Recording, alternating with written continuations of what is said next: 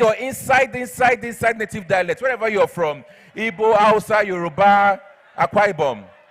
Don't insult them, or you know that insult in our dialect is always very sweet. Now turn to that your neighbor and call them my neighbor, my neighbor. Call them my fine neighbor. Call them my Jesus baby neighbor. Now call them my billionaire neighbor. Now tell them, please give me your ATM card. Hey, what with the ATM card? So, ladies and gentlemen, thank you so much for being here. It's such an honor to have you here. And please put your hands together for coming early. Please, easy. The convener is really impressed. We really kept the time. So shortly, we are going to be welcoming the convener of this wonderful event, the woman that have put this event together. I call her the lioness.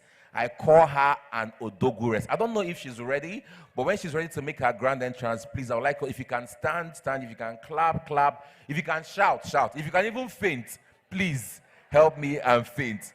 Because all the fainting will help on fainting. So let's enjoy some music from the DJ whilst the convener gets ready to make her grand entrance. Okay, she's ready. Ladies and gentlemen, please, if your hands are not too busy, if your mouths are not too busy, please make some noise. Put your hands together as we welcome a woman of valor, a woman of integrity. The one, you're not shouting. The one and only, Dr. Ella Ezadileje, Veronica's daughter. Make some noise!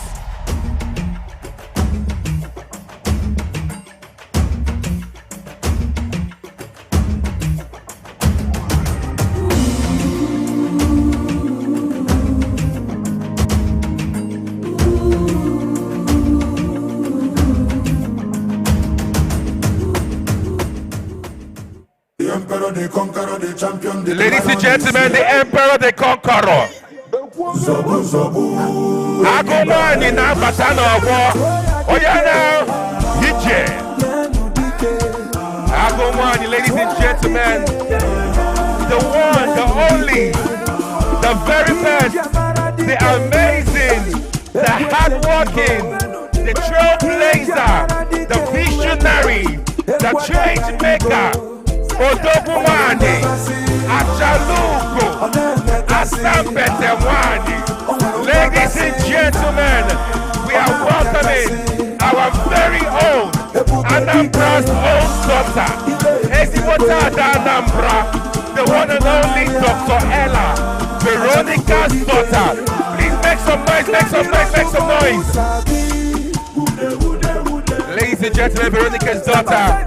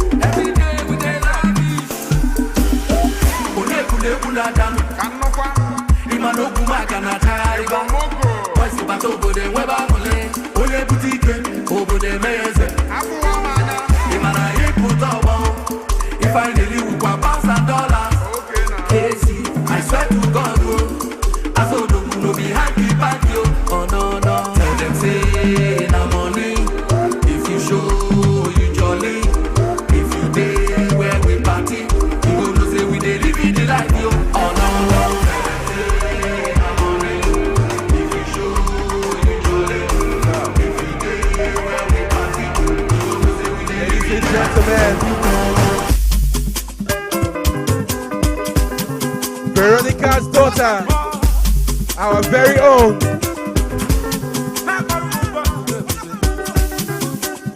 DJ, oh yeah, really?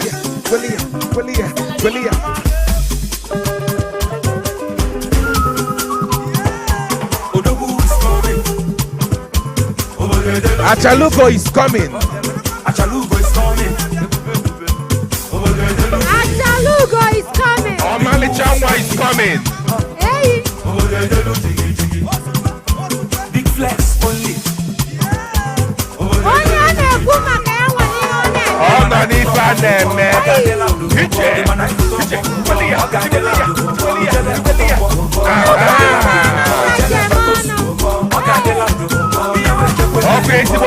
Anambra Anambra delo jigiji.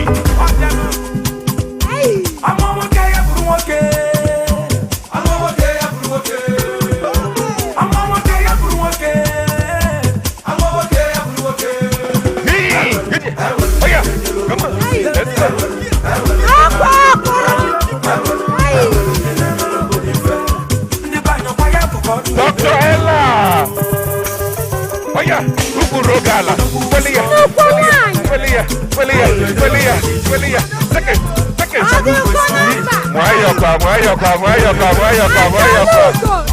Big moves only.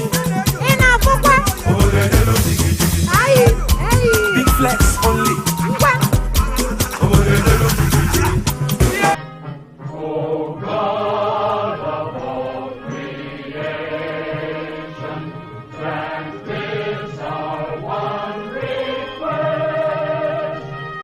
Of people, the first thing that occurs to me is that, okay, two things. Number one,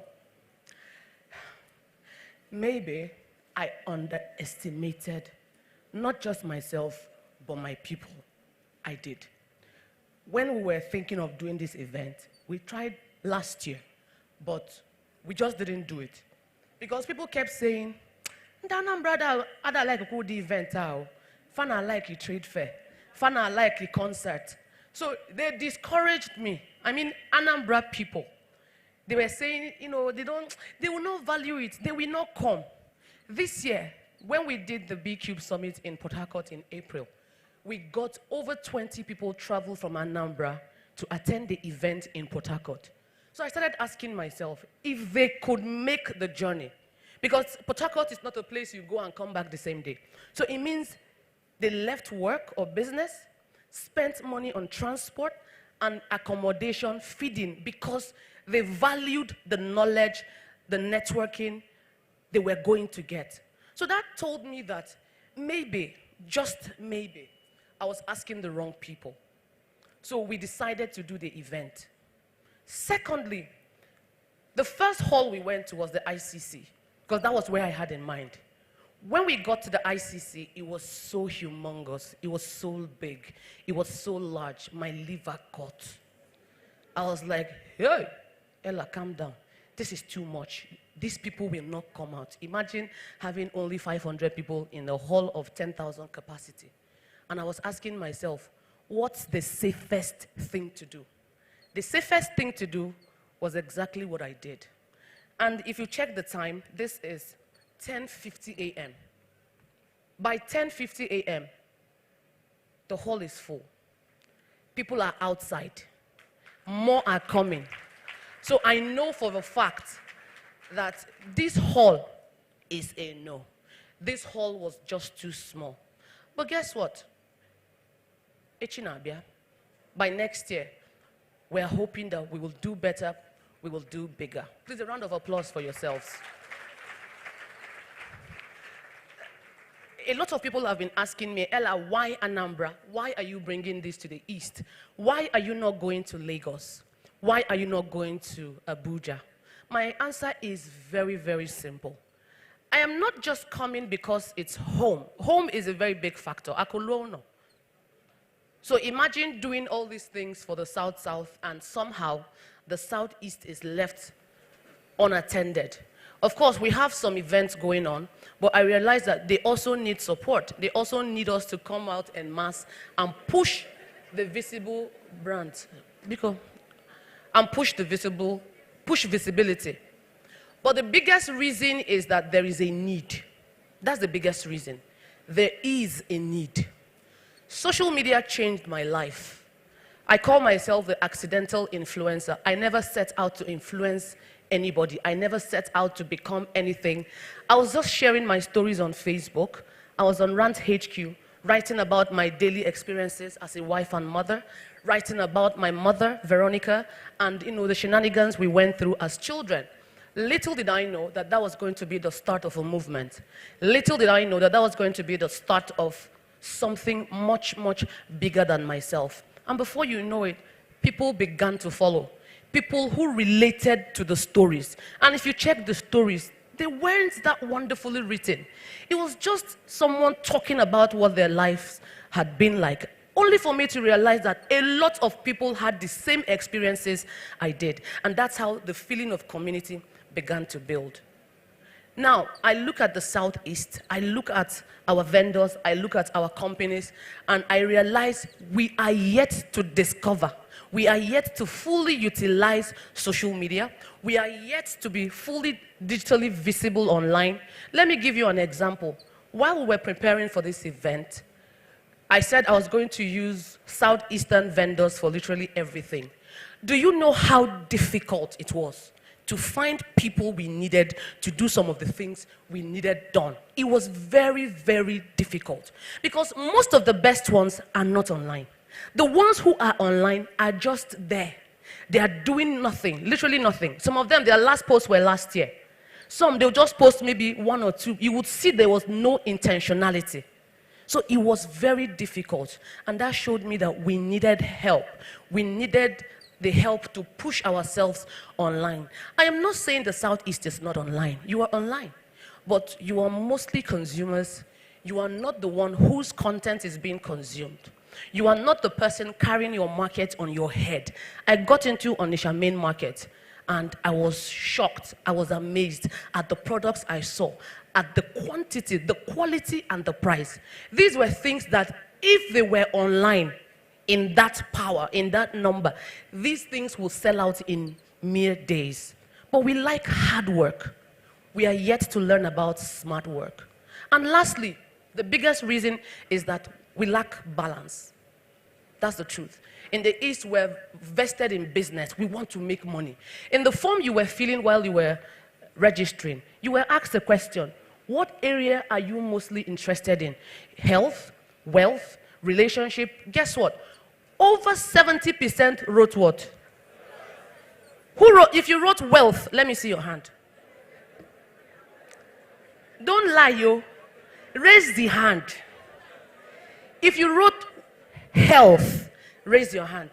Be honest. If you wrote health, raise your hand. If you wrote relationship, raise your hand. You see that relationship is least. It was rare. I didn't see any man write relationship. No man wrote relationship. They were mostly interested in what? Wealth. And that is the problem. Because our definition of wealth is very, very different from what the reality is. We think wealth is the money in our pocket. Guess what? If you have an incurable disease, all the money in the world will not save you. A lot of it's like I've started the thing. But that's the reason why we're here. We will talk about health. That's even the first session. We'll talk about health. We'll talk about how to live healthy. Most of the things you're doing that are helping shorten your lives. By the way, if you're a man here, understand that the Nigerian man, your life expectancy is 55 years. I heard Jesus. You should shout, Jesus. 55 years. That's very, very short from where I'm standing. And we need to do something to do what? Lengthen it. That's why we have our free health checks. They're outside. A lot of us will never enter the hospital until something is wrong. We are more reactive than proactive. Then when it comes to the balance part, okay, that's the health. The business part, we do business, but we need new skills. We need access to funding. We need digital tools that will help us do our businesses quicker, faster, and easier. And I'm very grateful that we are having partners like Union Bank. Please, a round of applause for Union Bank. Then we also have partners like Bumper. Bumper is here to ensure you have structure. You can have 10 shops, and with your phone, you control your inventory and everything. We're very excited. And on the Beyond part, we're talking about relationships. We're very low on the relationship part. It's not just about marriage. No. Marriage is a part of it, but your relationship with your family, your son, your daughter, your brother, your sister, your friends. The importance of community, the importance of a life of purpose. That's basically the reason I'm here. We did this event free of charge because if we say pay 5K, some of you, we swear you have never seen 5K since you were born. So we removed all the excuses. You cannot say, Ejiromego, bait and come, or don't bait, it's fine. Just sit at the back. Then we have a kiddies corner. Please, a round of applause for the Big Cube Summit. We have a kiddies corner. So if you're a mother, you're a nursing mother, you have no excuse. You can't say, oh, we have able people who will take care of them. Finally, I want to express my gratitude to all our partners, all our sponsors. I may not call you by name, but you guys have been absolutely amazing. I'm not a millionaire. Without them, this event would not have come this far. A round of applause for them. Brands like Union Bank, Bumper, Def Elevators, Tiger Foods, brands who partnered with us, El Salma Crèche for the Children's Kiddie Corner, and of course, I would like to thank members of my community. If I tell you the number of people that came here all the way from Port Harcourt, as in some of them were landing yesterday, I was like, ha, this event you've been attending. But guess what? That's exactly what community is. When it comes to community, it means you grow, we push ourselves. I want to give a big shout out to my ladies. Please, a round of applause for these women at the front. They came all the way from Port Harcourt. I have Kudi's Secret. I have Bifab herself. I have Yes to Nature, Sekibo Prince Will. I have Toyin Olufodun of Toyford Signatures. I have Christabel. I have Dr. Choma Ezenwafo. Ola, I saw you. I have you. I have Ingrid Ofoma of Inks Parties. She's the one that ensured that this place is looking this way. Of course, we have Eugene, the global MC. We have Faustina, LFB Farms. That's our protocol. We have Mrs. Icheku. We have a lot of them. Please, if you are from Port Harcourt, stand up and give yourselves a round of applause. Port Harcourt people, stand up and give yourself. Some of them are still outside. Don't show yourself, just calm down, calm down. Please, a round of applause for them. Thank you so much. And of course, a special shout out to the Anambra business vendors community. If you are in Anambra and you are not a part of ABV, you're wrong. That community stood by me. It's more collaboration over competition. They could have said, we do something similar. Why should we work with her? But these people stood behind me. They were creating content. They took me to various government parastatals. They were open with their sponsors, with the people that had helped them, and we piggybacked on them. And that's why you are here. A round of applause for ABV. Thank you so much, Cheta Ezani. I am very grateful. I will never forget this kindness. And of course, to Oga FOB, thank you very much. The Oga of Answer, one of the bosses, they were very, very nice to us. I can't call everybody. I think this address has got more than address. Thank you very much. Let us enjoy the rest of the day. We'll be creating a lot of content. Please, cooperate with us.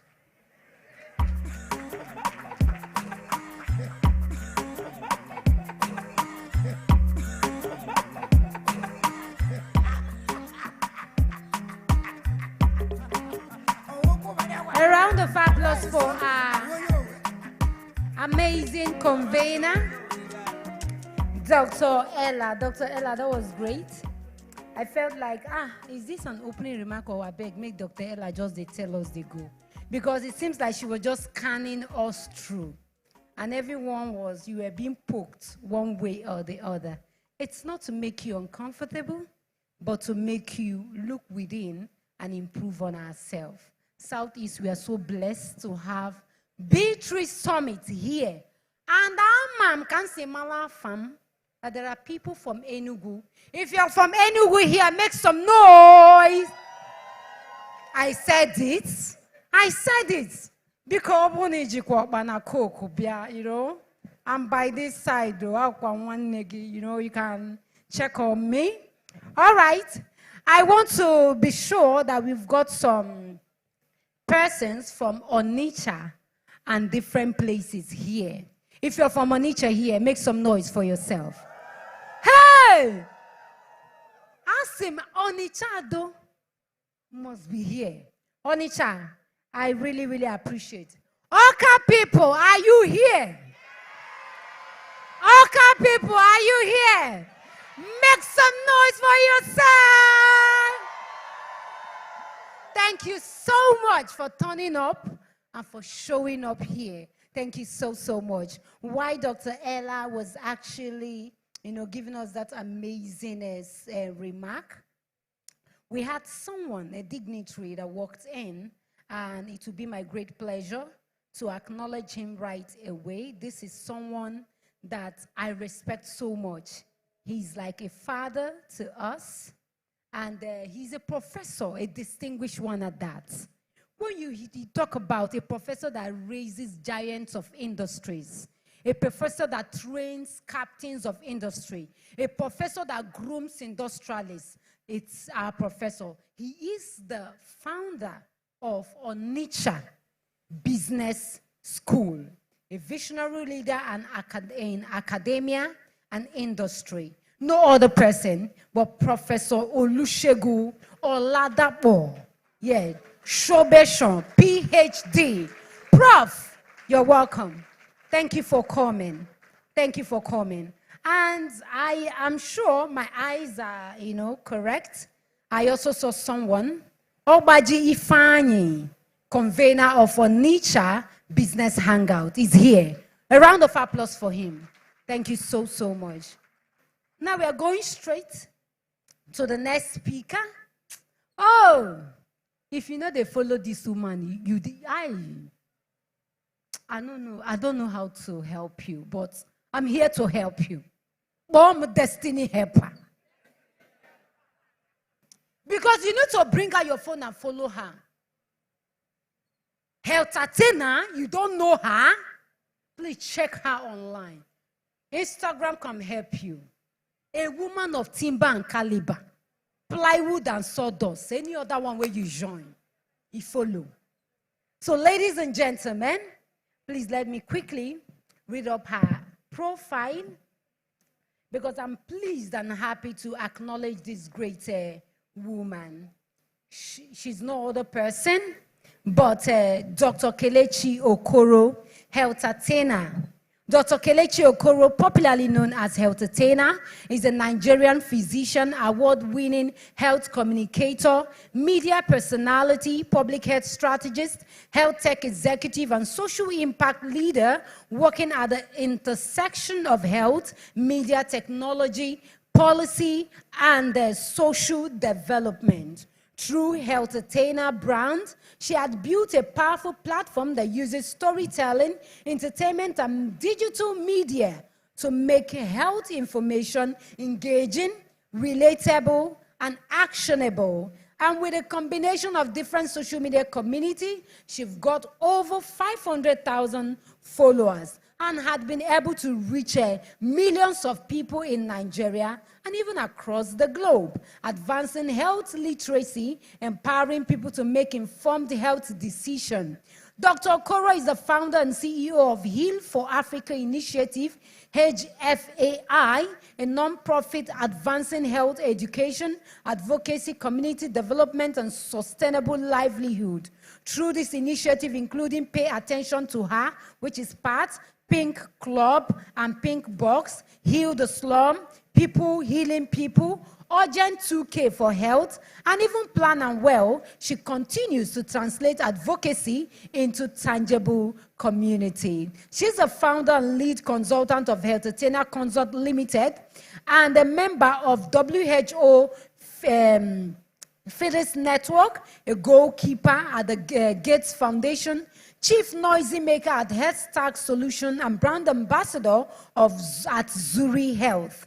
Dr. Okoro had worked with government, international organizations, NGOs, foundations, health and technology companies, including media brands. A public speaker, health journalist, moderator, compare. She brings her medical expertise and infectious energy to every conversation and her signature, through her signature Don the Mic platform. Her mission is simple but ambitious: to educate, entertain, empower, and drive meaningful change one conversation, one campaign, one community at a time. Ladies and gentlemen, with a clapping ovation, please join me as I make welcome Dr. Kelechi Okoro, Health-tainer. Please clap well. You know what? Health is wealth. Whatever you have, if you're down with a problem, a health challenge, your money will just go down the drain. Thank you so much, my pleasure. Okay, so because I'm not Dr. Elabi, you are just greeting me anyhow. Eh? Okay, because I'm not Dr. Ella, because I know we're weak. When I just they do me less. Please, do we have Ebonyi people in the house? Ebonyi people, make some noise. Because all of you that came here, Dr. Ella, you did not mention Ebonyi. Gini kana pogi. Akugo did not mention Ebonyi. You mentioned Asaba long. Asaba has told us that they are not our sisters and brothers. You left Ebonyi and mentioned them. That's on a lighter note. Anyway, so whenever they are even reading my bio, and they want to say, who did they talk about? Now me. And you read my bio finish, you know, right? Enjoyment minister. Ella. How can you read my bio and you don't add at the end, enjoyment minister? Because out of everything that I am, the most important one, the one that keeps me alive, awake, and, you know, hoping for the next day is that I like what? Enjoyment. So what's my favorite song today? DJ, play me I Can't Look Away. What is funny now? That's the song I want to hear. Yes. Because I'm not liking the energy in this room. So maybe when you hear that song and I end it with, who said that? So play that song for me, Biko, so that we can start very well. And I want some energy in this room. Please. Ngwa. Ngwa. Oji, oh yeah, oh. You stand up. Yeah, forever. Ella, stand up, yes. Hey. Everybody has to stand up.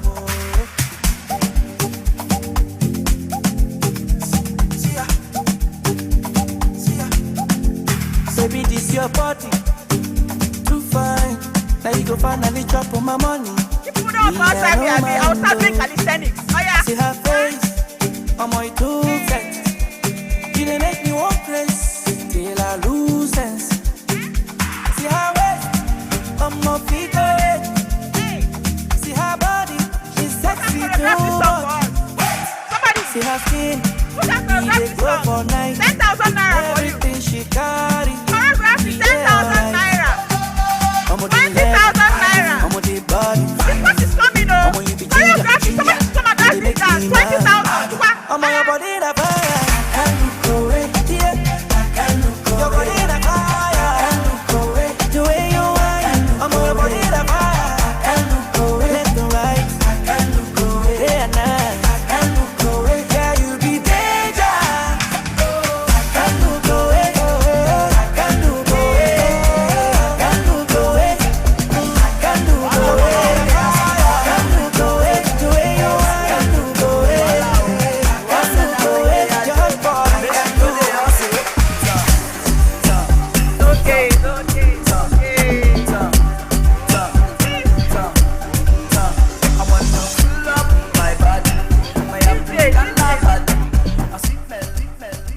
Okay, so for the two people that came out here, I owe you 10,000 naira each. So who is complaining? Okay. Do you know why I asked you to stand up? It's not actually about the song. It's not actually about the dance. It's not actually about anything. I just needed you to move your body. Some people here, in the next 6 months, this is the only body that they will move. I'm not lying. If I'm lying, say yes. If I'm lying, say no. Some people in the next 1 year, this is the only body that they will move. So wherever I go to, I take every opportunity to make you move your body. At least that one where I don't catch you. You go do it in, move your body. And I'm very happy to be Igbo, trust me. In fact, that's the like, I schooled in Imo State, right? I was born and brought up in Lagos. I formed Lagos girl, Lagos girl. I went to school in Owerri. I was still there forming Lagos girl, Lagos girl. I didn't learn Igbo.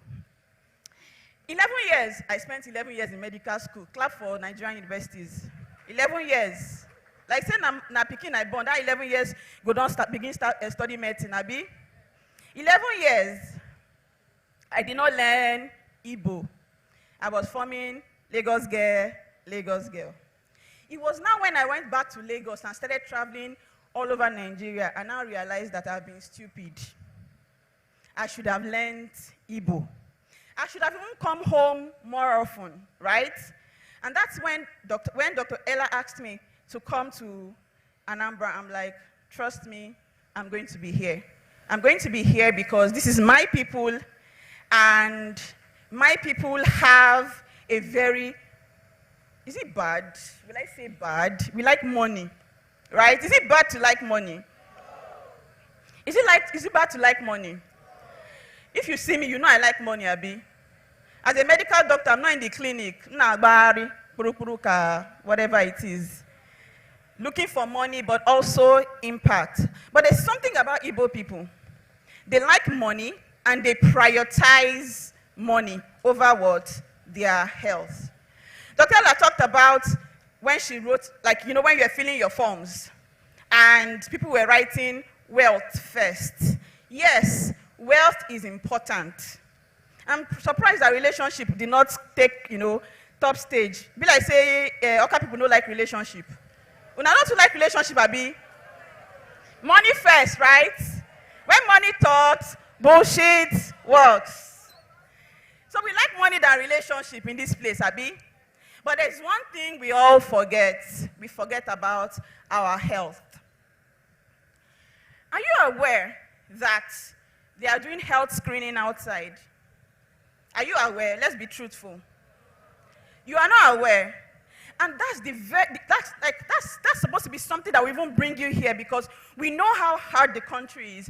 We know that some people will never get to the hospital until they are about to die. Some people will never take themselves to the hospital. They will never prioritize going to the hospital. It is their dead body. I know, let's say God forbid now. It's like we're not more spiritual again. When you hear dead body, the first thing you say is, God forbid, Abi. Gen Z na if it's millennials. Not my portion in Jesus' name. But who is death reserved for? I'm going to tell a personal story. I recently lost my mom. Barely a month. And the sudden realization that I'm not special, it dawned on me. I'm a doctor. My other sister is a doctor, a consultant. She's married to a consultant. I am a doctor. So how many doctors do we have in that house? 3. We have 4 medical students, 1 nursing student. And my mother died. Please clap for me. You should. Sudden realization that nobody is what? Special. In fact, it occurred to me that I am not special. Let's even forget about the medical aspects. My mother, we call her Mother Ja. For them to call somebody Mother Ja, what does it tell you when they call somebody Mother Ja? The person is very spiritual. She's God's, handbag. You understand? I have never thought of it that my mother was ever going to die. Guess what? My mother died. You are not. Even if you are a doctor, even if you have money, let's bring it back home. Because when we talk about Igbo people, I don't know how to speak Igbo. I'm going to keep trying. I name Ganga. We are money people. Are you health people? What is your, I don't know English very well. What is your character? What is your behavior towards seeking health? They are doing free health tests outside. Nobody has gone to check. There's HIV test there. Free eye test. Free, Elakwa. It is free. You're not going to pay for it. Nobody has gone to check. Free eye test, free HIV test, and even your vitals. what we call vitals. I'm sorry, this is not my normal character. I'm a very bubbly person, very bubbly. Anybody has seen me before, I'm literally dancing, bubbly and everything, but this today's owner is a serious business because he hit home, and I don't want it to hit home again because this is my home also. I'm Igbo, right? Something as easy as your vitals. Do you know what vitals is? Blood pressure, temperature, weight, your blood sugar. These things are very cheap, very cheap. How much is a bottle of beer? I don't know how much a beer is because I don't drink beer. I drink spirits and you know all those Azul and the rest of them. So I don't know the price of beer. I'm a babe. You can see me now. Look at me now. If you see me outside, you can matter no now. If you see me where they are enjoying, I don't do small things. So you can see that I have money, you have money. Everybody here has money for one bottle of beer. We have Igbo people. Oh, I keep saying Igbo people because we are in an Igbo state and this is what we're talking about. This man here, as I'm looking at him, I have a mental picture of how he will spend his day. Hello? How many containers can when I high see? Okay, you maybe go shade. Talk about business. Because go and buy me one plate of ofaku. Tere me pomo, spaghetti inside rice. Spaghetti inside rice. I only saw it in Oka. Ofaku inside noodles. Oh God, yam. Tere me yam. Nyema okpa. Why are no? As fino that you are now. One food, or I'm still on your matter. He will now go to shop because name one bottle of Fearless. Fearless in the afternoon under hot sun. Okay, if I'm lying, just be telling me so that I will stop and look for another person. I'm lying. With Fearless. Why do people take all those kind of energy drinks? Yeah, energy drinks. I don't know who named it energy drinks. So. Does it give you energy, really? Does it give you energy? It doesn't. It's just sugar, alcohol. Some have alcohol. Bitters. If you like bitters, raise up your hand. Please now. Let's say the truth now. Bitters. You see, I use this man as an example, and he says he likes bitters. Now let's come to the women. People are smiling. Normal women, as in Women's Day, maybe they lodge in the hotel. They start with breakfast in bed. Did you fight in the night? I'm serious. Did you fight in the night? Why are you eating breakfast in bed?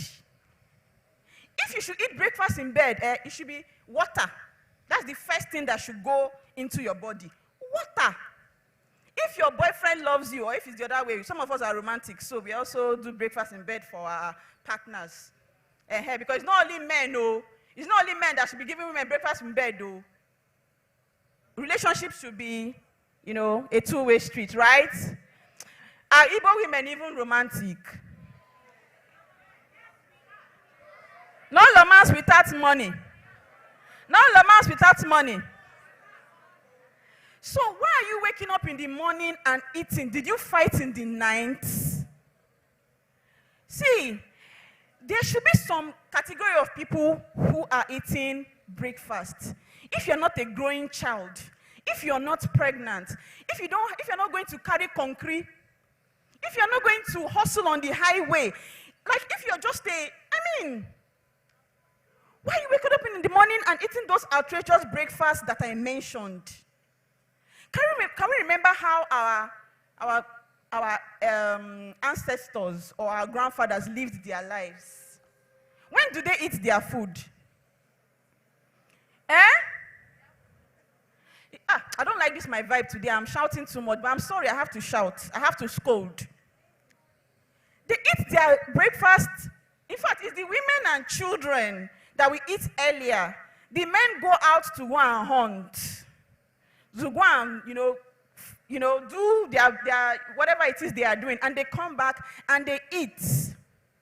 As a grown-up, let's stop behaving childish. It's children that wake up and eat in the morning. Remember, I said there are some category of people that should eat in the morning. So if you have ulcer, if you are pregnant, if you have, a profession that makes you need to eat in the morning, you understand? You don't have to eat 3 times a day. I'll keep saying this thing because somebody will go and record this thing and say, Dr. Kelechi said, do not eat in the morning. No. There are people who should eat in the morning, right? And if it is your thing to eat in the morning because of one thing or the other, please have a routine. Don't wake up and eat just because it's morning and you should eat. We look at videos online and we see people who are addicted to drugs, addicted to colos. What are the names? Please, I want 5 names. Colos, ice, mkpurumiri, all those things, and we judge them. It is a case of someone sinning differently, judging the other person. Do you know that some of you are addicted to food? Do you know that?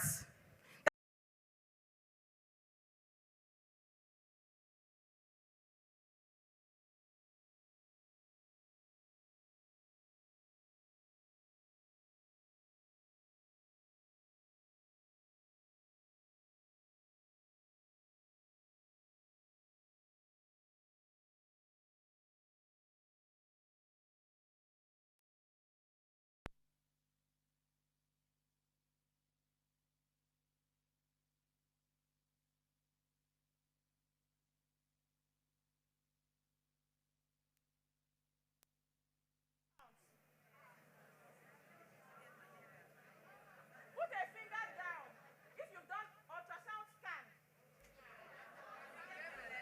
Not the belly, oh no.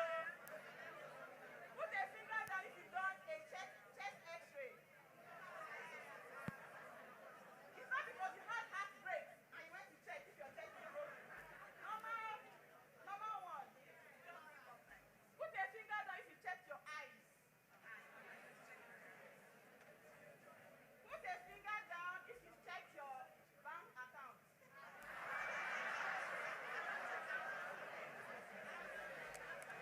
Now, that's over 10. What's your score? Okay, hold on. If you scored below 5, raise your hand up. Below 5. If you scored between 6 and 8, raise your hand. If you scored 10, raise your hand. Eh? It's 10 I asked. Okay, if you scored 9, raise your hand up. Please, a round of applause for yourselves.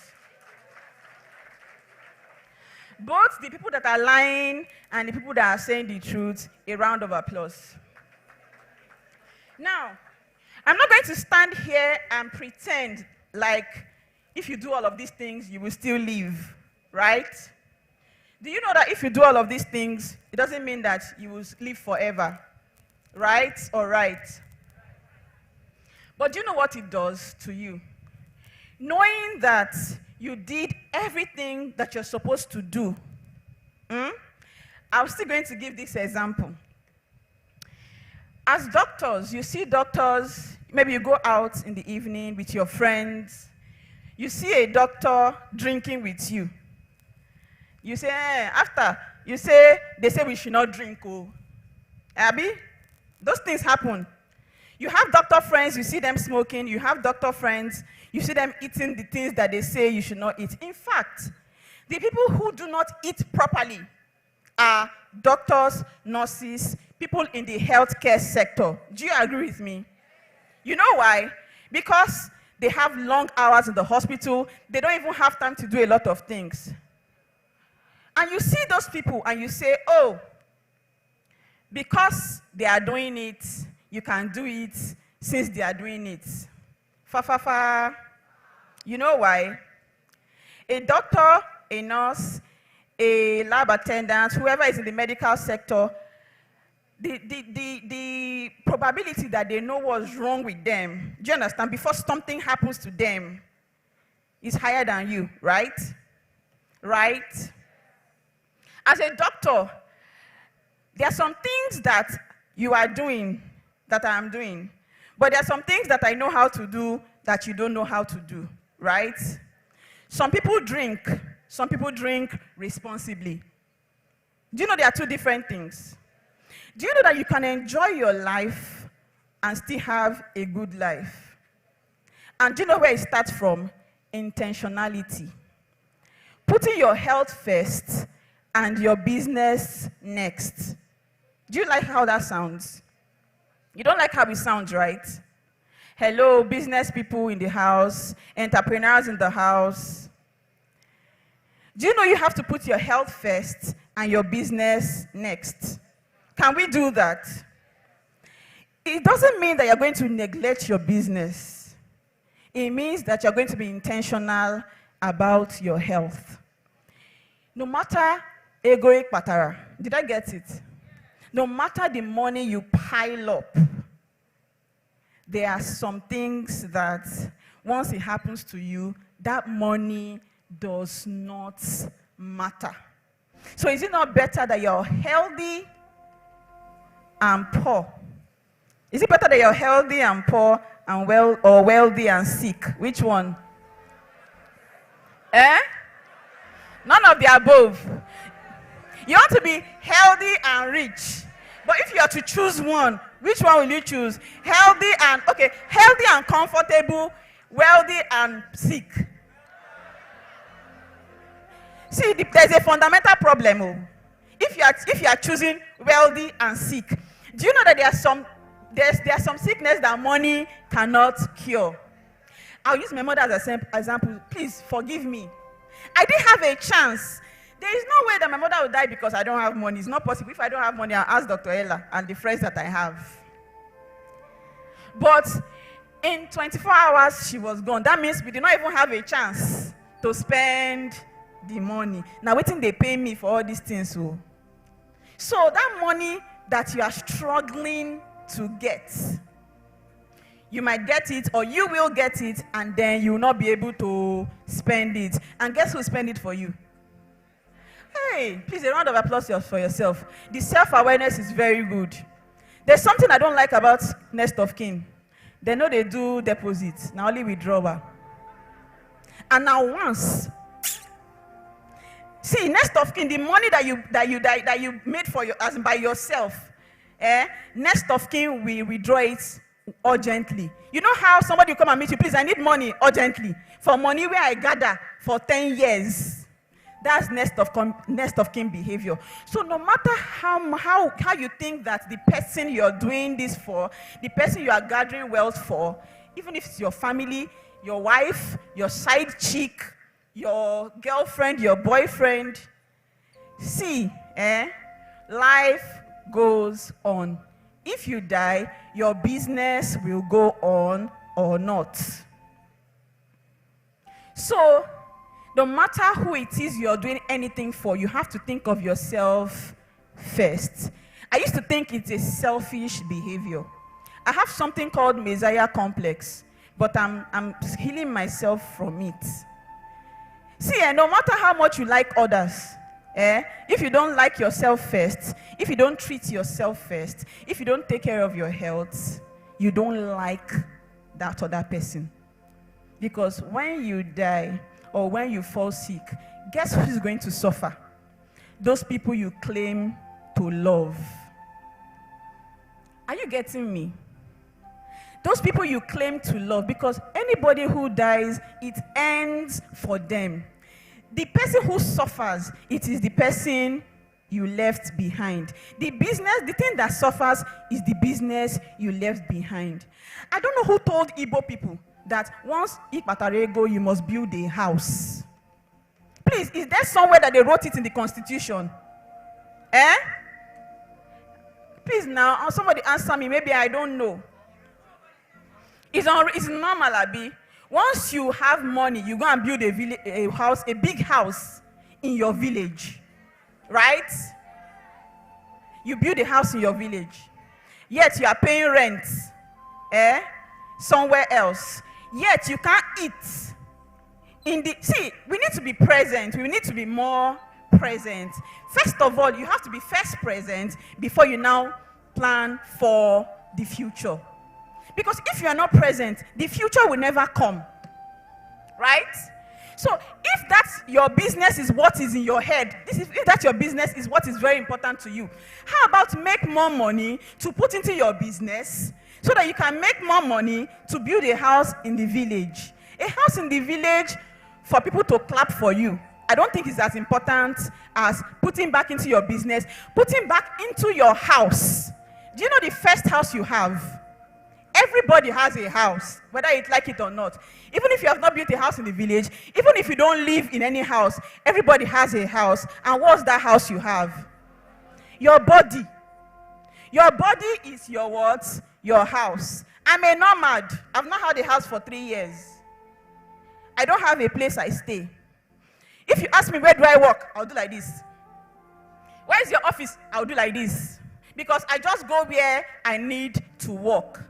So the very big disservice I would have been doing myself is not to take care of my house. Please say, my body is my house. My body is my house. I need you to remind yourself every day that your body is your house. So maybe if you know that that's your house, you will clean it, you will bath it, you will feed it. And when I say feed, see, Nigerians, we are elitist in everything. Everything, we use it to do classism. You are eating fish of 100 million naira. And 4 plates. We close down the club, Dorime, and then you are raising your shoulder up. That is for your own self-validation and maybe social media validation. But you are doing a great disservice to your business and to your house. So whenever I say house, I'm talking about the body that makes the money. I know enjoyment, like I said, I'm an enjoyment person. I'm very big on enjoyment. But I believe that there's something Igbo people call ego in you, right? That money is specifically to enjoy. But can we set out money to take care of our health intentionally as a preventive measure, not as a curative measure? See, you know this thing that we say jokingly, prevention is better than cure. It's not just words, it is very true. There's never a time that cure has been less expensive than prevention. Prevention is very, very better. It's cheaper. If you take out money to do all of these tests I mentioned earlier, the simple ones, because when you do the simple ones, if they find anything wrong in the simple ones, then they can send you for more advanced tests. A simple test like your blood pressure, blood sugar, you can do all of these things in one day. Blood pressure, blood sugar, your cholesterol, your weight against your height, your hormones, check your organs, the kidney. See, urine test, a simple urine test. In the East, I don't know what's happening. The other day, Ekulora, right? He was raising money for a lot of people who have, kidney issues. Why are we seeing more cases of kidney issues in the East? What is happening? What are we doing that is, causing a lot of these kidney issues? Does anybody have any idea? Do we have any idea? What if it's the alcohol? We have a lot of fake alcohol production in the East. Someone said Aba, I did not mention anything, no. It's everywhere. It's not just in Aba. Let's stop stereotyping, Nigerian states. It's documented. But then again, it's now, stretching out to other places in the East. We pride ourselves, yes, we're very industrious people. Igbo people are very industrious. But can we be putting our industriousness into things that do not, return back to kill our people? A lot of people that we celebrate, every time we celebrate Igbo men on social media, ndenku, how are they making their money? I'm not going, I'm bittered. Like, you praise people who are in the comfort of their homes. They are sending out people to do those things that are killing our people. Because we're not going to pretend and say we don't know that when you talk about fake products, And even if it is now going to other parts of the country, you must see Igbo people hand inside. I'm sorry, we need to call a spade, and we need to be accountable for ourselves. If we don't see the problem, then we cannot find a solution to it. Okay, apart from that, drugs. Do you know it's better that you do not take a medication than you took a fake medication or a wrong one or a poorly made one? In other countries, you need paracetamol like 600 milligram and it will work for you. Paracetamol, 600 milligram, 500 milligram. But in Nigeria, we take 1 gram.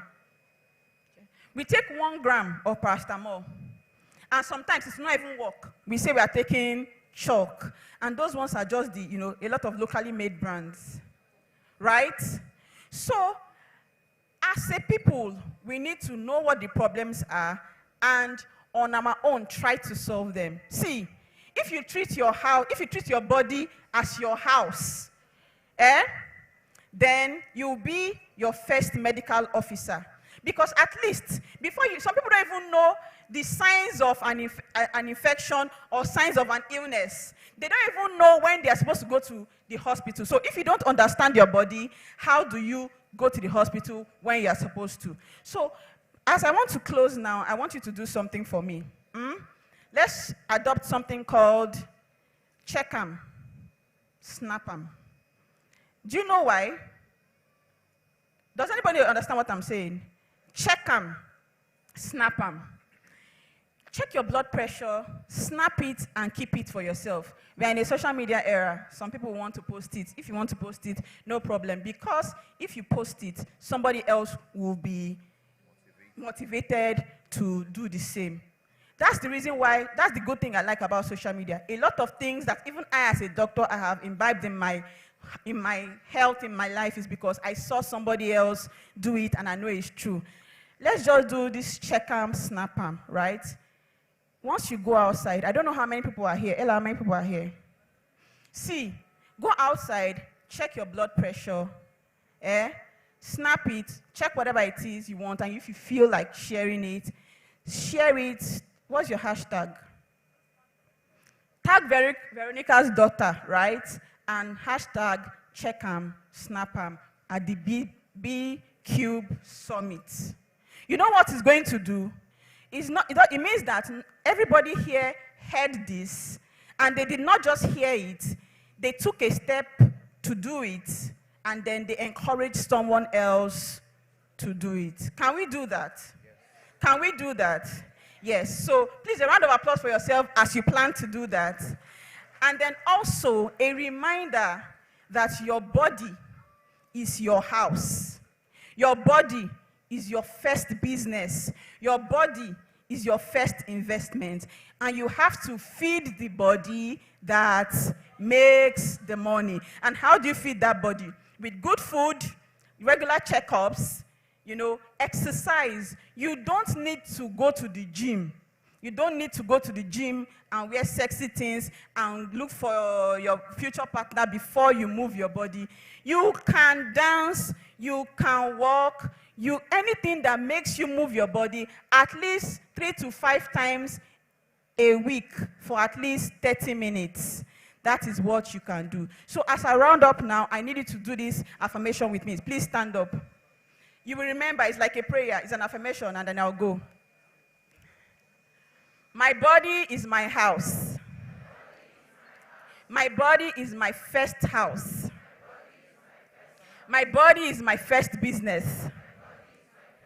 My body is my first investment. I would clean it, I will check it, and I will tell other people to do the same. I love my body, and my body is my first wealth. A round of applause for yourselves. I'm sorry today I was not my bubbly self and all of that, but I needed to come and just set the record straight and make sure that as we go home, it's like an altar call, right? You know how you go to church and when they say come out for altar call, when you go home, at least for the first few weeks before you backslide, right? So these first few weeks, just use it to do the right thing. At least now you know, and then you can check yourself, right? A round of applause for me.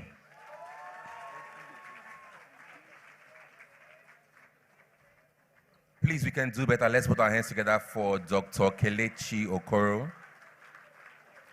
You know, like she said, our body is our house, and I'm sure that majority of us, we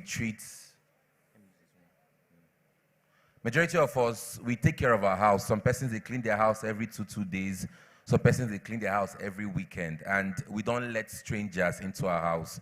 So treat your body like your house. Please, one more time, put your hands together for her, please. Thank you very much, Dr. Kelechi. Thank you so much. So, ladies and gentlemen, if you're just joining us, you're welcome to the Business Balance and Beyond Summit, the Anambra edition. Quickly, I would like to recognize some very distinguished person in our midst this morning.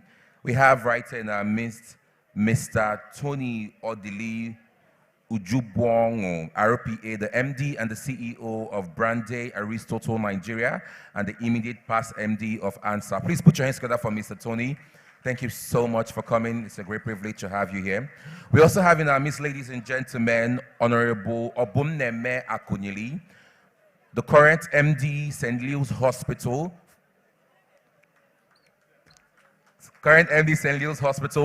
Former Director General of the Project Monitoring Office in Anambra State. He's also the last son of the late former NAFDAC Director General Professor Dora Akunyili and the late medical doctor and philanthropist Dr. Chige Akunyili. Please put your hands together for Honorable Obumneme Akunyili. Thank you so much for being here. It's such a great pleasure to have you here, sir. We also have in our midst Mr. Uchenna Opala, the Regional Service Manager, Southeast. Thank you so much for coming, Mr. Uchenna. It's a great privilege to have you here. Mrs. Oh, sorry. There's no Mr. or Mrs. here. Sorry, apologies. Okay, Union Bank. Oh, the Regional Manager, Union Bank Southeast. Thank you so much. We also have Olu Uche, the Area Business Executive, Union Bank, Anambra, and also all the regional executives of Union Bank. Thank you so much for coming. We also have in our midst Dr. Chioma Ezegwafo, all the way from Port Harcourt. She'll be moderating our panel today. Thank you so much for coming.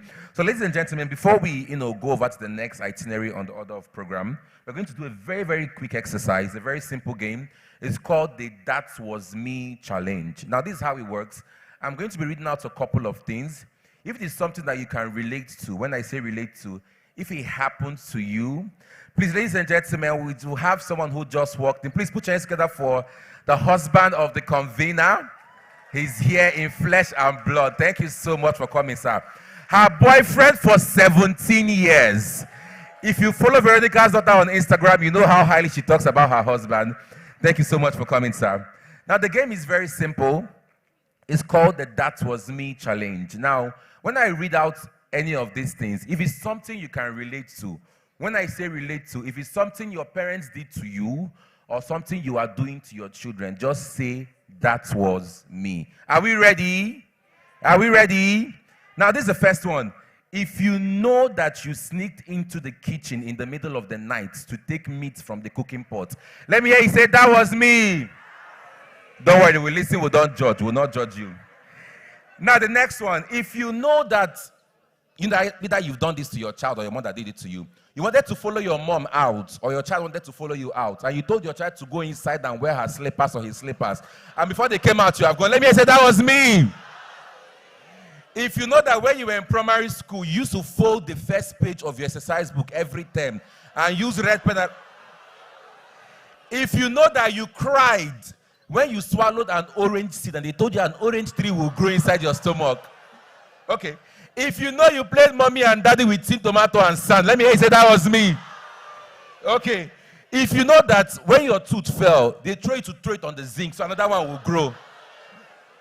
If you know that you used your offering to buy that banana chewing gum or 5 naira sweet. Now, wow. If you know that you slowly close the fridge to see how the lights inside the fridge will go off. Wow, wow. If you know that you are upstairs and you called your child or your parents have called you to bring the remote that is just beside them. Let me say, that was me. If you know that your uncle or your auntie have given you money, or someone have given your son or your daughter money to buy something for them, and you collected the money and told them that it's not me that I've been training you in school. Give me the money, let me save it for you. Veronica's daughter is saying, Mommy used to do it to me. If you know that maybe when you were a child or you do this to your children, they tell you, oh, Mommy, I'm not feeling fine. Daddy, I'm not feeling fine. You tell them, it's not that phone that you have been pressing since morning that is causing that sickness. Now, this is the last one. This is for all the people who do business here. If you know that you've started a business and along the business, you ask yourself, I beg, God, I beg, who sent me come this business? Let me say that was me. Please put your hands together for yourself, ladies and gentlemen. So, ladies and gentlemen, we're about to bring up another speaker.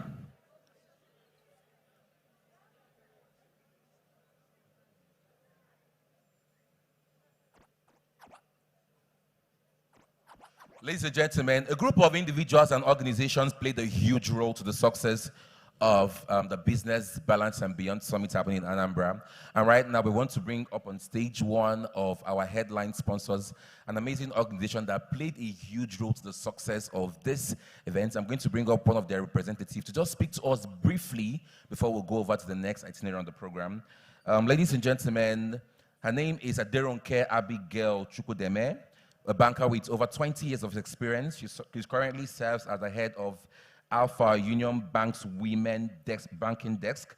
Her expertise spans driving business growth in the retail and SME banking space, developing innovative banking solutions, executing high-impact campaigns, and building strategic partnerships that deliver measurable results. Notable achievements include coordinating initiatives to increase knowledge and credit uptake by women entrepreneurs in partnership with the Women's World Banking. She also developed and deployed the Alpha Empowers initiative, focused on providing access to financial literacy and access to funds for market women all over the country. Ladies and gentlemen, Aderonke combines strong analytical capabilities and great problem-solving skills to drive revenue growth and operational excellence in fast-paced, competitive environment. Ladies and gentlemen, please put your hands together for Aderonke Abigail Chukwudeme. Please put your hands together for her as she comes on stage.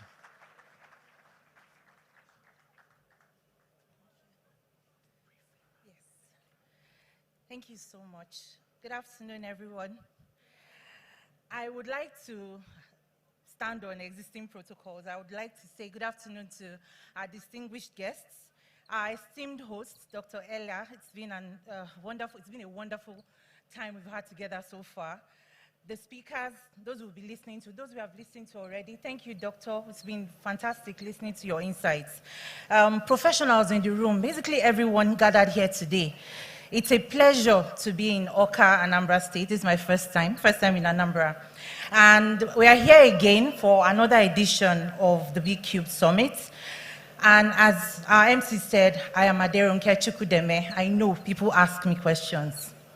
I'm sure you figured it out by now. Yes, it's a pleasure to be here. Earlier in the year, Union Bank had the privilege of supporting the Port Harcourt edition of the Business Balance and Beyond Summit. We witnessed firsthand the impact of platforms created, the quality of conversations, the practical knowledge shared, the connections forged, and the opportunities it unlocked for participants. It was clear to us that it is more than just another business event. It's a movement. Dr. Ella's event is a movement. And it's a movement that's empowering people to build sustainable businesses and to live more balanced, purpose-driven lives. That is why we are here again in Anambra today. For over a century, Union Bank has remained committed to supporting Nigerians across generations. We have partnered with individuals, entrepreneurs, SMEs, and corporate organizations by providing not only financial solutions, but also the support needed to help them grow, thrive, and succeed. Looking around this room, I see entrepreneurs with big ideas, professionals seeking new opportunities, business owners determined to scale, and individuals who simply want to become better versions of themselves. That is exactly what gatherings like this are about: learning, connecting, and growing together. The message behind today's summit resonates deeply with us at Union Bank. In today's world, success is no longer measured by financial achievement alone. That's clear. It is measured by the strength of the business you build, by the knowledge you acquire, the relationships you nurture, the impact you create, and your ability to sustain all of this over time. Money is important, we all agree. But money without structure is difficult to sustain. Do we agree with this? Ambition without knowledge can only take you so far. And success without balance often comes at a cost. That is why investing in yourself is one of the greatest achievements you will ever make. At Union Bank, this belief has shaped how we have served Nigerians for over a century. We have remained committed to supporting individuals, entrepreneurs, SMEs, and corporate organizations by providing not only financial solutions, but also opportunities and partnerships that help people achieve their goals. Because we believe banking should go beyond transactions, it is something that should enable progress. It should open doors. It should empower people to build businesses, create jobs, and leave lasting legacies. As part of these commitments, we also recognize that women play a critical role in driving economic growth. Yet, many continue to face barriers in accessing finance and networks, mentorship, and other opportunities. That is why we created Alpha.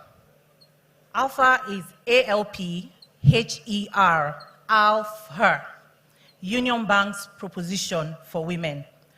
Through Alpha, women have access to capacity building programs, mentorship and coaching, networking opportunities, savings and investment solutions, business and lifestyle benefits, discounted healthcare plans, and financing through our various loan solutions tailored to support women and women-owned businesses.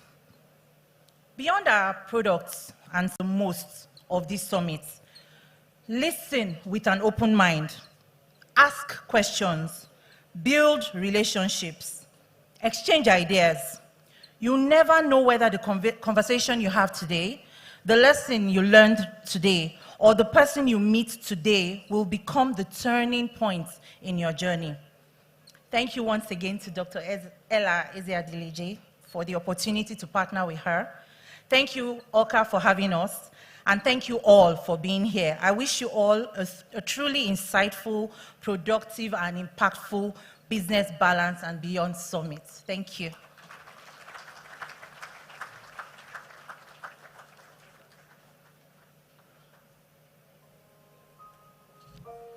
Please, we can do better. Let's clap for them. Well, let's clap for her and the organization one more time. Thank you so much, ma. And we hope to see you come on board when she have this event in different parts of Nigeria and hopefully outside Nigeria. Thank you so much.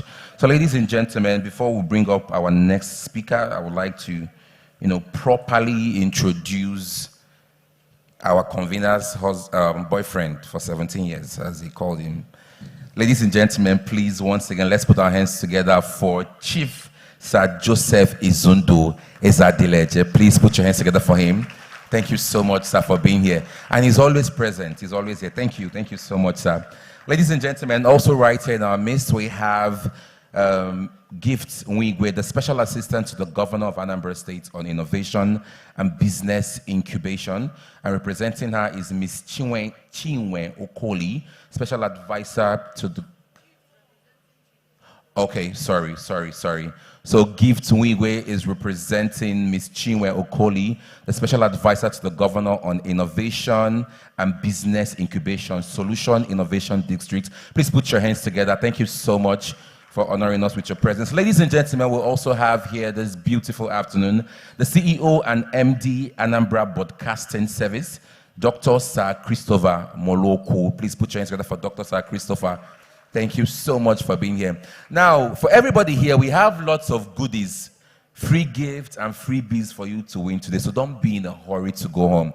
And one of them is, today we are going to, 4 persons will be getting free CAC Limited Liability Company registration. Come on, let's clap now. That's very... Oh, 5.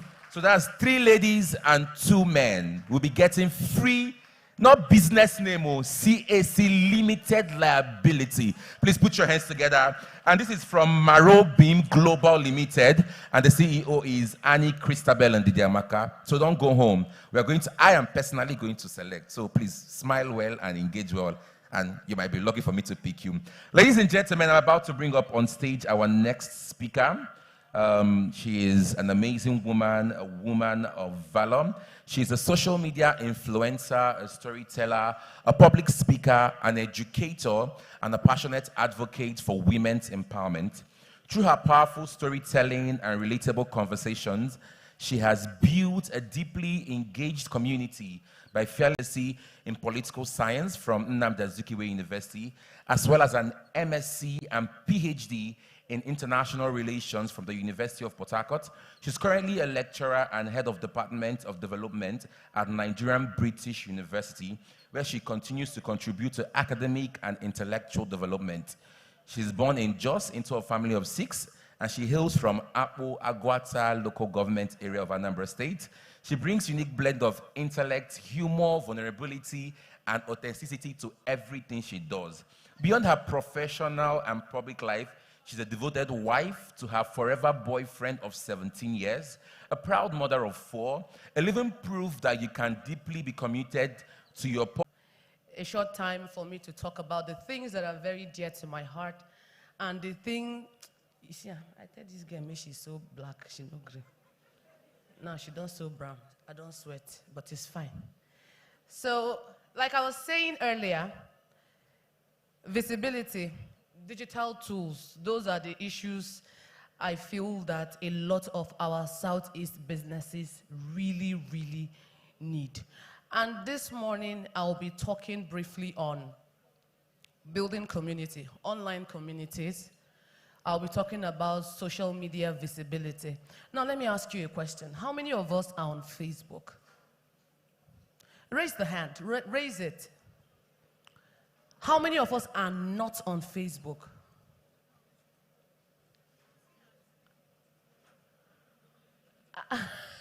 How many of us are on Instagram? How many of you are not on Instagram? How many of us are on TikTok? How many of us are not on TikTok? How many of us has ever made a sale on social media? Like you've sold markets on social media? Let me see. Okay, bring it down. How many of you have realized that a deeper problem lies in, I don't know if it is our indifference, as in, I don't really care. It's not that important. I don't know if it is arrogance. Which is it? Is it indifference, arrogance, or lack of knowledge? Which one? If you feel it's indifference, like, I don't care, beg, it's not that important, let me see your hand. Raise it, raise it. If you think it's lack of knowledge, let me see your hand. If you think it's arrogance, let me see your hand. Let me play devil's advocate. I think there's a lot of arrogance in it, and I'll tell you why. You know social media works. If it doesn't work, you won't be here. 99.9% of you have never seen me before, yet you are here. So you know that social media works. How many of you have bought anything online? So how dare you say it is lack of knowledge? Which knowledge? You see, I'm a teacher, but apart from that, I like being honest. And in all honesty, I am not happy when I talk about things like this. Because let's tell ourselves the truth. You buy online. You have bought things. We have bought soup online. Soup. We have bought pap, akamu nayo. We have bought pap online.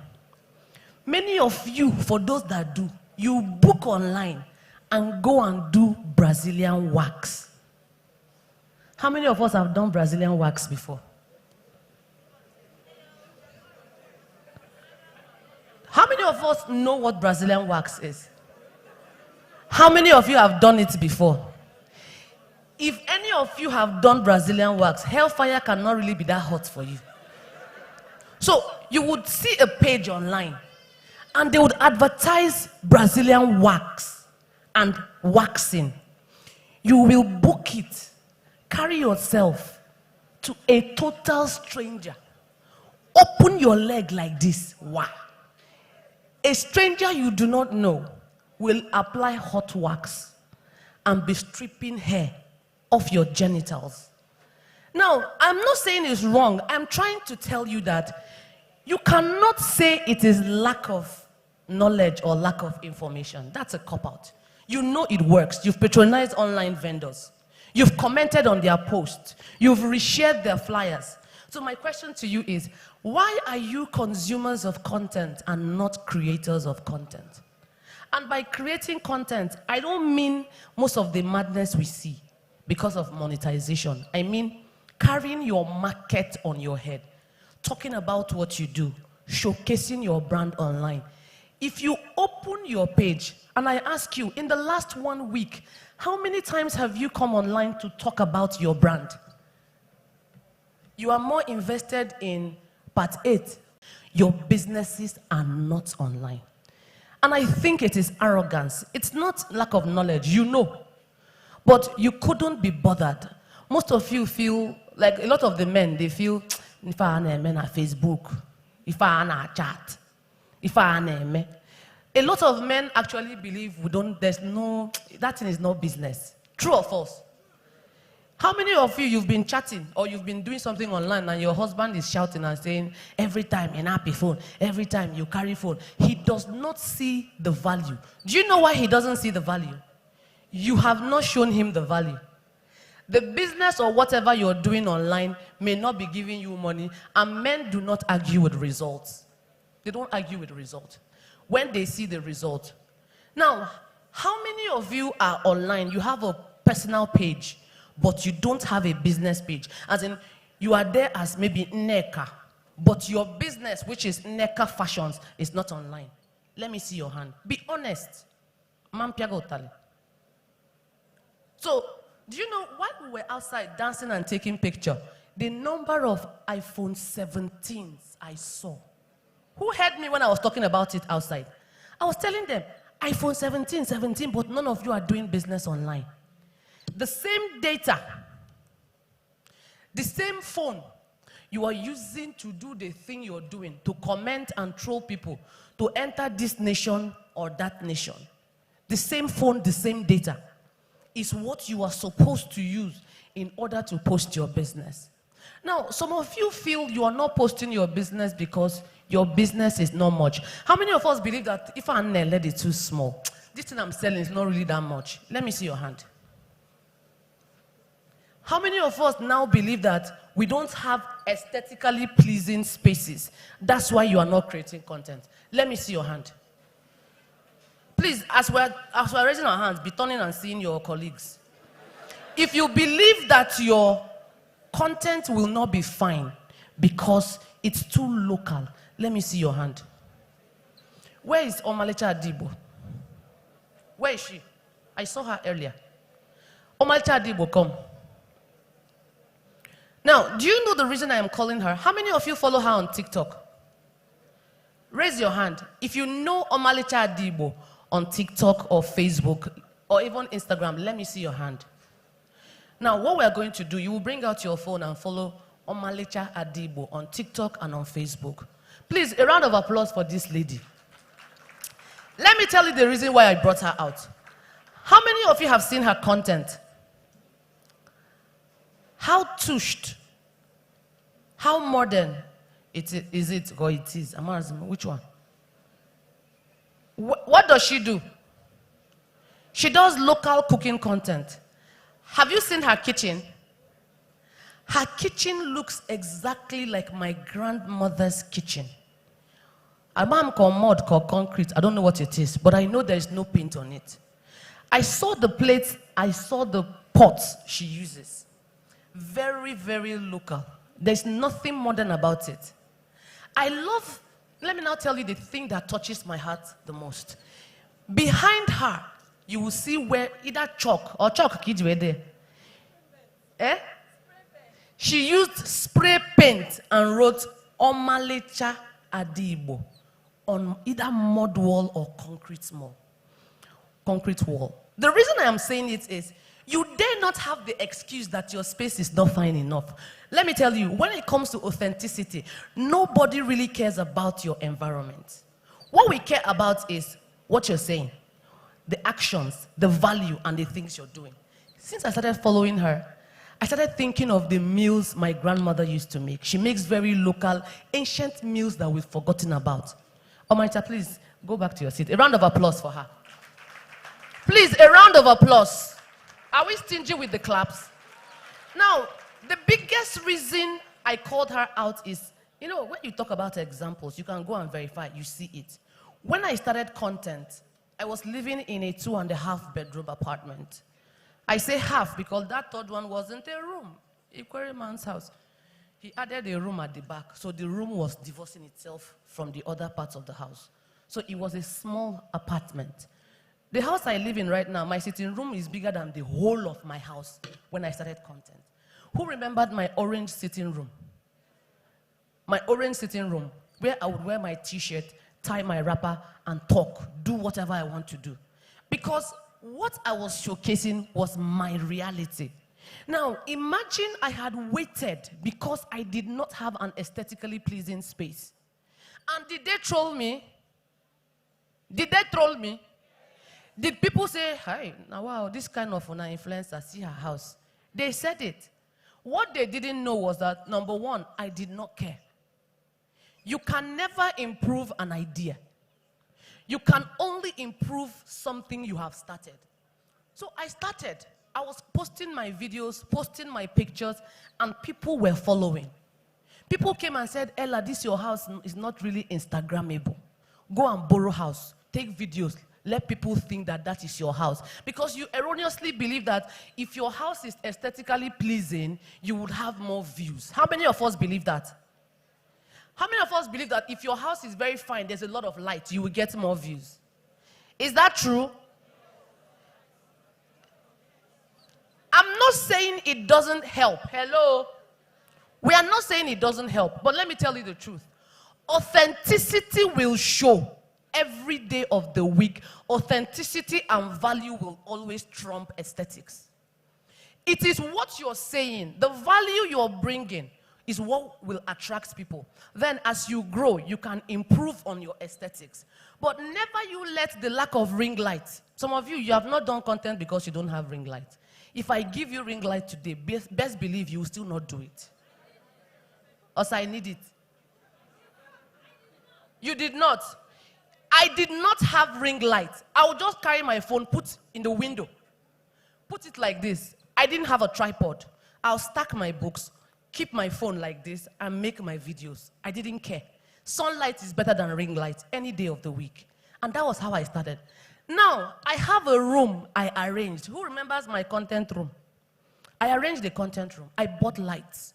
Worth over 1 million. To the glory of God, till today, I'm not sure I don't use them. If you want to do it, you will do it from wherever you are with whatever you have. When we talk of digital skills for business people, and not just for vendors, whoever you are, digital skills, some of you think we're talking about tech, we're talking about coding. No. We are talking about simple posts that talk about what you do. My name is Nneka. I sell hair. Why did I start selling hair? Because, I love beautifying women. Talk to us about what you do. Let the world hear what you do. Post it on your WhatsApp. Post it on your status. Post it on your Instagram. Post it on your house with me. Because they felt I was being too real. If you cough, you go post. Among all the people that reported me till date, a lot of them come to me to say, please, this content thing, how do they used to do it? Because now they are beginning to see the value. Now, listen to me. If you're a business person, If you do not digitalize your business, bring your brand online, in the next few years, you'll be left behind. The world has gone global. You don't even need a shop now. When we were growing up, the biggest ways to make money were marry into money, go to school, get a job. As a man, a bad boy, learn a trade, learn a skill. Now, digital skills have taken over. And I'm happy that the government is doing a lot when it comes to digitalizing the economy and ensuring young people get digital skills. I know I saw something about 1 youth, 2 skills. I think from the SID. I am happy that the government is thinking in that direction. If you have digital skills, you will never be stranded. The man that did all these things, I can't even tell you how much he was paid. We came from Port Harcourt with content creators, people that are using phone to do video. We have some from Oka here. Those are digital skills that young people, students, are using to cash out. How do we find them? Online. So for the southeastern businesses, our lack of digitalization is keeping us way behind. I came to Onitsha. This hair I'm wearing, can you guess how much, if I were to ask you, how much did you buy it? Or how much do you think I bought it? Can you guess? The men are just looking, they are thinking 500 for here. Please, all the men, block your ears. No, who can guess? How much do you think this hair is worth? Eh?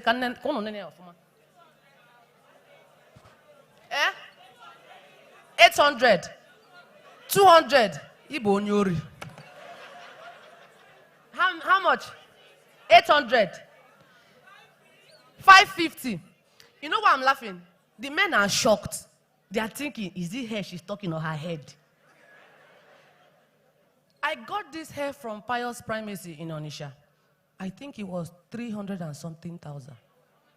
I nearly fainted. Pious Primacy, is she here? The thing I bought hair of 600 and something thousand. Three good hairs. Now, is she online? Yes. But the capacity I saw when I got to her shop is not commensurate to what she's showing online. That's a problem. A lot of you, I went to Naira Rice Mill. I was mad. People are booking rice. As I'm talking, they are booking December rice. So, if Naira Rice were as visible as they ought to, they are online, no? But for the machines I saw, for the big factory and plenty stuff I saw, I'm like, God, these people are here. When I posted about it, plenty of people said, we've never heard of this brand, though. A few came under the comment section to say, oh, their rice is wonderful, long grains, very clean. That's the power of visibility. Now, let's talk about community building. We don't have a lot of communities in the Southeast when it comes to business, growth communities, business communities. We don't have a lot of it in the Southeast. Why? I showed you some of my community members. I have women of the Cube Collective who traveled from different places to come to Anambra today for the event. What does community do? Community is simply a way we all come together, different goals, but our major goal is growth. You push me, I push you. Let me give you an example. It's like social club. It's like a social club. It's like your village meeting. What do you do in your village meeting?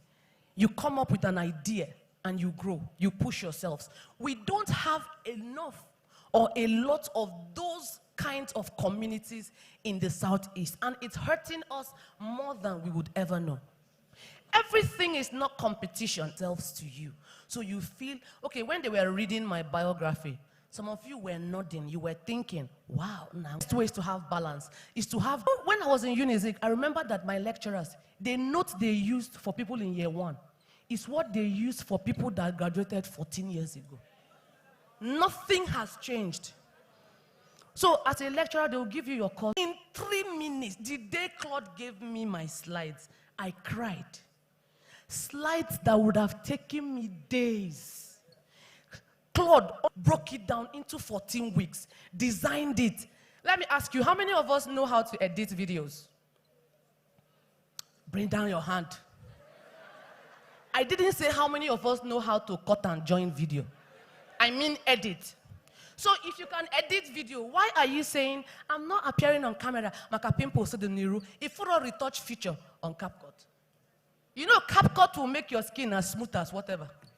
It can, how many of you know the feature that will small your belly? Give you waist. Some of them are saying, You don't know? Creative editing. How did I learn CapCut? On YouTube. Go to YouTube. CapCut for beginners. It will start from the beginning. Teach you how you can join these two videos. That's why when I see vendors post, and you now see videos where he or she came and on the camera, something you would have cut off when you're editing. How many of you see it? You think it's part of the video? She will now come and do like this. Hi, everyone. Then when she's done, she will now come and do like this. Then you're shouting, you can edit. These things are very easy. These were the things that at the beginning, people were selling them as courses. Now it is online, free of charge. You can learn anything on AI. You don't have any excuse again. You can learn anything. The matter is if you're interested. Learn it. You are selling tiles and security doors, but you are not online. You are a hospital. You are not online. You are not joining anything that would give you visibility. See, you can sell long life and prosperity. If the people you're selling for or to, they do not know you exist, you will not sell. Some of you are WhatsApp champions. Don't forget, WhatsApp limits you to only those who have your phone number. So what of the rest of us? We don't need your market. Finally, let's talk about authenticity. There's a lot of pressure on young people. There's a lot of pressure on literally everyone. Even old people have peer pressure. You know, no matter the age you are, you have peers. Peers are your age mates. You will see that our people do a lot of things because other people do it. So you come online and you see somebody shouting, sold out, sold out. You will join them, gather nylon, tie it, and say, keep the orders coming, keep the orders coming. Sold out gang, meanwhile, you have not sold. Some of you from Oka here, you will pack your goods and services, travel to Lagos to go and do trade fair. Alodege. Did you run your numbers? You will travel to Enugu. Listen, am I saying trade fairs are bad? No. Some of you will pay 250, 300, 180 for a 2 days or 3 days trade fair. Do logistics, hire staff, do hotels, do all those things. Then at the end, you will shout online, I sold 3 million. 3 million naira. Did you minus your logistics? Some of you even did customized nylons, right? You did customized nylons. Your goods, you're selling kulikuli. Your profit for that kulikuli, one pack, may be like 100 naira. But the customized pouch you are using is already 150 or 200. Are you a crazy person? You don't run the numbers. The problem is what? Peer pressure. Authenticity is not about oversharing. Authenticity, some of you think for me to be authentic, I have to tell the world my whole story. I have to tell them my secret. I have to tell them everything that's happening to me. No. It simply means owning yourself and your situation, never pretending to be who or what you're not. How many of you have ever been tempted to go to somebody else's house and take videos and pictures and post because your house is not good enough? Let me see your hand. I'm not saying snapping in people's houses are bad. I snap in other people's houses. But posing as though they are your own, then pretending or being ashamed of where you are, who you are, while working towards becoming better, is a bigger crime than anything I have noticed. It's not also a personality. It is consistency between who you are offline and who you are online. How many of you have met me and you're thinking, Omo, na the same, as she dey do online, na so she dey do offline. Some of you will say, forget about what I post. What I post is not me. It's a lie. It is you. Out of the abundance of the heart, the mouth will speak. Authenticity is not confession. You don't owe the audience your trauma in order to build trust. Sometimes when I come online and I see people crying and sharing deep secrets, I feel bad for them. I know that a lot of times they feel they are at a point where they can't but cry out. I understand it. But guess what? Nobody cares. Nobody. They will use your pain and make content. Shena, you people are doing Peter Okoye challenge. They have turned them into a meme. For all those secrets you're spilling, in order to gain visibility, some of you are doing it because you want people to follow you. There's life after content. You are just arming strangers against yourself. There's nothing to be gained. Except maybe it's like in pursuit of justice. I get it. But in order to win sympathy, I can guarantee you, we do not care. And what we know about your family is what? Against our will. Now, authenticity is showing your actual process, actual voice, actual values, not performing someone else's. Most of the things we do as business people in our workplaces, you are doing it because other people are doing it, so you just jump on the bandwagon. Where is the real you and what matters to you? Those are the questions you should be asking yourself. The cost of faking it, people can feel it, and it erodes trust. There's a lot of faking going on social media. People borrow money to show poor people that they are rich. That's a mental illness. As in, let me ask you, how many of you have gone to a wedding, you want to spray, you don't have money, then those boys selling money, you buy money? Let me see your hand, you've bought it before. Now, let's analyze it. Do you know how crazy it is that I want 50,000 naira mint? The criminal, because that's what he is, in Port Harcourt, he told me for him to give me 50,000 naira mint, I would give him 20,000 naira. Yes. In Port Harcourt, if you pay them 50K, they will give you 30K mint. How much do they take here?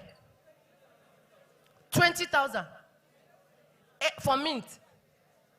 50,000. In Port Harcourt, they said 20. Ingrid, you were there now. 20,000 for 50,000. That's daylight robbery. See, the highest I can pay, 1K. 1K. Give me my 49,000. Okay. Let's do 2K. Last price. Because I'm thinking, I want to spray it. Why? Ask yourself why. Why do you want to spray it? Be honest, why? Culture. Show off culture. So that they'll capture you on video. So you have robbed the couple of 20K. You robbed yourself of 20K in order to show off. I'm not saying spraying is bad, but buying 20K, 30K with 20K is senseless. Ask yourself, before I buy this thing, that iPhone 17 you're holding, what happened to the iPhone 12 you were holding before you bought it? Some of us have not used a quarter of what that phone contains. But we're buying because, make it not be like, say, a home me. Now iPhone 12 are they use. That's why you're buying. Some of you are already planning to buy iPhone 18. You're already keeping the phone well so that it will not scratch, so that the resale value will be high. Before you buy that thing, ask yourself, if nobody knows that I bought this thing, will I buy it? You didn't understand what I'm saying. If the thing you're buying is something that nobody else will see, will you buy it? Or you're buying it because if I don't buy it and people see me with something else, they go look me less. As a big-chested woman, you have to buy good UK bras. The first day I went to Kudi Secret and they gave me bra. The bra, whether it's 45,000, I nearly did not wear blouse to come outside because everybody has to see this bra. 45,000, na lie, you go turn to blouse. Because I was thinking, hello, I'm saying this because you're laughing. A lot of women feel that if why will I spend 45,000? True or false? You feel nobody is seeing it. But guess what? Your back is feeling it. Your chest is feeling it. For those who are heavy busted, You know the pain of wearing loose bras, bad bras. But you will not spend the money to buy a good one because nobody else will see it. So you don't buy it. So ask yourself, if I buy this thing and nobody sees it, will I still buy it? If the answer is no, don't bother buying it. Now, in closing, visibility without authenticity is noise. Authenticity without community is a diary. Community without digital skill will stay small. I don't care how good you are. Growth does not always happen alone. When you do it alone, you can grow, but it will be slower, believe you me. But if you're doing it in company of other people who are going in the same direction, you stand a chance of doing better, going further and faster. And you also stand the chance of learning from those who had gone it before. It's like driving along a road you do not know. Then you have a driver or a passenger who says, oh, I'm a Moza, there's a big pothole, there's a big ditch. So once we get to that junction, keep on the right. Without that person's direction, do you know what will happen? You will enter the ditch. Why do you want to enter the ditch? Thank you very much for having me. Enjoy the rest of the event.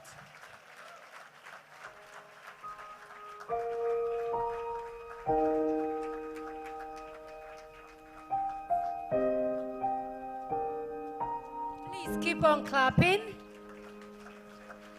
Oh my goodness. Amazing. That was a powerful speech from Dr. Ella. And while she was just stepping down the stage, the billionaire mechanic walked in.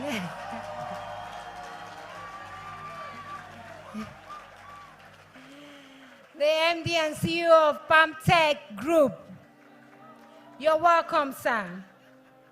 Please, before we go further, it's my pleasure to actually appreciate and acknowledge our partners, our sponsors. And I would want to start with Union Bank. Union Bank, thank you so much for being our backbone. I want to thank Bumper. Bumper, we really do appreciate you. Tiger Foods Limited. While I'm mentioning our partners, please keep clapping. It's not easy. Their partnership made this event what it is today. Tiger Foods Limited, Def Elevators, and also we've got Tech Guards, GSS Security, Sliding Towers companies. We've got Pious Primacy. We've got Phoenix Farms, Artful Media, ANSA, Anambra State Signature and Advertising Agency. We've got Lucis Couture. We've got Lean Ateliers. And please, I want to specially appreciate a community partner, Anambra Business Vendors, ABV. Download Tech, thank you so much. Please, let's go further. I would want to quickly bring on stage one of our partners for their speech, but I'm proud to see my boss. Is he out? My former boss? Okay. When he's back, I would actually appreciate him. All right, ladies and gentlemen, I want to read out the profile of a great personality, the head of sales and partnership at Bumper. She's no other person but Nkiruka Okonkwo. She is a strategic and result-oriented commercial executive with over 16 years of experience driving revenue growth, market share expansion, and P&L optimization. With a multidisciplinary background, heavily rooted in the retail, pharmaceutical, and technology sectors, Nkiru brings a wealth of cross-country expertise to add value. Her impactful tenures at industry leaders like GSK, Sabi, and Bumper have given her deep practical insight into consumer markets, distribution channels, and market dynamics. She specializes in crafting and executing high-impact commercial strategies, equipping sales managers to translate high-level business objectives into actionable field execution. Through her deep expertise in sales and strategic account management, Nkiruka leads team on how to cultivate high-value partnership, maximize consumer lifetime value, and leverage data analytics and customers' insight to optimize retail operation. A firm believer in cross-functional collaboration, she helps organizations foster the key stakeholder and distributor relationship necessary for sustainable profitability and expanded market penetration. Outside her corporate work, she's a business consultant, policy analyst, project manager for business and social enterprises, and faith-based organization. With an introverted temperament that lends itself to deep thinking and strategic planning, she is a champion for long-life personal development. When she's not building capacity in others, Nkiruka focuses on her family, bonding over shared love for books, good food, music, and movies. Ladies and gentlemen, join me as I make welcome Nkiruka Okonkwo. She is the head of sales and partnership at Bumper. Ms. Nkiruka, welcome. Thank you so much. Thank you very much. At a point, I wasn't sure if I was the one she was talking about. I wasn't sure if she was the one she was talking about. But one thing I have to say is that one thing that deeply resonates with me and with Dr. Ella is that, just like she said, I'm a lifelong advocate of lifelong personal development. So whatever you've seen there is true. Yes. So if you check my back, I went to school in Ife. I'm from Unisi, just 10 minutes away from you. So if you want to ask questions, you can go and ask questions. My mother is from Ibuku. So if you want to ask questions, you can ask questions. All right. Thank you so much for having us, Dr. Ella, at B3, Business, Balance, and Beyond. And Dr. Ella has actually broken the way, so to say, for what I'm about to speak. So I just have less than 7 minutes now, I think I'm counting already, to tell us about how Bumper can actually help you. And it's not just about, yes, there's one thing about, yes, you're going to go online. She has already mentioned is social media is just one of those tools. And how are you going to be able to ensure that you remain in business? Number one, you start business. Number two, you continue to sell your products. Number three, you scale. And that's what Bumper is going to enable us to do. So as I put up my slide, right into the very first slide into the presentation, I'll tell you that Bumper is that one technology tool that is empowering businesses, over 100,000 businesses in Nigeria and beyond Africa. And we're bringing it down to Anambra, empowering modern business owners with end-to-end tools to manage their operations, engage your customers, and also fund your business growth. But I'll start with this very important part of it, which speaks to capital. A lot of us would say the first thing I need is capital, right? The first thing I need is funding. But we'll say a Bumper, and then you want to go, Union Bank is here, a couple of banks, you already partner with. But we said something that at Bumper, have you ever thought that your sales data can be your collateral? How many of us in the room have ever thought that our sales data can be our collateral? Anybody? Anybody?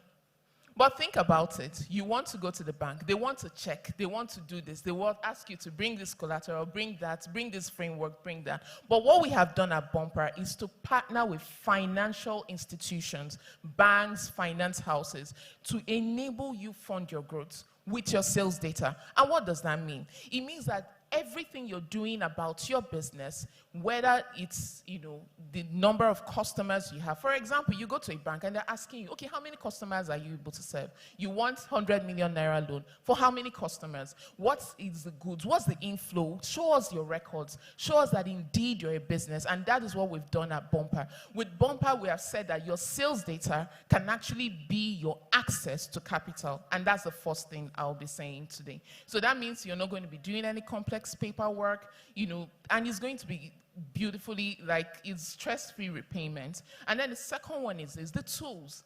Now, how many of us here know the exact number of customers we've served as at this time? If you don't know it, it's fine. Bumper is right here to help you. How many of us do that? You know the number of customers you served from the day you started business till now at this moment. How many of us know that? If you're confident, I'm happy. I'm always very proud of. How many of us? So how many of us know, okay, these are the customers that I ought to be giving discounts? How many of us are the fan of 10% off everything, 50% is going, and you have not taken time to know your numbers?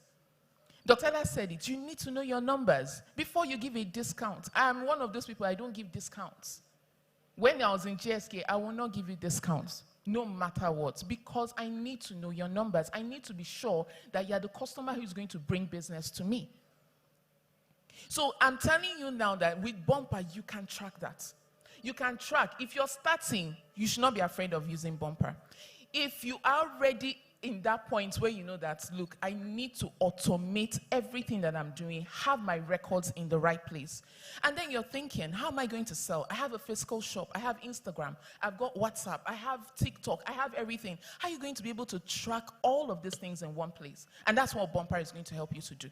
You're going to be able to track and say that, look, it looks as if our conversion on TikTok is not working. Let's shift to Instagram. It looks as if right now Facebook algorithm is what we need. Let's shift to Facebook. How are you going to be able to track all of that? You're able to do that because we have built all of those things. You don't have to do it yourself. It's simple. Bumper is that simple. Code. You plug and play. You do not have to now build everything all by yourself. And we have a plan for everybody on your budget based on your journey. And then you're thinking, I've already talked about promotions. Oh, discounts, coupons. How are you going to track? Somebody has said, oh, birthday sales. And the person will now come to blackmail you that it is the birthday sales of 3 months ago. And then you're like, I don't want to lose this customer.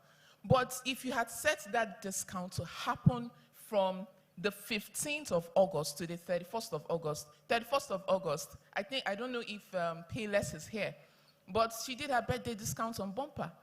And from the 12 midnight on August 8th to 12 midnight on August 10th, she was done. If you snooze, you lose. So that way, you're not losing money. If you just want to run discounts for 2 days, you're running discounts for 2 days. And all of these things are tools that we have built into Bumper. And now, have you ever thought about this? For some of us that are vendors, that are business owners already, and for some of us that buy, you call back, you say, okay, where is this stock? It is out of stock. And you're just wondering, but you knew. You are running ads, massive. You have one ad, one content that has converted. And yet, when people come to order from you, you're running out of stock. How are you able to track? So Bumper will just go beyond the sales. Bumper will help you organize your inventory, your stock, according to the colors, according to the sizes. Oh, you're a food vendor, you sell in portions, small, large. It will help you organize all of that. So that way, if you come to my store and you want to buy T-shirts, size, small, color, black, I want 1 dozen of black, I want 1 dozen of orange. You just go there, you select it. Your salespeople are organized, not the salespeople that will just come and sit down and are expecting you to do all of the work. And you are able to track exactly what they are doing. And you get those low stock notifications. Oh, I'm down to my last dozen. I'm down to my last bag of rice. I'm down to my last carton of Indomie. So I need to know to go and restock. I need to know to tell my suppliers to bring it for me. And what more? Not even today that the tax people are, asking people a lot of questions about, show me your invoice, show me all of the invoices. How many of us here have invoices? Not the one you write to, that can be doctored. Say the truth.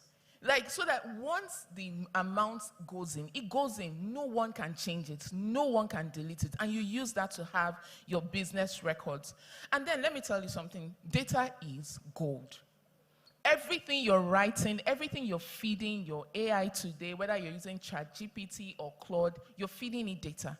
And it is learning based on that data. So your business can also grow based on the business that your data has generated. So you already know that, oh, it is Christmas. Christmas is coming. After August meeting, the next thing we're entering Ember sales.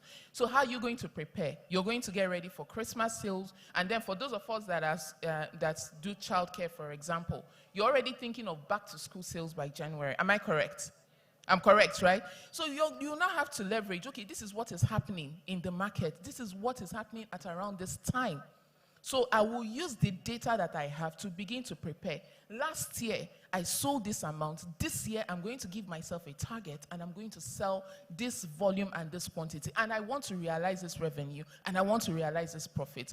All of these things are on Bumper. So I want to put a charge to Anambra. It is time to make our business visible. I don't want to go into my own personal story. Dr. Ella has done a fantastic job already.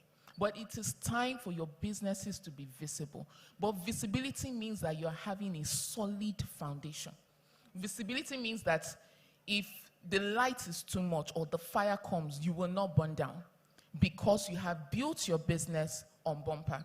And in partnership with Dr. Ella today, we have free subscriptions for the first 20 people that will subscribe, sign up using the code. I actually thought that the presentation will be up so that people can see it and scan. But then we're definitely at the exhibition stand. B3 Summit is the code. B3 Summit for the first 20 people. And not to worry, we have something really great for everyone who signs up with this code. And if you subscribe right here, our associates are very much on ground right here in Anambra to enable you have a seamless onboarding. So I want to say once again, thank you to everyone who came out here to learn. It's indeed going to be, money is not everything, but learning will take us on that journey for scale. Thank you very much.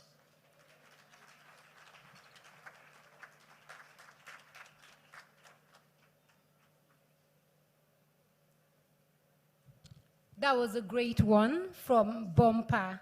Please, I just want to make this announcement. You can go out. All our partners and sponsors, they've got their exhibition stand. So you can go out there and open an account with Union Bank.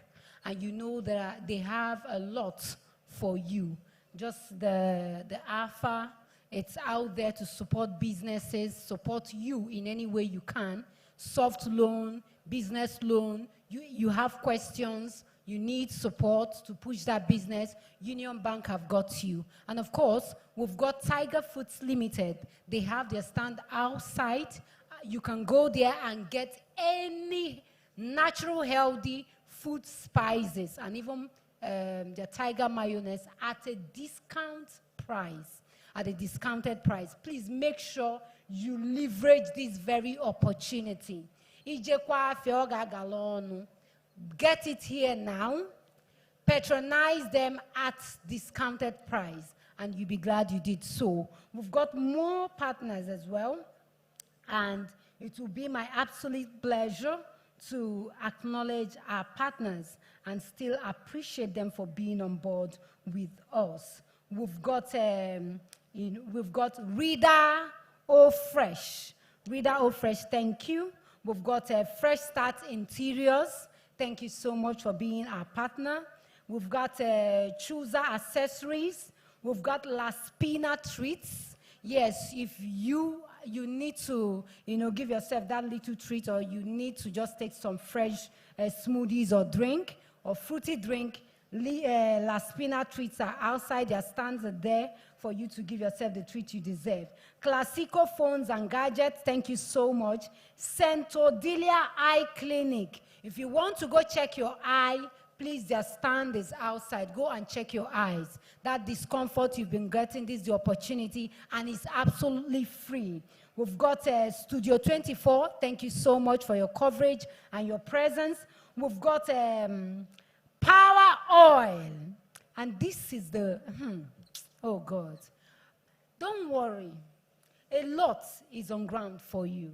Power oil, they're going to put out a scan code for you. So you just scan, okay, put your name, and it will spin. And you can be lucky winners of all the products that Power Oil came with. So thank you so much, Power Oil. Yes, the healthy oil. Thank you so much. El Sama School. El Sama Schools, the safe place. We've got a good functional, kiddies corner where they'll take care of your kids, watch over your kids, so you can concentrate on this very summit. We've got Naira Rice. Naira Rice, Dalono, GCK. So thank you so much to our partners. We really do appreciate you all. Let me go further. I want to call on someone. Yes, this person, she's been my mentor, my inspiration. I worked with her while I was in Wazobia FM, Port Harcourt. She was my head of news. We call her Madam C. Hey, you know when they shorten your name to just an alphabet, you know that you are the emperor, the conqueror. Nekaraka, now you be only you, Madam C, the head of news. CWIAK, Wazobia FM. That's not just Wazobia, both Nigeria Info, she's producing news, both Cool FM, both Wazobia FM, both Kiddies FM. This woman is a superwoman. Ladies and gentlemen, I want to make welcome Dr. Choma Ezinwafo as our moderator for the panel section. A round of applause for her.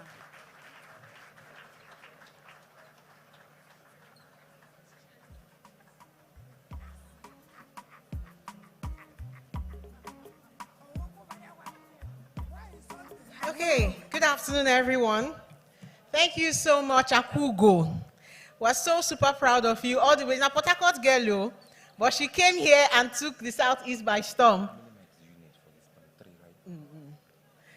She came here and took Port Harcourt by storm. If you're here, please make some noise.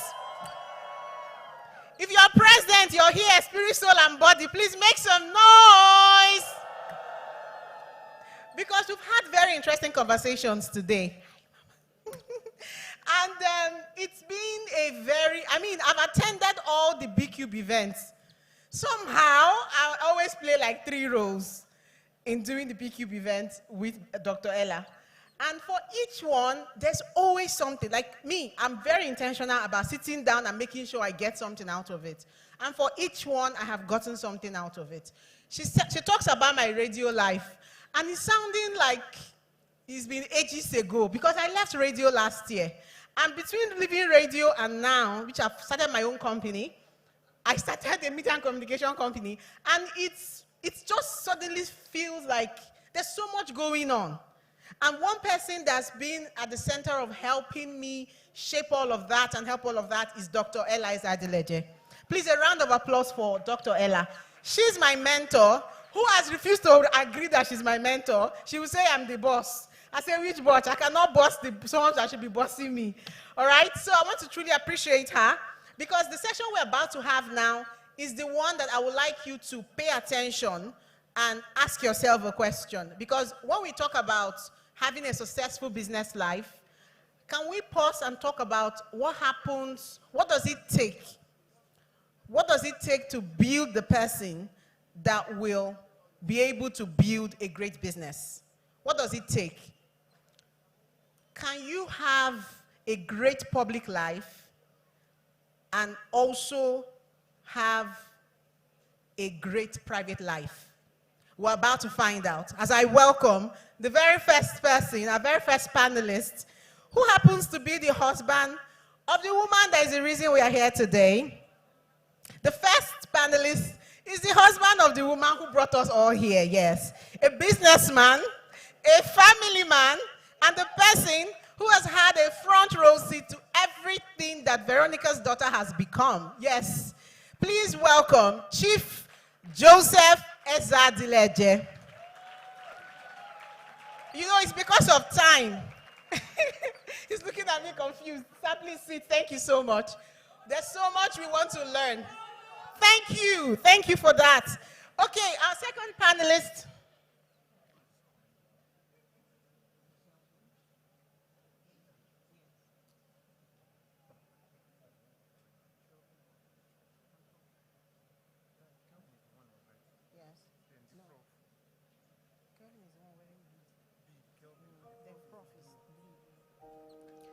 Okay, so our second panelist today is a man who has given himself one of the most interesting titles I have come across. And before I just stood up, I went through again. He calls himself the chairman of the Finnish Men Association. Ladies and gentlemen, please make some noise as we welcome Kelvin Onovo. I've read so much. I've followed his work, and I think he's done incredible work, and we can do better than that. And keep clapping until he comes off stage, please.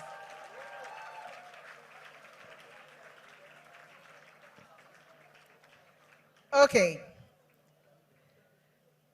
Okay, while they get him mic'd up, please, I would like us to also welcome my third panelist, a Yoruba man that has been here in the Southeast, precisely Anambra State, since 1991. He founded the Onitsha Business School and spent decades equipping traders here and entrepreneurs with tools they need to thrive. Please welcome Professor Olusegun Shoboson. I would like to know if I got that name right. Thank you, Shoboson. I just knew something was remaining. Thank you, I have you. Shoboson, Prof, thank you so much. A round of applause as he comes up.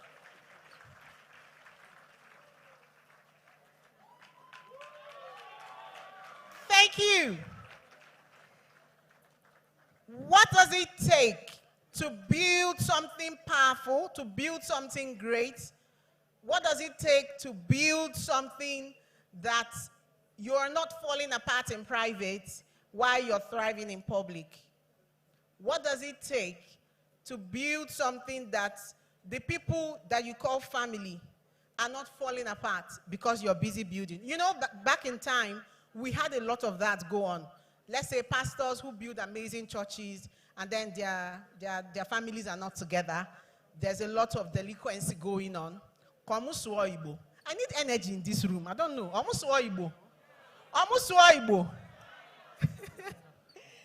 you so much, Prof. Thank you. Thank you. Good to have you. Yes, I have one. Okay, are you sure that one is for you? Okay, I think I'll have to use this one. Okay. Now, it's very important. I don't need a seat. I don't. Because of this mic.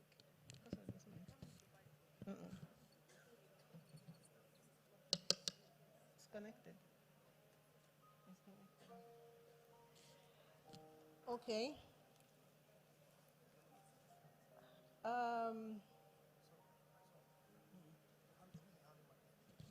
Do you have one for me?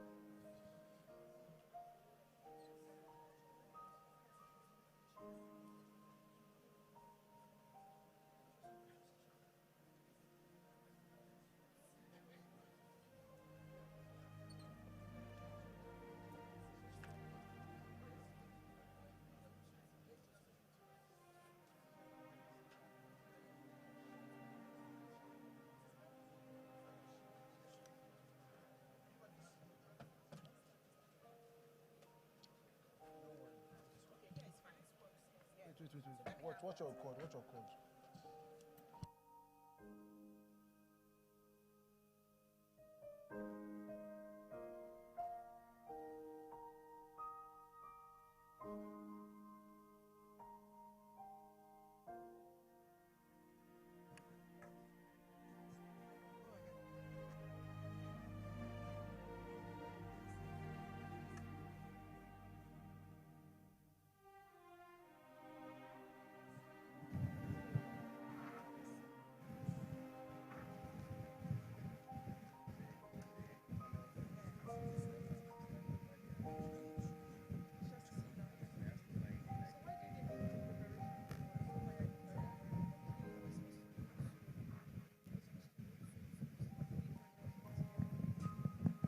Okay. Thank you so much for your patience. We needed to put this together so that we are sure that you are seeing the chairman of the finished men as he talks to us about the journey of being a finished man in Nigeria. In Nigeria. And especially because of what he's built. I think all of what Dr. Ella talked about, you're one person that has ticked all the boxes of everything that she talked about when it comes to building something meaningful with social media. And you were not just showing that you built something meaningful, you have a great relationship with your wife and people around you. Let's start with what it takes. What does it take to build something like that? What's the core thing we should always remember when we're building? And what should we take along with us? 3 questions in one. Good afternoon, everyone. Good afternoon, everyone. Afambo Kelvin Onovo, the chairman of Finished Men Association. Now, yesterday, when I met the billionaire mechanic, and I told him that I'm the chairman of Finished Men Association, he said, "Receive healing." And I told him it's not an insult, as many people might perceive it. When they say a finished man, it's that man that takes pride in being present in the life of his children and family. I also want to say thank you to the boyfriend to the convener here, because he represents everything I represent. Why am I saying this? A core finished man. In fact, he should be so you are based in Port Harcourt, right? He should be the Port Harcourt chairman. While we look for an Anambra chairman. Why am I thanking him? The reason why I'm thanking him is that if he did not allow his wife shine, we are not going to be here. Most of the problem, I wouldn't generalize it as an Igbo thing, I would say it's an African thing, is that some of us men see a woman shining as a threat. He should be proud that, my wife is the person that organized this whole thing.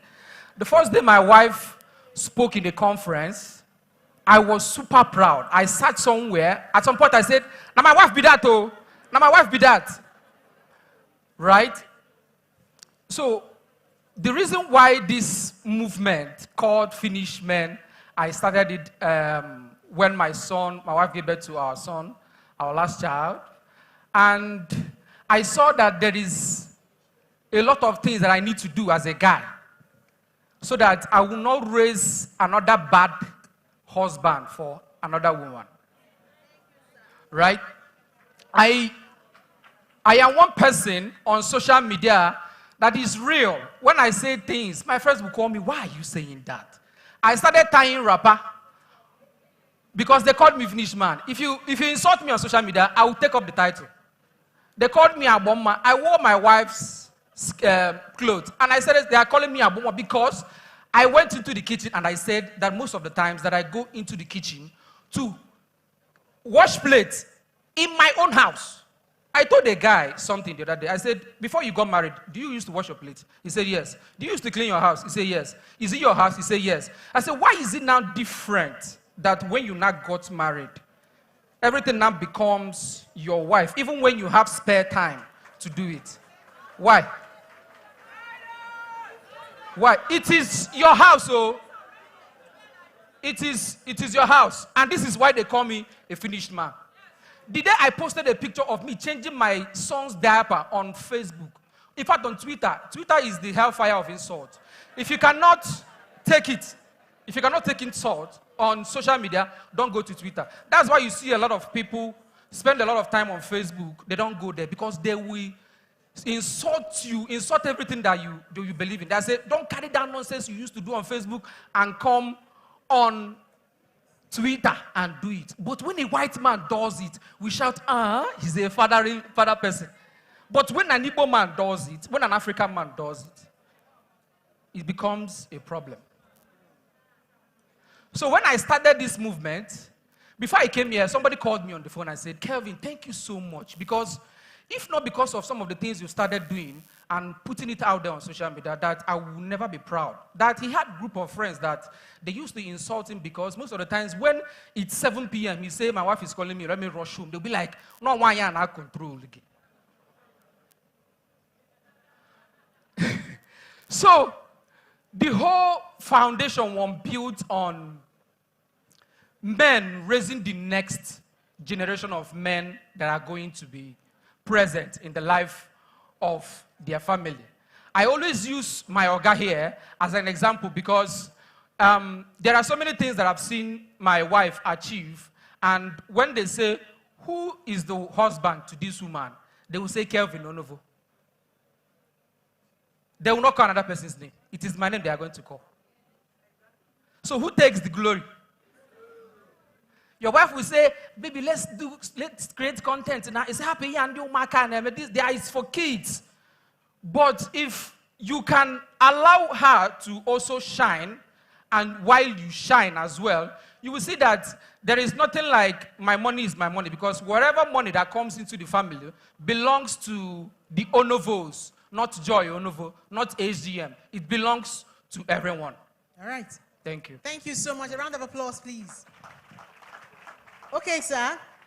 Chief, the question for you is very simple. How do you lead in a home like yours? Because we've seen the results. We've seen the result. It's fantastic. Yes, we agree? It's fantastic. We have followed it for almost 10 years. And we want to know how you do it. How do you achieve that level of family success as a leader of the Ezeadeleje family? Thank you so much, Chioma. Well, basically, I lead. There's nothing special we do there, but we lead. Number one is that the man is the head of the family. Then number two is to build a family. It requires love, respect, mutual understanding, and communication. Because the first time I saw my wife, that should be about maybe 20-something years ago. It was on the television. I saw her having a youth program. Maybe she was 15. I was rounding up my secondary school then, trying to get admission. And I told my cousin, I like this girl, the boldness, the way she speaks. I will marry this girl. We laughed about it. You know, there is power in the spoken words. We laughed about it. Maybe 4 years later or 3 years later, my cousin said, I know her house, I know where she lives. And one day we were in a bus and we saw her. We came down. Before we catch up with her, she entered another bus and moved. So, but because I was not ready to marry that time, I was not too serious about it. But as time goes on, when I got married to her now, I made sure I push her towards where she will be more productive. So we discuss like boyfriend and girlfriend. Even after the marriage, my wife calls me her boyfriend because after we married, nothing changed. We continued our life the way it is. And the way I was brought up, there is no particular job you say is for a woman. I bathe my children. I encourage my wife to work. She says she does not want to work. And I notice her strength is in speaking. But I encourage her to start business, which I opened a business for her. But you know, supporting a family is beyond the financial help. It's beyond providing the money. You need to be present. You need to guide her. So initially it started by when she said, I noticed she liked browsing. So I bought a laptop for her because she was always sitting at home. Then we don't have GC and GSM. So I bought Starcom internet then. So she began, I encouraged her, start your master's. While she was doing it, I said, you start business. We were traveling abroad that time. So she said she liked baby business. She said most of this money, most of these things she bought here, see the prices are so high here. It's okay, let's travel. So when we traveled, It was when we traveled that she told me she wants to even start this business now. That she went to check some things and the prices are. So I called someone to send me then $3,000. Dollar was 150, 150,000 naira then. So send me $3,000. You now say meet so and so person to collect the dollar, send the naira. That's how she started. And when she started, I noticed the way the business, and I told her, please don't remove any money from this business to put in the house or even for yourself. I placed her on a salary. I say, anything you need, call me. Let's leave this business for You're 1 right. year. You're right. I said, run this business for 1 year. Let's see how it will go. So design what you needed. I didn't just give her the money. After she bought what she bought abroad, we came to Nigeria. She didn't know people in Port Harcourt. So I took the business, I took her to my office. Then she normally brings food for me in the office once in a while, so my colleagues know her. So I have people that will book me, Joe will eat with you today during lunch hour. Then I was working with GT Bank. So I introduced her to my friends, my colleagues, both GT, Zenith Bank, we have a couple of banks there. So she started. So, but I didn't still leave that business at that. After she sold the things we brought abroad, she now wanted to go to Lagos for the first time. I called my elder sister that is in Lagos. I called one of my cousins. I said, so they said, don't worry, we have people that bring containers from abroad. They will take her to them. So I gave her the money. She went there. She came back. Then she even started with using her car to sell. So I got a shop. Now, I made sure that I come to that shop every 1 month to do an audit account. How much did you sell? How much did you buy? I've paid for this rental, but after 2 years, you start paying.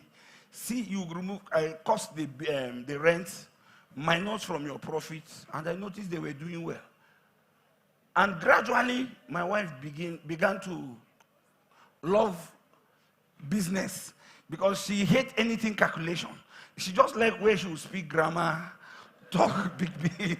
So I said, you have to. So gradually, the business kicked off very well to the point that the shop became small. So I now told her, there was a shop we have been looking out for. So the shop came out. And she said, okay. I said, how much can you bring to add in this shop?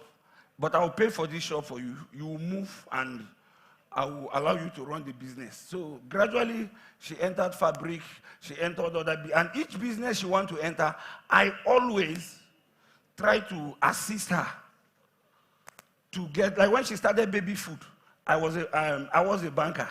So I know the importance of baby food. So I asked her, how much do you buy in Lagos? How much? I said, no, don't worry. I met those people, took her there. She will go and buy from there. They will give her the cost they give to distributor. And gradually, so it's beyond giving money. You need to guide her. You need to encourage her. And you need to be there. So when I resigned, because you asked, your question is, how do you lead your family? I lead by following. I'm also doing what I expect my followers to do. I do it first. I lead by example. If I employ you, in my house, if I employ you as a security man, I will say you will not work for 2 days or 3 days. You watch me. I'll sweep the whole compound so that you know that I can do it. I'll wash my car. You see the level. I water my flower. I just show you everything I do for 3 days. And I will say time. Time is very important. You see how many minutes I use in doing it before going to work. Before I will now allow you to start. I'll make sure I teach you properly. So I took time to show my wife so many things. And whenever she wants to show me to, I take time to listen. Likewise, my children. I used to bathe my children.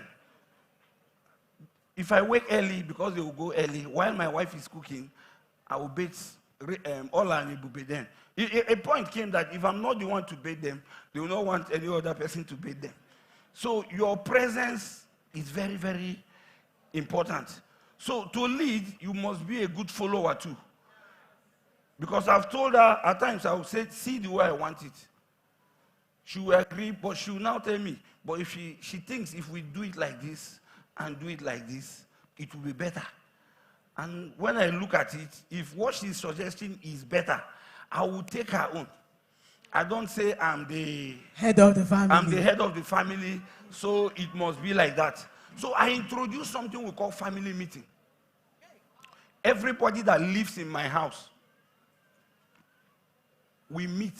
From when my kids were still small, initially my wife and my kids and maybe my sister-in-law that was living with me, we sit down, we call it family meetings / royal banquet. We dress very well. All those plates, imported plates we are keeping for visitors or for governor, before the governor will come, we use it first. We say we are the kings. So, and we cook continental dishes. Just also, we come in, and in that meeting, anything that is bothering you, if there is anything I'm doing as a father and you feel I'm not doing it well, say it. We are one. I don't feel bad about that. And at times, they will even mimic me. At times they say, you shout too much. Daddy, you flogged. I say, well, that's how I'm brought up. If you spare the rod, you spoil the child. So rod is that rod that made you to be like, I can reduce. If you can show me that you've grown, I will not flog you again now. In fact, I can take you, me and you will go out and hang out. Because age is a number to me. It's what you can do that determines how we can flow. So basically, leading is also done by following communication, respect, and listening to your other people. Thank you so much. Awesome. Are we learning something here today? Banquets. Banquets. Who's going to do a banquet after now? I'm not the only one, right? Okay, thank you so much, Chief. Now let's go to Prof. Prof, you've done 30 years, over 30 years. 1991 35. Is over 30 years 35. In Anambra State. What made you stay? That's the first question I said I was going to ask you. And then, how did your family feel about that decision? Because I understand that it was NYSC you came for, right? And then you decided to lock in and build here. So what made you stay? And how did your family feel about staying? Thank you. The Bible says that those that put their trust in the Lord, He will lead them to paths to prosper.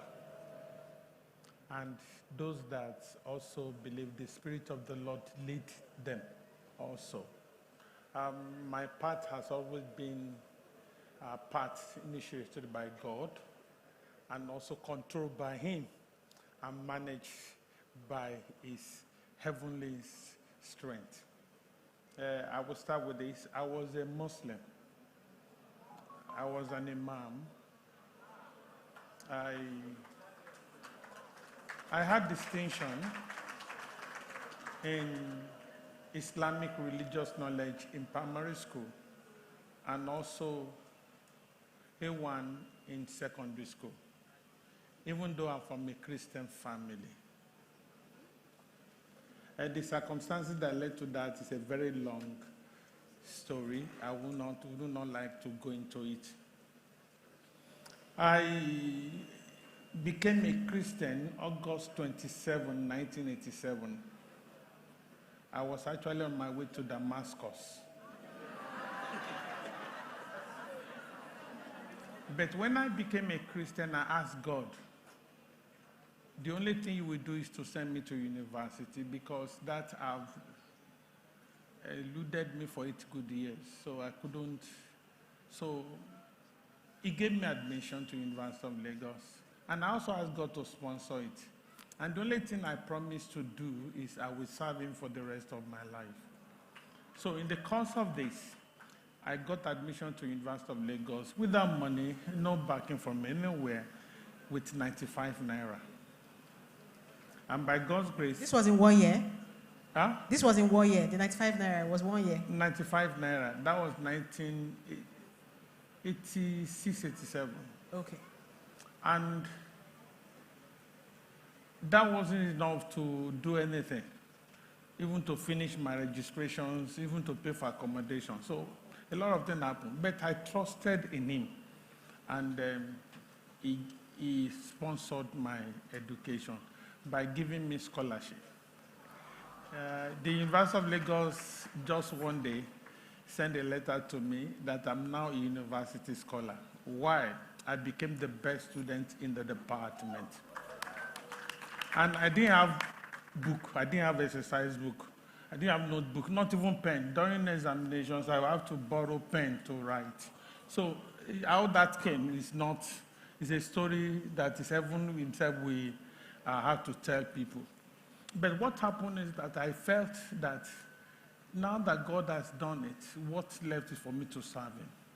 So when, during my service here, even though I was a student union leader in the University of Lagos, I had the opportunity of changing wherever the posting will go. So I told God, it's wherever you allow me to go to, that I will go.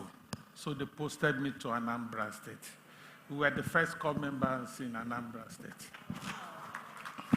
And there, I started preaching the gospel. That's what I did from the camp. And that helped me to learn Igbo. Because You can speak Igbo now. Ufuman.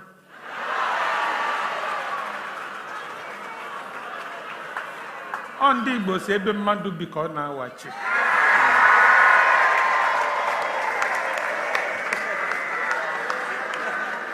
If I don't speak Igbo, then the issue of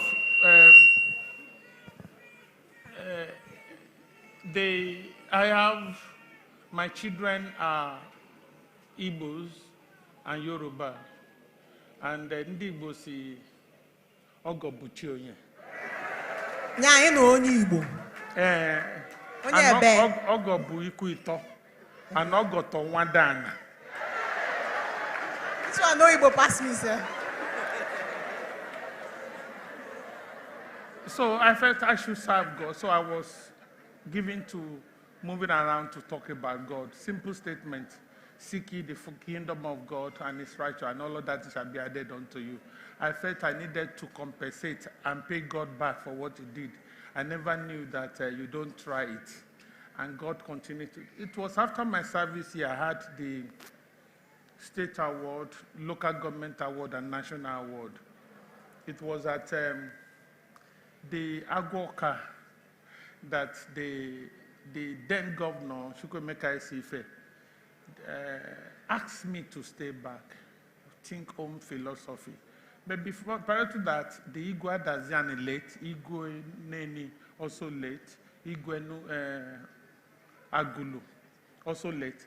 They all invited me for a dinner, and they said I should marry from Anyocha, not even in Anambra. And see, wonderful. And the two of them of their daughters. And because I'm a royal, a crown prince from my place, I told them that is not how it's being done. God must be part of that journey. But I agreed to stay back. And that was the beginning. But I later left for Lagos for my master's degree and other things. And I was posted down here after I received appointment for a job. What is true about it is that it is where God leads you that is your place. It is not where you were born or where you think is your source. I always look up of the building a business or work that honors God, that protects lives and society, and that outlasts me and my generation. That has all been my vision, where the name of the Lord will be lifted up, where God will be honored.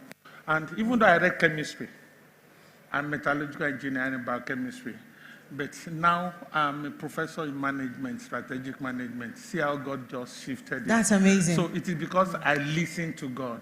Okay. So why I stayed, because God asked me to stay. Thank you. Awesome. How did that affect the way you built your family? Because I know that family, how did that affect the way, that means you married here, you married someone from here. How did that affect the way, with all that you've achieved? But for your information, I've never spent more than 2 times Christmas or New Year in my place since 1990. It's always been here. I've always been So here. talk to us about what it felt like building family here. I have told you that You are trying to query God. Yes. God asked me No, to no, say. no. I'm not asking why now. I'm asking how. When it comes to maybe not just about ethnicity, but about making sure that everything follows your faith and your belief in God. Talk to us about building. How many children do you have, sir? By God's grace, 4. Four 2 boys, children. 2 girls. That means they were all raised here, and I'm guessing they can speak Igbo too. One of them is here, Dr. Shegun. Awesome. Please, can you stand up? Let's. Thank you. Oh, awesome. Thank you so much, Dr. Shegun, for coming to support Prof. Okay, Prof, what we wanted to know is, what did it... No, go ahead, go ahead. Perhaps you want them to learn about Okay, this time she speak intertribal. Igbo. Oh, that Shegun should marry Igbo. That's left for God and him. Okay, sir. Okay, let's come to the finished man. The finished man, talk to us about the lesson that you have learned trying to be that present father you've talked about, because it appears you're very proud of it. And like you said, it's a culture altering thought pattern, especially for people of the Southeast, where, the Okonkwo, permit me to say the Okonkwo, things fall apart Okonkwo kind of personality is what is encouraged. The alpha male cannot wash plates. That's the truth, So talk to us about the lessons you've learned, trying to, do it a different way and take a different pathway. How did that work out? Okay, first of all, I would say something. One of the biggest lessons that I've learned was, in my first 2 years of marriage, I wasn't a good husband. I am not proud to say it. I wasn't cheating on my wife. I wasn't beating her, but I wasn't proud of some of the things that I was doing. And I decided to try out something different. And when I started trying out something different, everything started working out. So another biggest lesson that I learned is that I grew up in an environment that does not really value women. And yes, I'm not proud, does not really value women. You cannot ask your wife for an opinion. You feel that her opinion is stupid, that what can she say?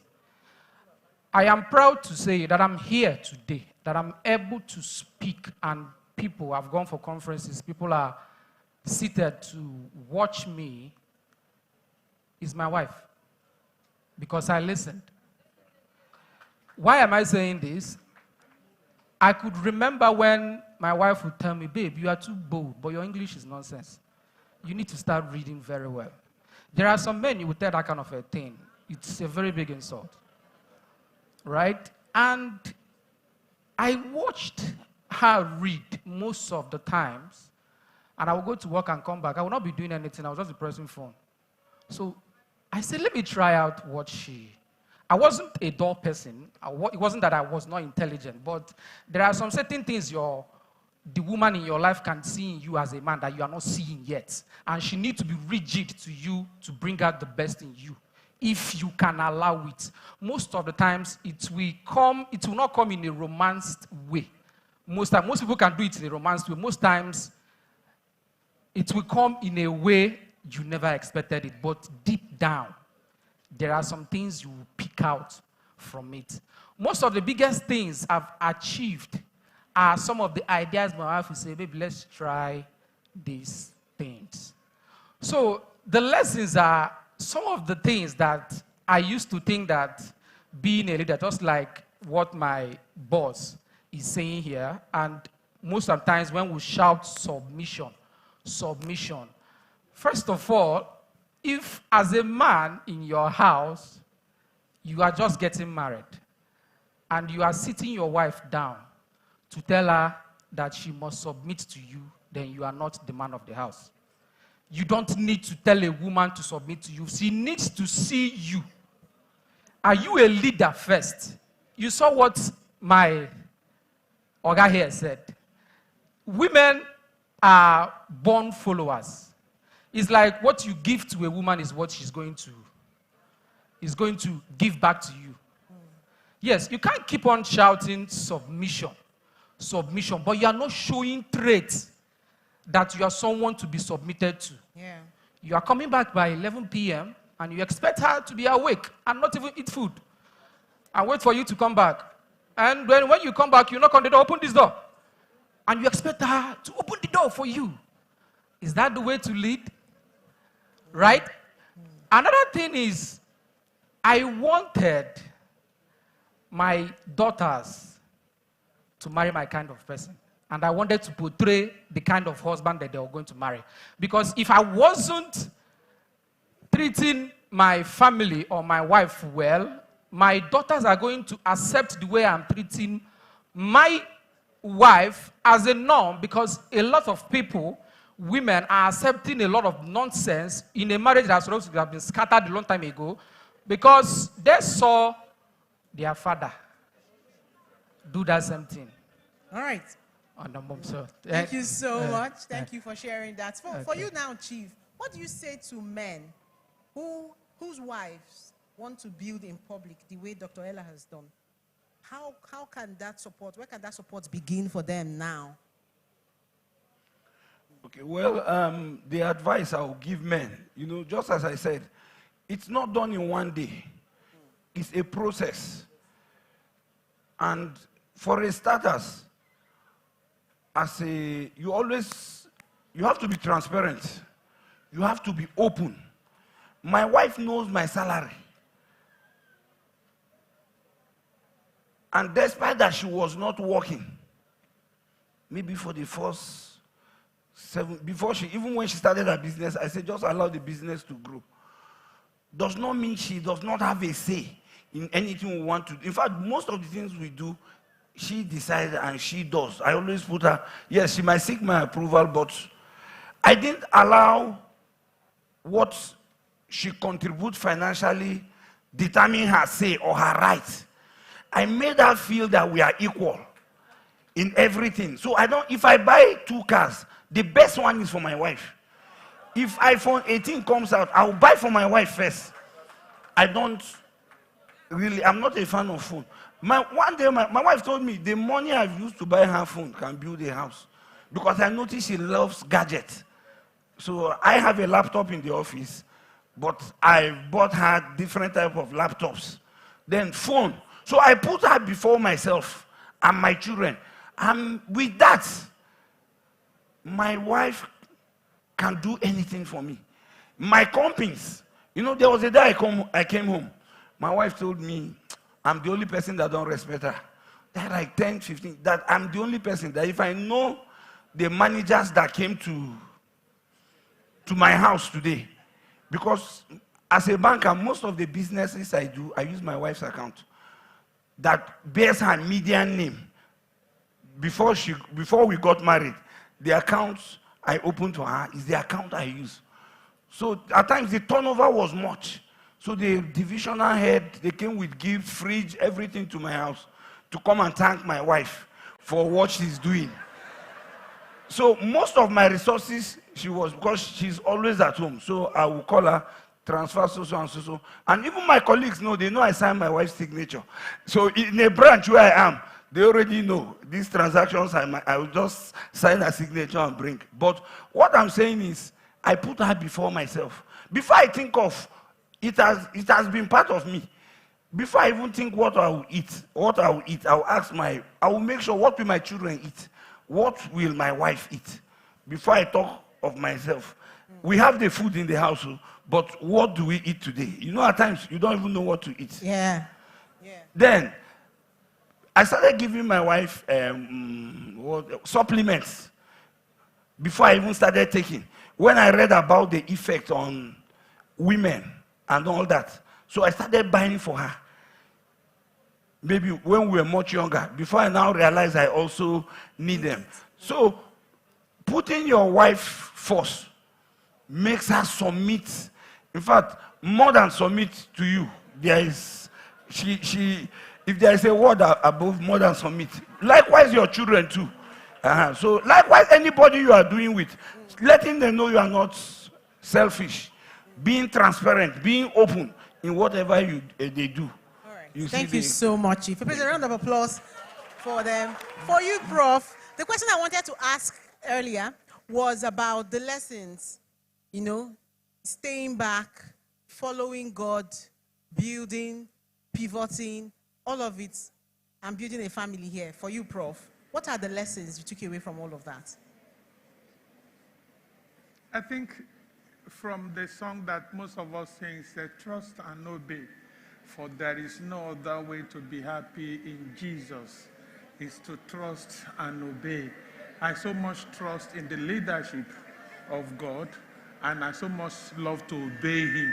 But however, your character, your vision for life, your approach to better the society you find yourself, building values that protect lives and society than to scale people's life up, had been that of the thing that have been guiding me. For instance, nobody led me into doing certain things apart from looking at what can I add to the society. For instance, when I was in Adaziani, erosion was the problem, and people were just calling government. And I said, people, we can do something. So we introduced a catchment pit, and that solved the problem. What did that do? Catchment pit. Every home should have a catchment pit. When the rain falls, it goes to that, so it will not affect another family or another house. And again, they have problem with idle women in the society. So I said, what can we do? Okay, they are used to this small domestic rearing of fowl. So I introduced, and I asked them, what about this turkey? They say it's a problem, nobody should go there. They don't like. I said, okay, I will develop something for you. So I introduced local incubator that's using lantern, and that works. And that's what has increased the Indomie livestock market. I also thought about going out, the core members, we always stand at the road, no shed, no protection from the sun. So I introduced bus stops. One is still there now, they call it Anuman bus stop. But it's still there after 35 years. So it's the same thing that have helped me to start thinking about how to better lives and the society. Because I don't love going out apart from going to church. So some of these things I think more about what you can do for another person and the society. Problem solving. Please a round of applause for Prof. Thank you so much, gentlemen. Thank you, Finished Man. Thank you, Chief. Thank you, Prof. I am sure someone has taken something from here, but I'm also sure someone has a question. Unfortunately, because of time, we can only take one question. Please, if you have a microphone, can we pass one question and one question only for any of our panelists, not for me. Don't ask me, ask the panelists. Okay? And, okay, we see a hand there, a man. Over there.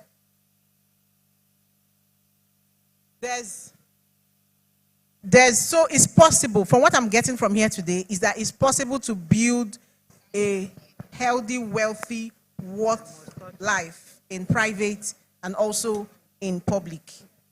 That's one thing I'm taking away. I don't know what you're taking away, but if you have something you're taking away, I would like you to go on social media and share it, because we need more people to know that it's possible. With the right support system, you can become, from Prof, I'm learning that you can become the right support system for society, not just for your family. You know, look at the problems around you and contribute, and not just set camera and bash the government. Okay? Yes, let's hear you. Good afternoon, all. From Prof, it's a very big inspiration for me as a Christian that we don't live our life, Christ live it for us. And I have a serious question, and it tends to, now when you find yourself in a position where you are trying to ask, what is the next step? And you're not getting a concrete feedback. I mean concrete feedback is that there are options. And the options is relating to not your desire, but you are finding it difficult to pinpoint at, is this one I'm hearing? Because I have a problem where when I ask for direction on something, I come to realize that I'll hear this, then an option will be available for another. So how do you kind of, sometimes it be like things will work out in place, but we really need to be sure that this is it. So help me on that part. How do I know that this is it? All right, Prof. If you say you ask God to lead you and it's not leading, that is not correct. But the pattern and his way of leading us differs. You see, because of my orientation as a Muslim, we pray so many times a day. And when you now turn to be a Christian, the same way they said pray, pray, pray, pray. But what I learned from this is that when you pray, ask God for one thing, it comes in so many ways, diverse ways.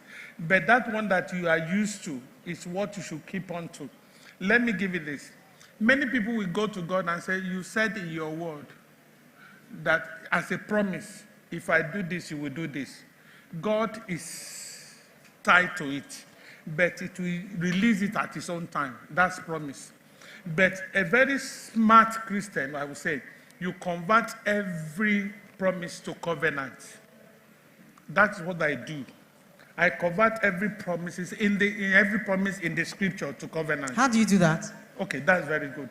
I will, perhaps at my midnight prayer, I will just put the scripture that whosoever that serve me, let's say Exodus 23, I will bless the water, I will bless the bread, nothing you shall. So that what I do is that I will bring this scripture, it's the word of God. I say, God, I want to serve you. Now I want to serve you. Where do I serve you? And I will serve you with a token. So that token I have pronounced becomes the key for God to convert that promise to covenant between me and him. Like I tell you, I serve in the toilet in my church. I'm a toilet cleaner. And every service that I render, I give a token that every year I renew that covenant with a token. It's a spiritual matter. So you don't just go to God and start talking. You become a complainant. But when you have covenant with him, he directs your footsteps. In fact, he goes ahead of you to do many of the things. Like I was telling, to answer your question is that get a time between you and God. I will teach this. My own time is between 12 and 3 every day. I don't just start talking to God. I don't like it because I don't know what I will ask him that he cannot do. But I will keep quiet and start praising him in my heart and giving him thanks for what he has done for me. And at times I will sit down and I say, God, I'm naked before you. Is there anything that you want that is in me you have deposited that have not been revealed for the mankind, for the advancement of your kingdom? Listen, for mankind and for the advancement of your kingdom. I tell you, if you go back to sleep, it will reveal it to you. All right. Thank you so much, Prof.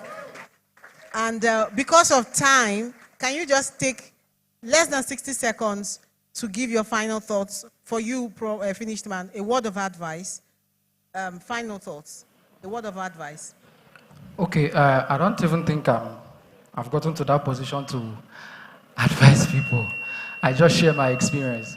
But one thing I'm going to say is that no two marriages are the same. Mine is different. My uncle here is different. My father's here is different. Don't just believe everything you see on social media. Create that marriage that you would want your in-law to come to your house and you are able to give out to your daughter or your son out for marriage. So thank you very much. Thank you. Chief, 30 seconds. Advice I will give to everybody, most especially the men. At times, if your wife is doing something, or even your kids, even though if it's not your desire for them, give them a little time and follow them. Because what my wife is doing today was not part of our plan. In fact, I don't even know what, I just observed that she likes to write, and people follow what she writes. But gradually, it has taken her to a place of fulfillment, a place of joy. All I did that time was, if she wants, I will support her. I can get the internet, I can get whatever she needs, but I didn't know where it was heading. In as much as I wanted her to do other things, but she didn't want to go there. But I took it like that, encouraged her. So I want to encourage every one of us, be it your kid, be it your wife, be it your husband. If they want to do something, just give the support you need. You might not see everything from the beginning, but when the journey starts, you see the end. Thank you so much. Prof, can we do that in 30 seconds? I've always loved to tell people that commitment leads to prosperity. Consistency leads to posterity. But above all, trust and obey. I will sing this song, and I think you will help me. Okay. When we walk with the Lord, can we sing it? In the light of this world, what a glory sheds on our way. What we do is good. He abides with us still. And who will trust and obey? Trust and obey, for there's no other way to be happy in Jesus but to trust and obey.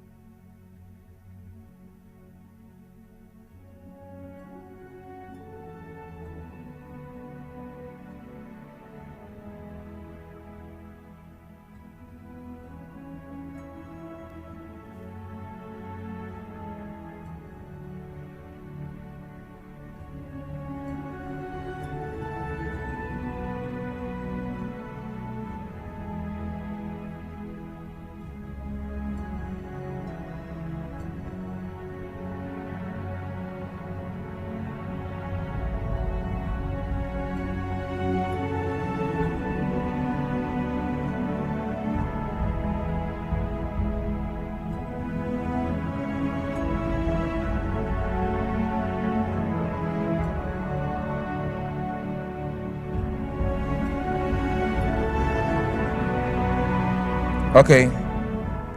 Please put your hands together for all our panelists, ladies and gentlemen.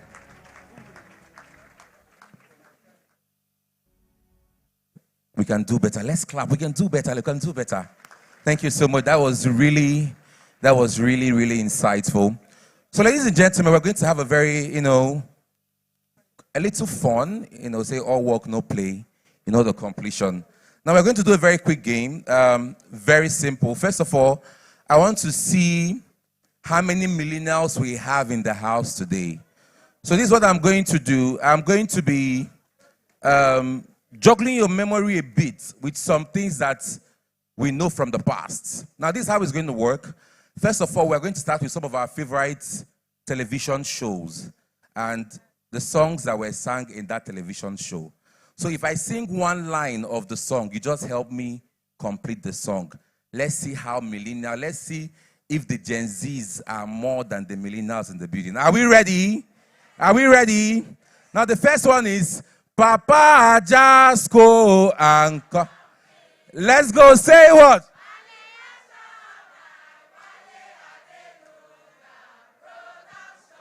Okay.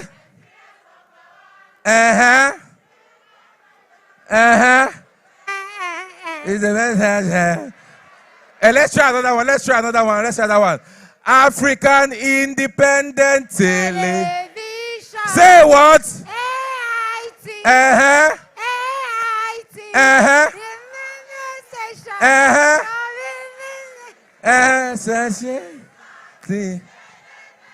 Let's go. Say.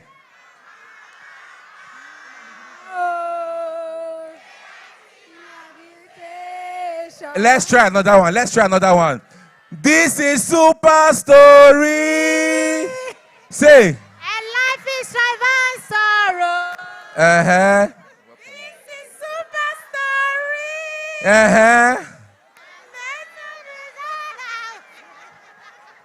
Okay, now. That's good. Now let's go to Nigerian songs. Oh, Usagi, oh. Child, all the Kowuna are some people here. They wanna sing this song, yeah. Let's try another one. If I tell you, say I love you. Say what? My money, now your own, you, baby. I can hear you. 30 billion for the account. That's the energy right now. Let's go. Say you want to say. Okay.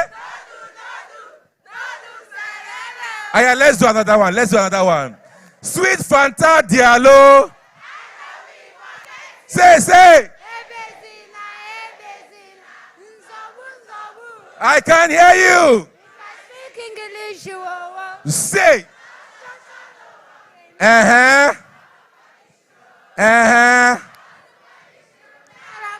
Aya, now, wait. Let us go. Say. Let's go. Okay. Hey.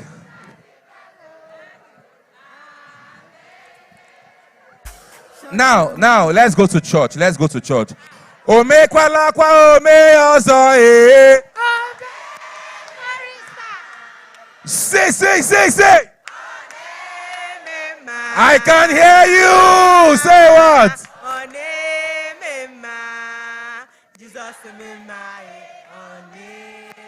Now, this particular song, when they sing this song in church, some people used to bite their tongue.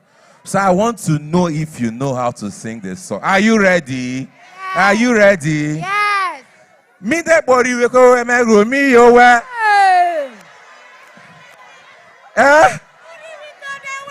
What's Syrian about Who be that? Do you have a business? You will get one of the free CAC registrations. Please put your hands together for her. Put your hands together for her. If you know that you are having fun here, make some noise. So ladies and gentlemen, thank you so much. If you're just joining us, this is the Business Balance and Beyond, put together by our very own Dr. Ella, Veronica's daughter. Quickly, we are going to bring up on stage our next speaker. You know, this is a free event, but if you leave here without taking a lot of things back home, then I'm not even sorry for you, because each session just gets better than the next.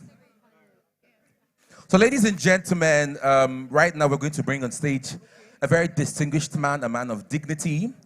He's a Forbes Business Council member, an international award recipient, a business coach, investor, and the founder of the CEO Palmtech Group, a proudly Nigerian conglomerate established in 2016. Before venturing fully into entrepreneurship, he spent a decade working with the Imo State Sustainable Development Goals, SDG, where he played a key role in the implementation of over 1,000 health and education initiatives across rural communities. Today, as a leader of Palmtech Group, Engineer Chidomere has grown the company from a team of just 3 people to a workforce of over 400 professionals, with business spanning oil and gas, automotive, media, technology, logistics, and real estate. He's also passionate about developing other entrepreneurs, serving as a business coach and angel investor, while helping startups turn ideas into sustainable businesses. Through the Palmtech Foundation, he continues to drive social impact through initiatives supporting education, SMEs, young people, and undeserved communities.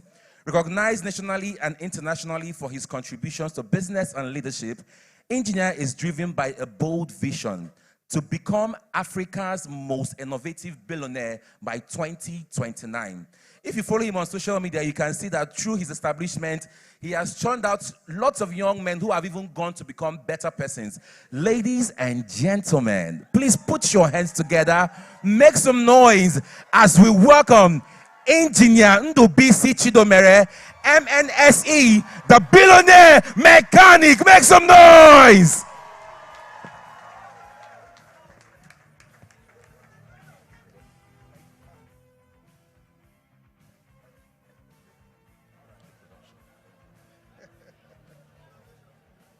Whoa.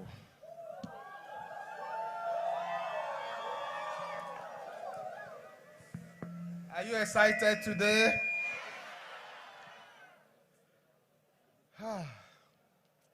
Me, I'm just overwhelmed. I can see the crowd, man. Onitsha wants to learn. Oka wants to learn. Anambra people wants to learn. Thank you so much for coming. It's indeed a great privilege to stand here today in your presence, and thank you. And I strongly believe there is a reason I'm here today. I want to thank Dr. Ella. You know, she has invited me before the Port Harcourt B-Cube, but then I traveled to China. I pleaded, but when this invitation came, I said I must sacrifice anything just to be here. And today, to the glory of God, I am here. Thank you. I want to salute Odogu specially. Odogu, Chief, thank you. You know, I'm taking something back home today, right?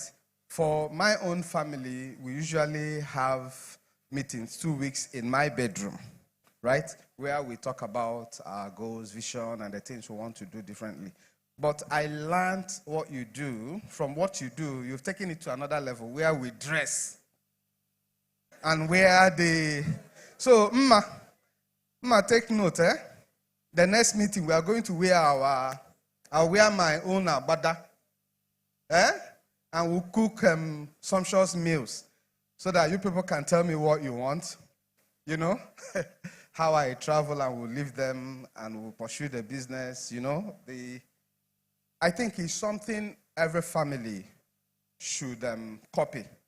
Right? Sometimes we do these things and we don't tell the story. So most families don't even learn. Whenever you're doing something good, please, the next thing to do is to show it. As far as it is good, because they say, shine your light. Before what? Before men. That thing you're doing that is good. Make sure you do what? Shine it. And anytime I do that, Odogu, I will let you know. And I'll tell you that I've copied your style. Eh? I'll copy your style and I'll make sure I'll video it and share it online. Thank you so much. I must thank my friend. Yesterday was amazing. Oka is becoming one of the fastest growing cities in the Southeast. Please, a round of applause for the government. And my friend here, my newfound friend, Dr. Ezenwa Chukas. You know, yesterday we went to the fun city. We had fun. The B-Cube team, they're amazing people. They took us, we had fun. And I was like, I was to go back today, but I said, no, maybe I should stay till Monday. Who wants me to stay till Monday? Thank you for all the support. You're a nice guy. Great vision. I love seeing young guys that are doing great and amazing things. It gives me so much joy. Bro, you're an inspiration. And I know we are going to solve more problems. More problems. I mean, those difficult ones, we will solve them. Thank you. Thank you so much. And to you that have come here, please, a round of applause for yourselves. I know there are 10 businessmen here or 10 businesswomen that have come for. I didn't come for everybody. But I know those particular people, if you know you're the person, tell yourself that my business is going to be transformed. Because I've come with the grace. You see, that grace we've used to build Palmtech, that grace we've used to do business effortlessly. You're going to receive it today if you agree. Oh, yes, they agree.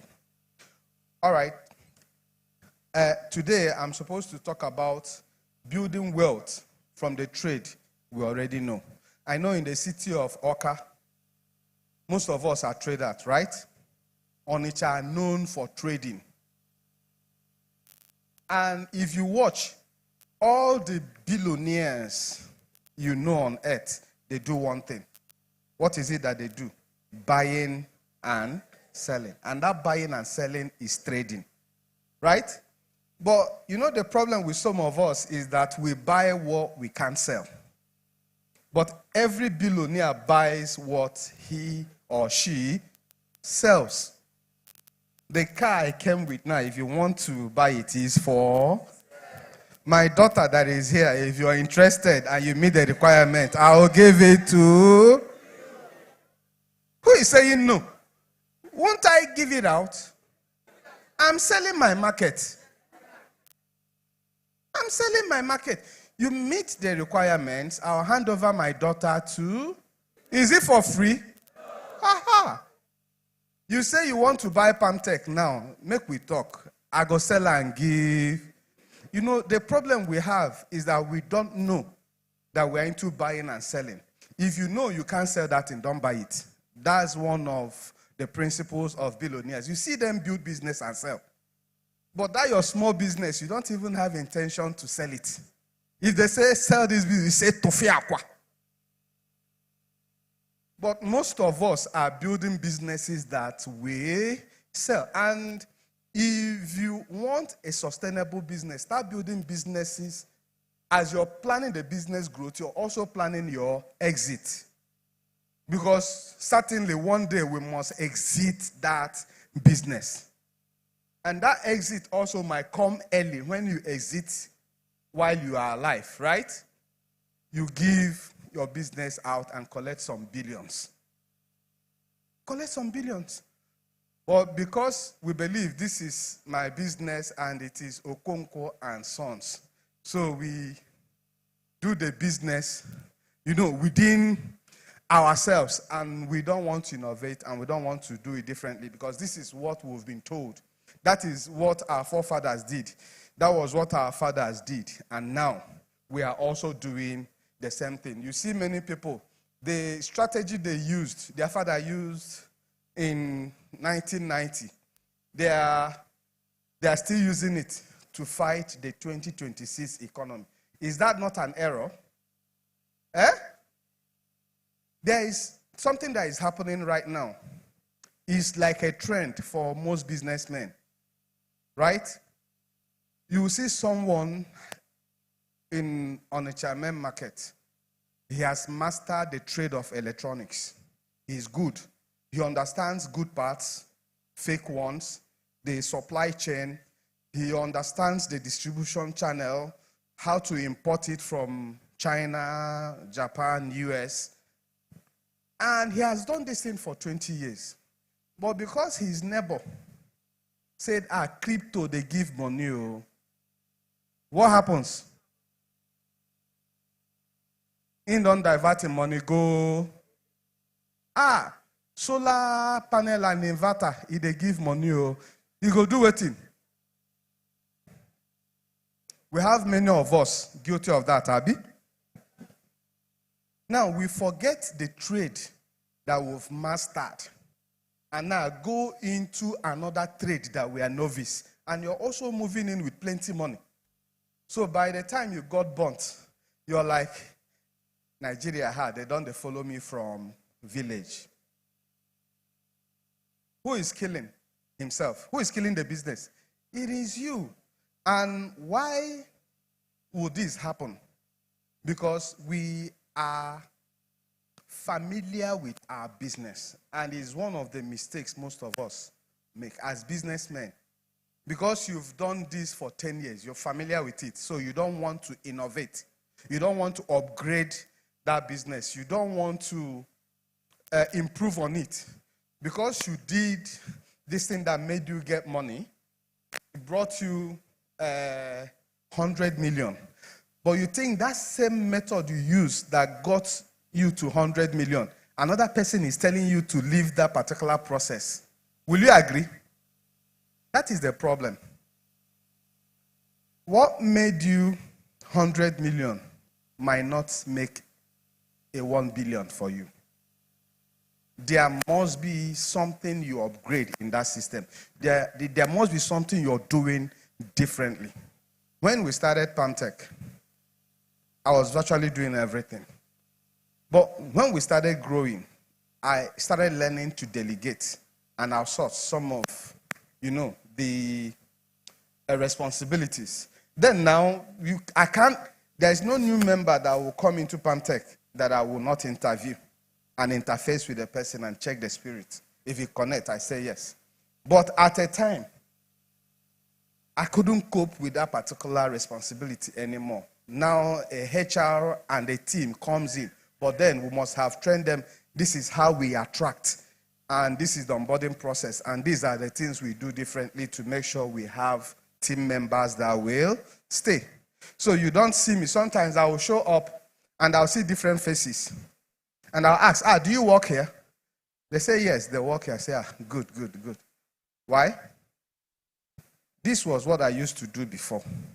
But another person is now doing it. We are doing what? Upgrading our system. We are upgrading our processes. So you see people, they are not putting efforts to package their business. They are not systemizing their business. They are not documenting their business. And they want to venture into another business. That's killing. That's killing. That's what we call familiarity, which is very, very bad. Please, if you don't know much about your business after you've put in 5-10 years, query yourself today. Query yourself today. Some of us might know how to sell. We understand the market. We can convince someone to buy. But we don't know how to build a system and structure across that business. So if you leave that business for 30 days, everything does what? Everything dies. Everything dies. You might know how to bring customer. But you see, I can tell you, most businessmen that are here, they don't have any place their customer contacts live. It only lives in their memory or in their phones. Or even the manager's phone, not even the company's phone. But you're good at getting customers. But you're not good at building customers' profiles, customers' data, where you can even build a community around your customer base. Am I communicating? So you see someone, I made that mistake. Then we were growing. Luxury ride. Your number. Make I put your number. Put your number on the flyer. They put the number on the flyer. We are campaigning. Customers are calling. 1 year down the line, the team member said he's traveling abroad. What happens? Will he leave that number with you? He will go with the number. And if he's not traveling abroad, he joins another company that is into rentals. What happens? Get sense. Tell yourself, get sense, get sense. Get sense. Today, your customers must have a place they live in your own business.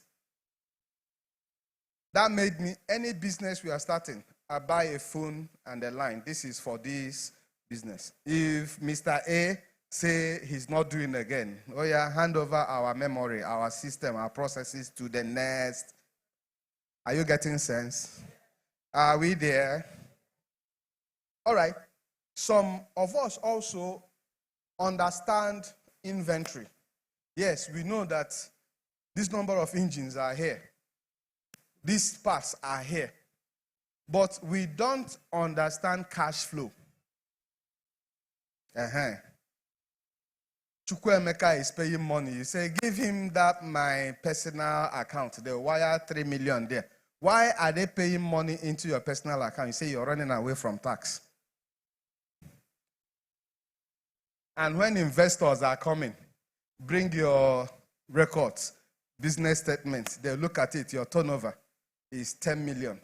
But you've done 1 billion through your personal savings. And because the money is in your personal savings, you go with Chiamaka. Chiamaka will rub your head. You give them ATM. 1 million. From what? Your personal account. Are we making that mistake? Yes. They will call you from village. The auntie swallowed shovel. You will go to that business. Do you know that your business is a living being? Huh? You're a different personality, and also your business is a different personality. So while you manage your stocks well, you should also manage your cash flow well. I am Chidomren Dubisi. Chidomren Dubisi is different from Palmtech. So Palmtech pays me salary. That's why you don't see me live a flamboyant life, because I live according to my earnings. So if you look at Palmtech that is worth billions, and you want me to be spending according to the money that is in Palmtech account,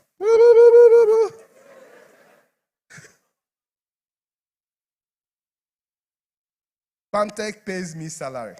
So out of my salary, I budget. If it's finished, it is finished. And because you don't separate your accounts, you know what happens sometimes? You go and you put hands in your cash. I owe you 500,000. I owe you 300,000. What will happen to manager? Manager will still go there and record, I owe you 250,000 and leave it dash. After 1 month, you're coming to reconcile. Say, oh, guy, you collected that. You collected that, I owe you. Because you've given them a broken system. When you're not disciplined, you can't charge them to be disciplined also.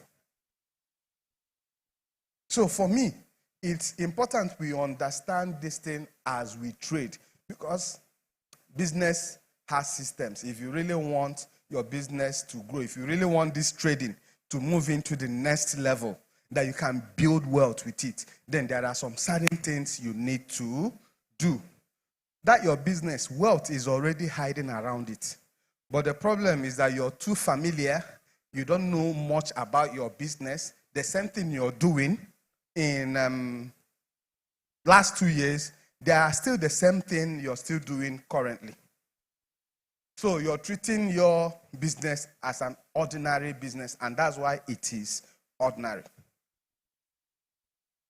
I used to be like that before, but, I kept on learning.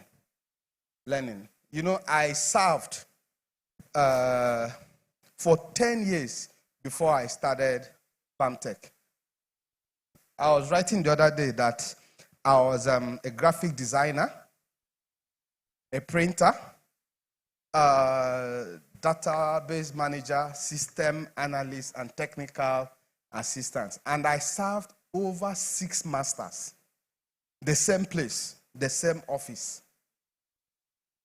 I learned how to solve problems.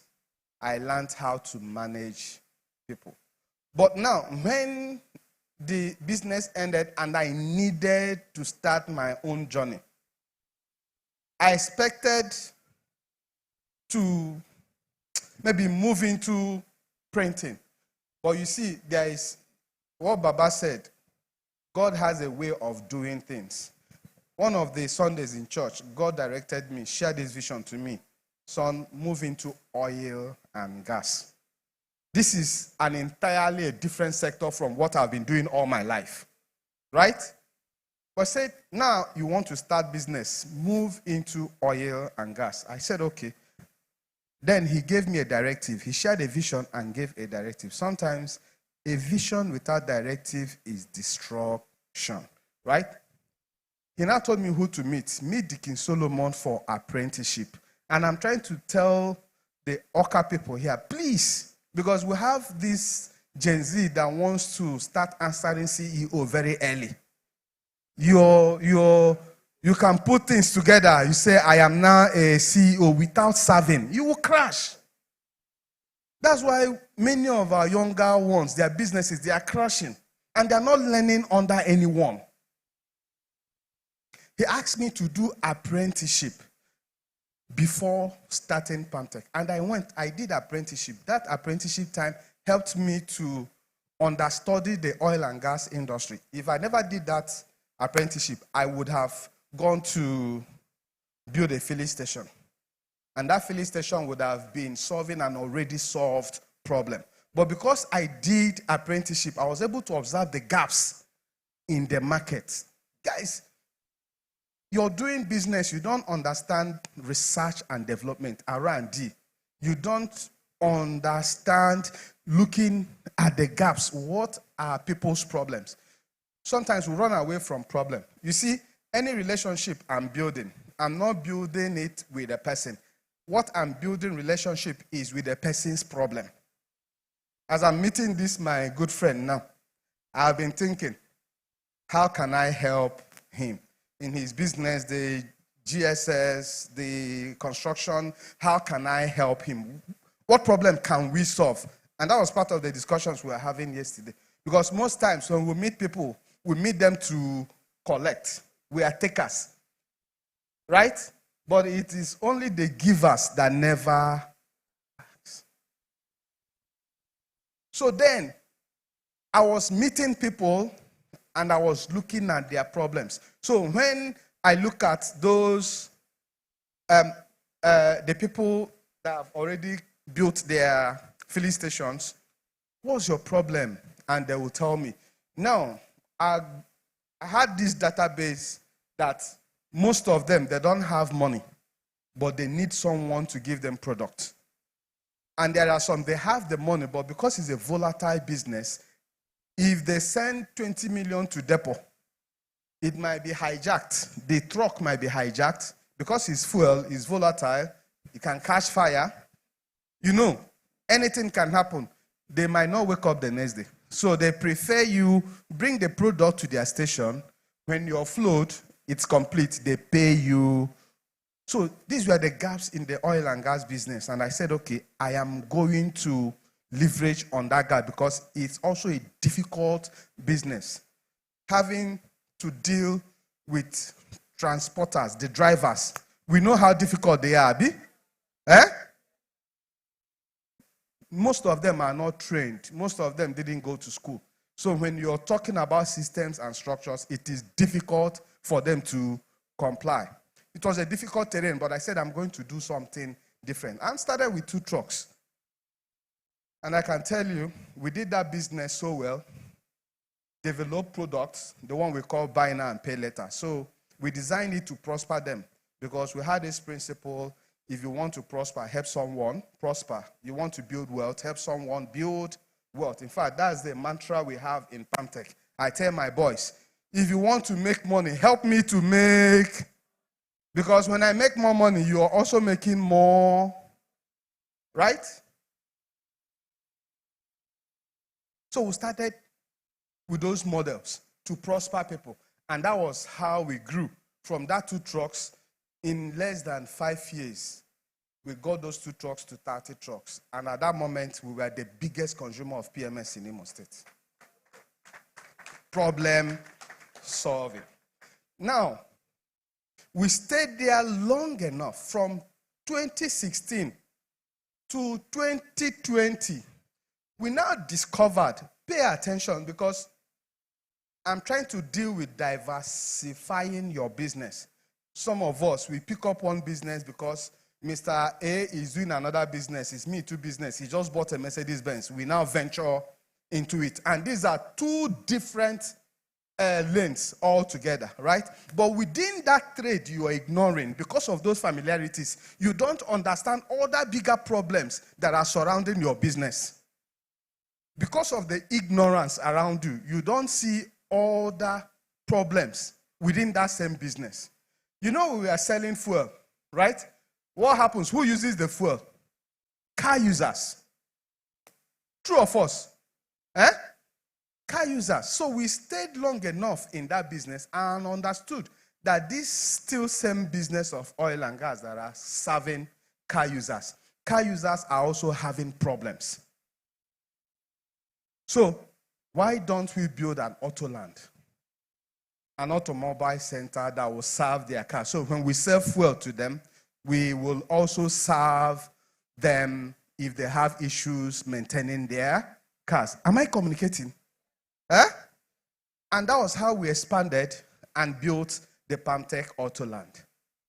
Now, still on that same remember, oil and gas has been built to now give birth to auto land without shaking.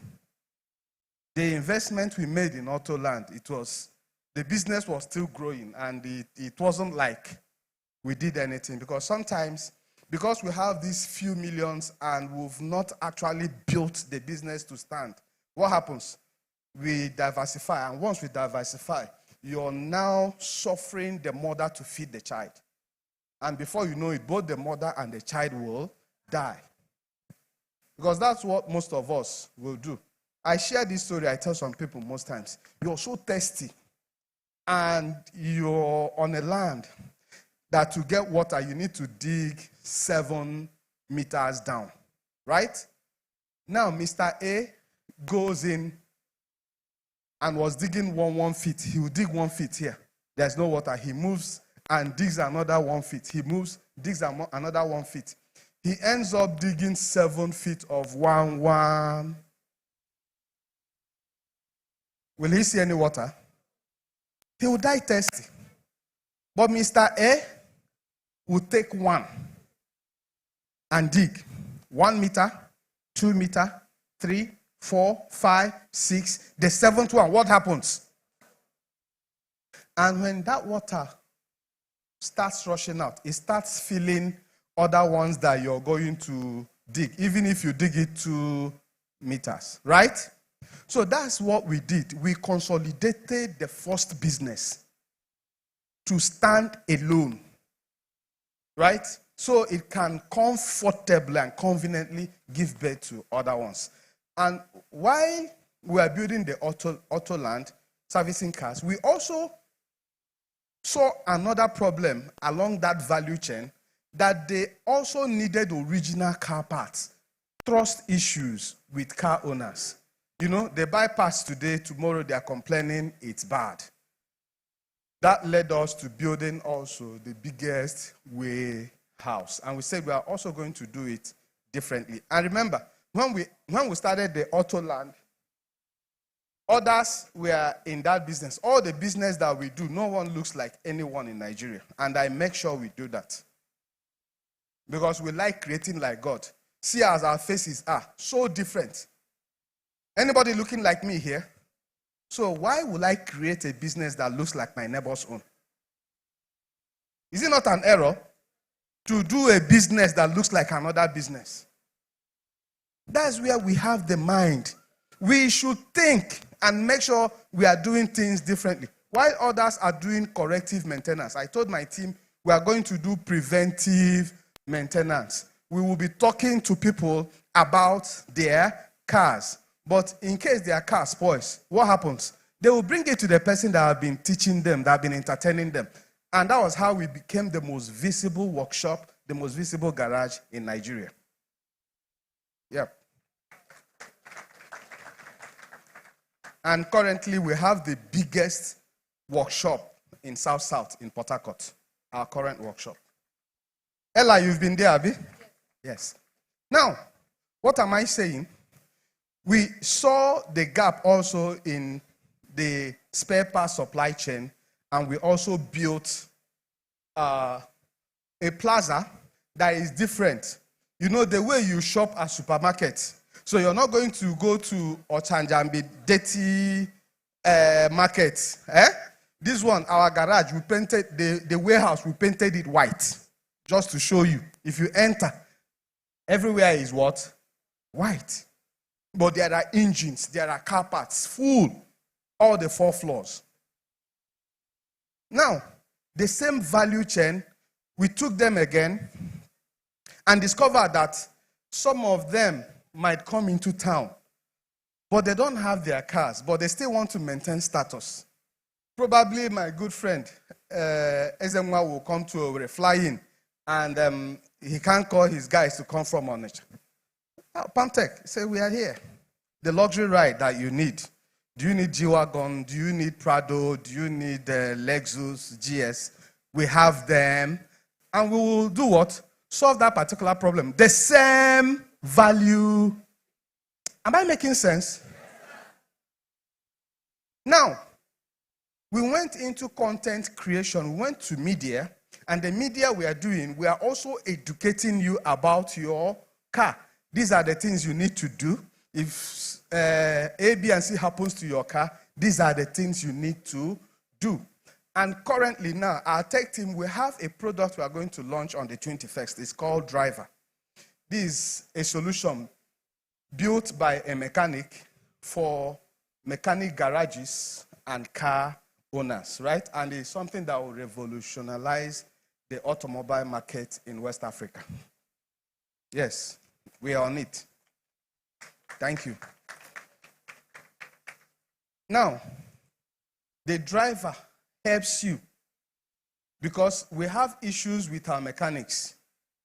Your car, you have a small dashboard sign, and your mechanic will come and list 110 things for you. But before your mechanic comes, the driver already tells you what's wrong with your car. Right? And other rishi that are in it. So what am I saying? I've called multiple businesses. Okay, the last one is the real estate. While you drive your car, you need a safe place to park.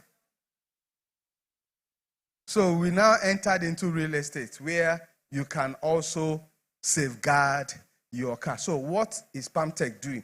PalmTech is solving mobility problems in Nigeria. Am I being heard? So if you're someone here that cannot actually identify the kind of problem you're solving, you're not doing any business. You know where we'll come in and say, what do? You say, I sell clothes. You're not in business because you don't identify the problem you are. You need to identify the problems you're solving per time. You see us from fuel to automobile repairs, car spare parts, to media, to real estate, to tech. Because we are systematic. So you won't say we diversified wrongly. It cuts across the value chain. So when we pick up one customer, if that customer is not buying our fuel, he's repairing his car, or he's buying car parts from us, or he's renting our car services, right? Or he's getting educated about car-related issues, or he's using the tech to solve his car problems. And he also will have a home where he can park his car.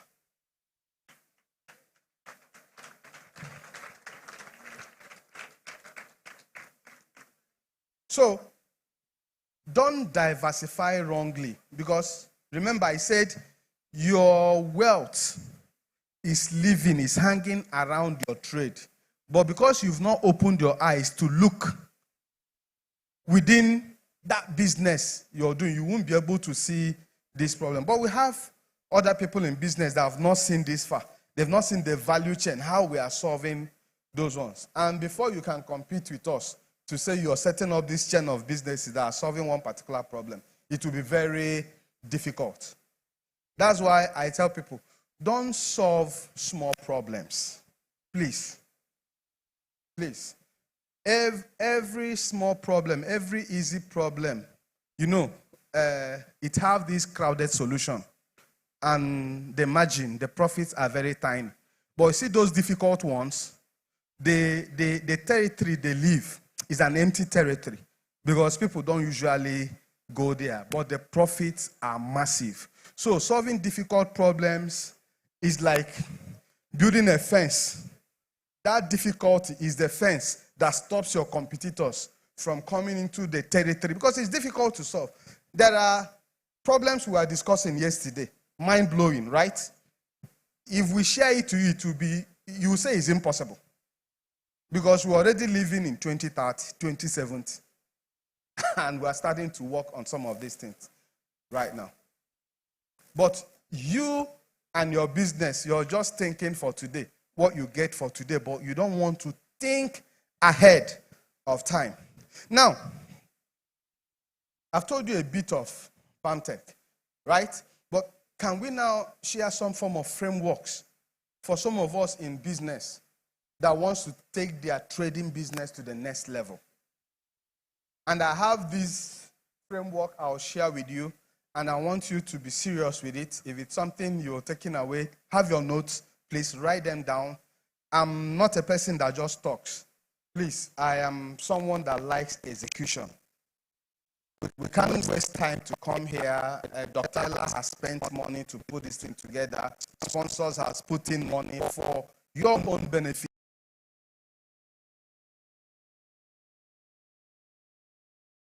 Better person. We want you to be a changed person. We want you to build great businesses. As Pamtech wants to fly up there, you're also joining Pamtech to fly up. Are we ready? Now, TRADE.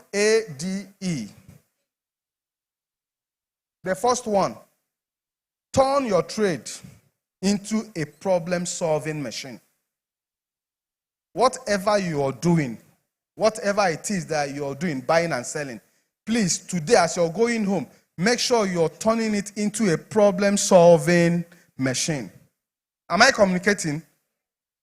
Tell your team that you people are not going to solve small problems again.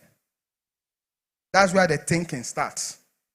Tell your team they are going to learn innovation, learn to innovate. You know, sometimes we talk about innovation and people don't understand it. What's actually innovation? You're bringing in 3-4 things together and you're combining them, they become a different thing. You've innovated. Our automobile, we brought in automobile repairs, we brought in media, we brought in finance, we put them together, we had a different automobile service business. Am I communicating? It looks different. Huh? Try to innovate where you're solving a different problem that looks different.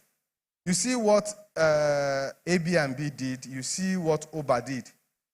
They are bringing in different sectors and they combine them and they have a unique solution. So look into your business. There are other sectors you can pick in, integrate them. That intersection of 3-4 other sectors makes your business so unique, right?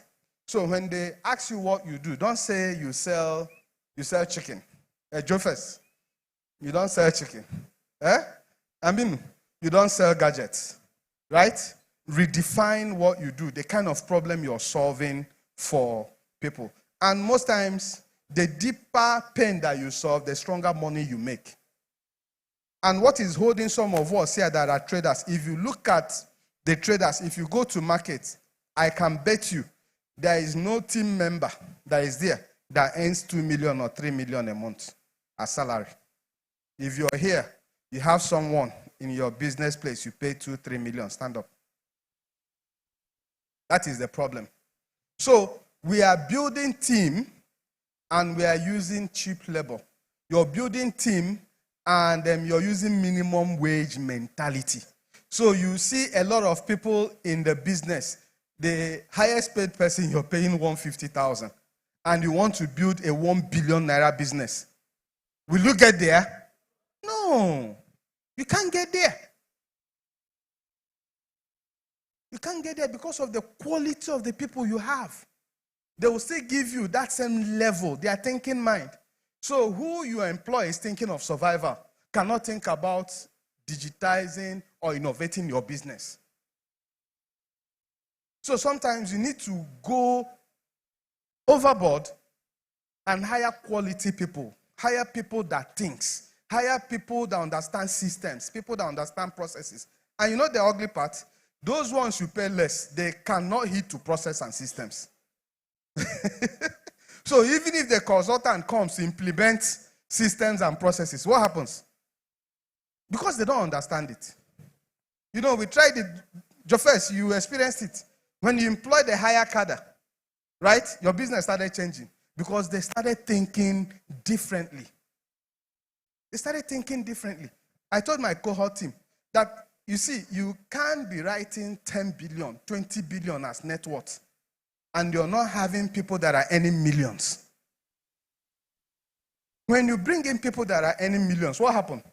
They will think higher because they also want to earn in billions. And that's why I said, If you're not taking tea, you're not building a team. For you to have a strong team, you need to make tea. You people watch us on Monday mornings where we take tea, Abby. Do you know what the spiritual undertone of that tea? We take tea because our team members, we need to give them trust. We need to trust them enough to think. We need to trust them enough to solve problems. That's the tea. And the E is to empower them enough to do what they are supposed to do. And then the A is accountability. So we are holding them accountable so that we all will achieve our results. And because we are the founders are like coaches. What happens? Do coach enter the field? No. The coach, they win through their team members. So the people you are commonizing, a coach knows that he needs to hire Messi. He needs to hire Ronaldo. Why are you not thinking in that route? That you need to hire great players. If you see a team, a coach that hires amateur to World Cup or to Premier League, what happens? He'll be a laughing stock. That's what's happening to most of us here. Most of us here are going into the market with the wrong team because we are cutting down costs. Child. So I receive sense. I receive sense. Your team are your best-selling product. You need to invest in them. You need to invest in your team. Don't look at that salary. We don't call salary, we say starter pack. Don't look at it as an expense, please. Look at it as an investment. It's not an expense, it's an investment. The more you do what? You invest, the more the return comes back to you. You invest small, you also get a small returns. Now, the R there is to raise your reputation. In Nigeria here, trust is money. Do we know? And in Igbo, they say, Ahoma ka ego mma. That means money. Name, good name is better than money. So you see, some of us here, we've built business over time, but our reputation is weak. We can't be trusted. We are cheaters. When we started the oil and gas business, a lot in the industry we are compromising. And that compromise will make them, they will make money. And I said, I'm not going to compromise because I'm building this business based on trust and love. If I love you, I shouldn't give you a product that will destroy your business. And I said, that's not the kind of money I want. I will do the right thing. Even when market became bad, my team said, let's be mixing small. And I said, no, we won't compromise. We will raise the standard. All we need to do is to sensitize them more to know the cost implication. Did some cost comparative analysis, why they should patronize us. And before you know it, the market started moving and people started knowing us. That you see this business, you see this company, they don't compromise. And everybody was now patronizing us. They say, you need uncompromised products. Boom, call Pantech. Right? And they were not seeing the benefits. Even in our filling stations, we don't compromise, we don't mix. And wherever our locations are, people are coming to buy. And we are selling like crazy because of what? Trust. But you're building your business, you want to make quick money. You're weakening your reputation. You're weakening your business systems. You're always cheating. You're always reducing your quality. You don't keep your promises. You cheat your business partners. But you don't know that your reputation is an invincible capital. You might not see it. It's intangible. But once people hold on it, it can raise billions of naira for you. Right? Then the A is add systems to your skill. When I see people that say they don't have money, I look at their skill level. Does that make sense? Because if you want to increase your income, what do you increase? You increase your skill level. Right? You want to do more in your business. what do? You increase your skill level. Probably you don't understand social media. You go and learn social media. You don't understand arts, how to run arts. It's another skill. You go and learn the arts, right? So you need to add systems to your skill. Skill is what you use to start a business, but it is the system that will build wealth around that particular system. And I tell people, you have this business, you don't even understand what systems are. You see, a mechanic is skillful and he can fix a car, but he has one garage. He will end at that one garage, right? But another mechanic that understands system brings in people, systemize it, and have it in 5 locations. Who is doing the business better? The second one that is using systems to do his business. And when we talk about these systems, there are 4 sacred systems you need to build if you're a business owner here. You need to build these 4 sacred systems. One is the marketing and sales system, and which is a repeatable, documented process of moving strangers to becoming loyal customers, right? If you don't have a documented, repeatable way where another person can come and pick that particular document and read it, that this is how we acquire customer, and this is the processes of converting them into buyers and becoming loyal customers, then you don't have that sacred system. You need to build the sacred system. Then, the next one is the fulfillment system, right? Now you've brought in the customer. There is need for you to build a system that delivers the value. So there are repeatable processes that are documented, right? To enable you deliver value, to enable you deliver your promises. But most of us don't have those systems. And they are very sacred. They are very what? Sacred.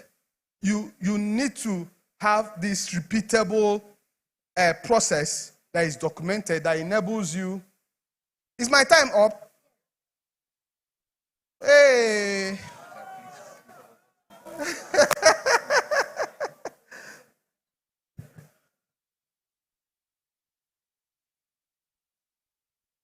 I'm so sorry. I'm so sorry. As a disciplined person, we need to stop here. Maybe we'll take the class on. Oh, okay, they've given us 5 minutes. They've given us 5 minutes. All right. We did the fulfillment system, right? Now, the next system you need to build is your finance system. You need to have a system that anchors on 3 things. 1, how money comes in, how money goes out, and how the one that stayed is protected. Right? Your revenue, your expenses, and your profits must be guided. You must have a system of receiving money. A system of receiving money where it's an order that no team member should receive any money through their own account. Right? That these are 4 channels by which we receive our money. POS, cash, transfer, whatever it is, right? This is how revenue finance is done. And now you now get to how money goes out. The processes of it going out. The HODs have this approving power of 100,000 or 50,000. The business manager has this approving power of 500,000. The GM has this approval power of 5 million or 1 million, as the case may be. This is the system by which money goes out. And the one that stays in, there's also a system you use to calculate the profits and make sure it is protected. Am I communicating? Now, the 4th sacred system is recruitment, which is the most important. Because sometimes business is about people. And when you get it wrong with business, that business must surely fail. Right? The first product you have in your business is people. The first product you have in your business is people. And they are foundational, which are your team members. So having a process, documented process of finding them, how you find people. Most of our problems here are we hire people wrongly. right? We don't have a systematic way of hiring them, how we evaluate them, how we fire them, how we document them, how we onboard them, how we train them. There should be a system that you've documented, that whether you're there or not there, these things are well documented. That is system. Am I communicating? That is system. You need these systems for sales, for recording. When you have them, you can travel. You can spend some days, right? 30 days, 40 days. I remember when we went to China, Aminu, they were calling you up and down until we build a system, right? And now you can travel and stay 60 days. That is the game. And the last one is E, which is expand your business through people. Oh, D is distribute your value beyond your location. Sometimes, and this is the most, oh my God. When you raise your demand, right, and you're solving bigger problems, if you don't understand distribution, if you don't understand visibility, it becomes a problem. Because most of us will have markets, we have our shops in the market. And because our auntie, our uncles, they always sit in their shop waiting for people to come. That is what you're doing. So you don't understand distribution. When they say digital distribution, do social media, market your business, educate people, entertain people, bring in customers. You say no, you want people to come in and do your bidding. No, that won't work. You have to learn how to distribute your value beyond your current location. Make sure we are here and we are being patronized across West Africa. We send products abroad. Why? We are not limited by our what? Our location. And E is expand through people, capital, and leadership. I will stop here. We'll take it further. Thank you so much.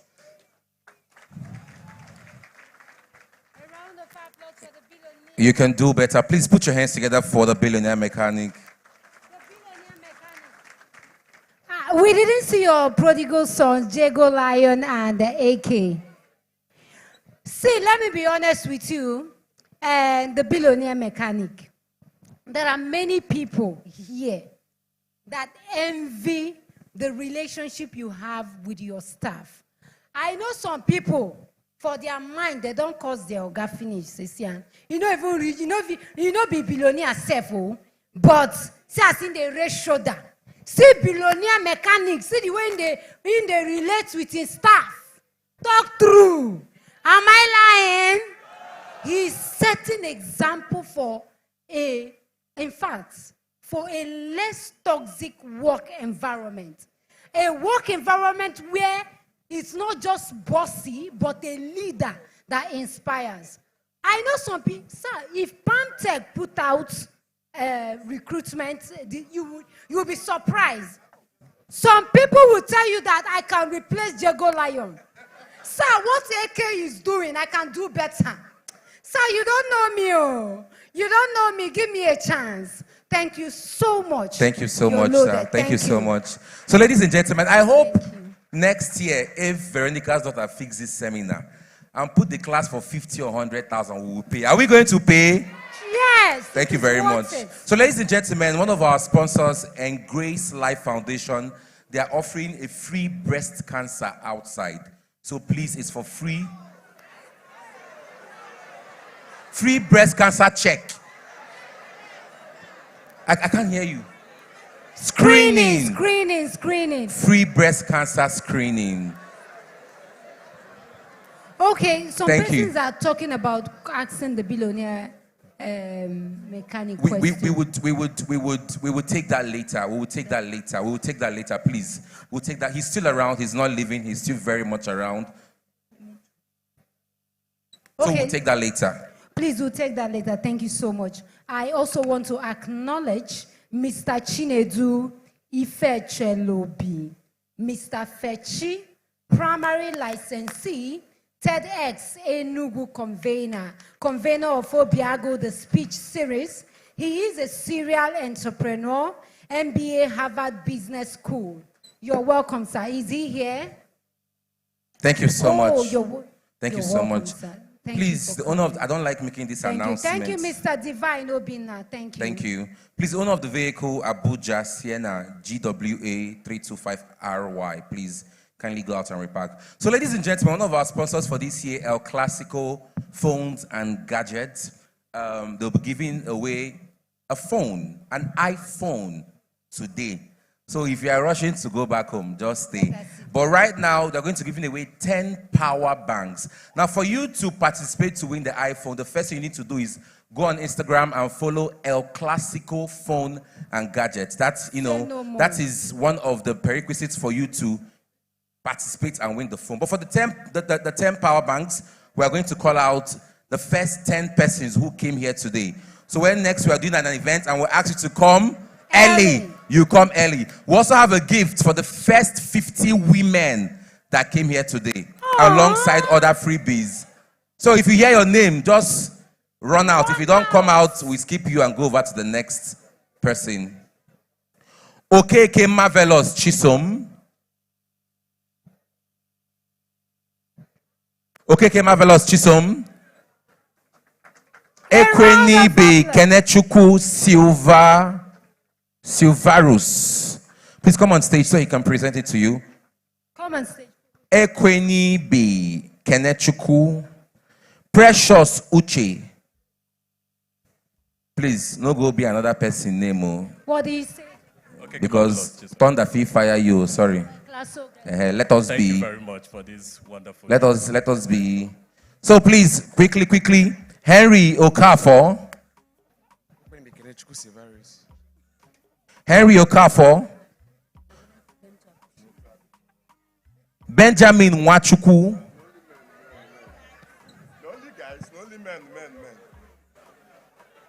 Modili Chisom Isaac. Sonia Okoro.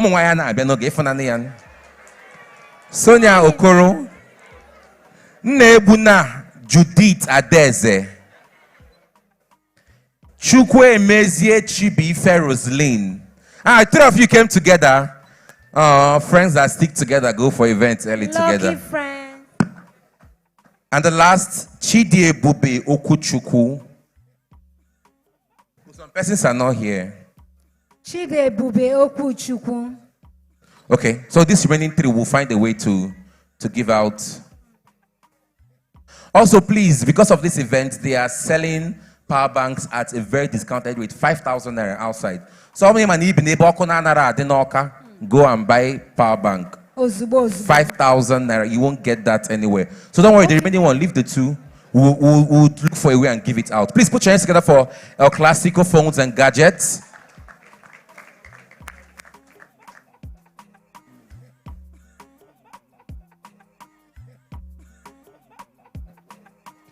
All right, ladies and gentlemen. Biko dandi Igbo jemono. And I want, there is a lady of lady. We have an A-list actress here. The Odogu girl herself. A multiple award-winning actress. See, let me tell you. Let me just give you example. When we talk about I'm Still Mortal, the people we talk about Dano. I think Dano Milk.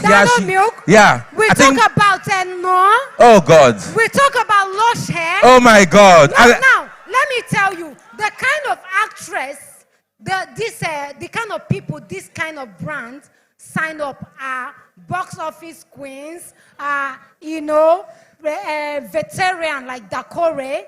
For us to have an Adaibo that puts us on the map.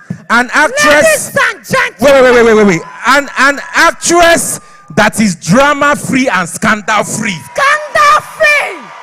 I'm telling you, she is so classy. Because, ladies and gentlemen, make some noise for our very own Rachel Okonkwo, also known as Onkoli Wansuka. Yes, so the Odogu girl. Congratulations. We love you. We celebrate you. We honor you. Thank you. So recently she launched her book. I know she'll still talk about that later. The Odogu Girl from Dreams. I need that book. to reality. So I asked her a question on how we can get the book. She said is up for purchase on Amazon, but the hard copy is for exclusive persons. Now she came with only 50 copies today. But because of this event, the book goes for 20,000. But because of this event, she's selling it for 10,000 naira. Please put your hands together for her. Put your hands together for her. Thank you so much. Thank you so much. So ladies and gentlemen, we're going to be bringing up on stage one of our headline sponsors for...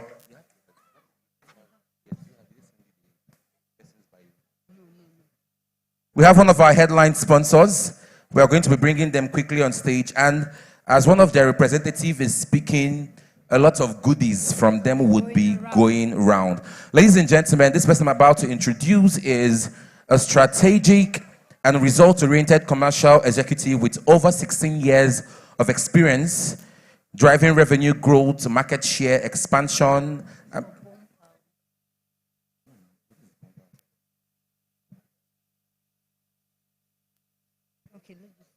Okay.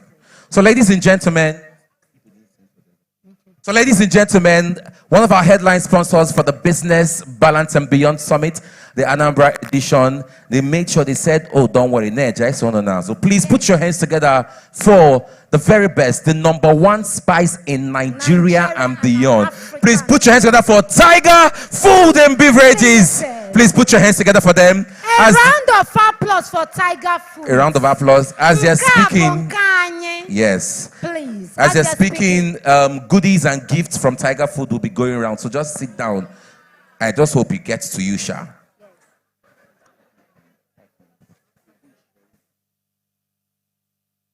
Okay. The goodies is coming inside.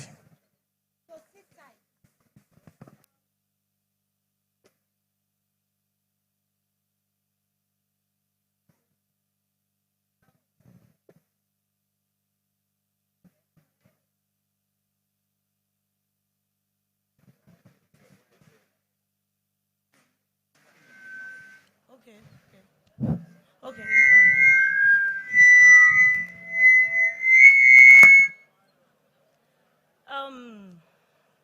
I'm a bit overwhelmed by the number of people here, but still yet, it's a pleasure to be here with all of you today and for Tiger Foods to be part of this remarkable gathering, Business, Balance, and Beyond B3. Standing on the existing protocol, my name is Marianne. I'm the PR officer from Tiger Foods Limited. Before I continue, I want to first of all appreciate Dr. Ella for putting this event together. When Dr. Ella reached out to us and we had an interaction with her, we were very happy to support this event because Dr. Ella is the kind of person Tiger Foods loves to work with because of what she does online and because of her brand and how she, the way she promotes it very well on the media space. So everybody, please take a moment to appreciate Dr. Ella by giving her a round of applause. So now, let me give you a quick brief on what we do at Tiger Foods and who we are. Before I dive into it, Mr. Engineer Indubisi, I was here when he talked about solving problems, what brands brings to the table to the people out there. So that will lead me to tell you the core problems Tiger Foods solves. Tiger Foods Limited solves the problem of making everyday food preparation easier, more convenient, consistent, and enjoyable by providing accessible, quality food ingredients that help people create better meals. That is what Tiger Foods do, and that is the problem we solve. And that leads me to telling you the different products we have, which includes spices, seasonings, dehydrated vegetables, paste, which includes tomato paste and mayonnaise, and also drinks. We also deal on drinks as well, beverages as well. So now, Tiger Foods Limited, we are spread across Africa and beyond. And we also look forward to building more meaningful partnerships and collaborations with people here in Nigeria and outside Nigeria. Now, as you all know, we are also active on social medias on different platforms, from Facebook to Instagram to X, formerly known as Twitter, LinkedIn, and TikTok. Just search at the Tiger Foods Limited on all these different platforms. You will definitely see us, you see our product, and you see how well we market them.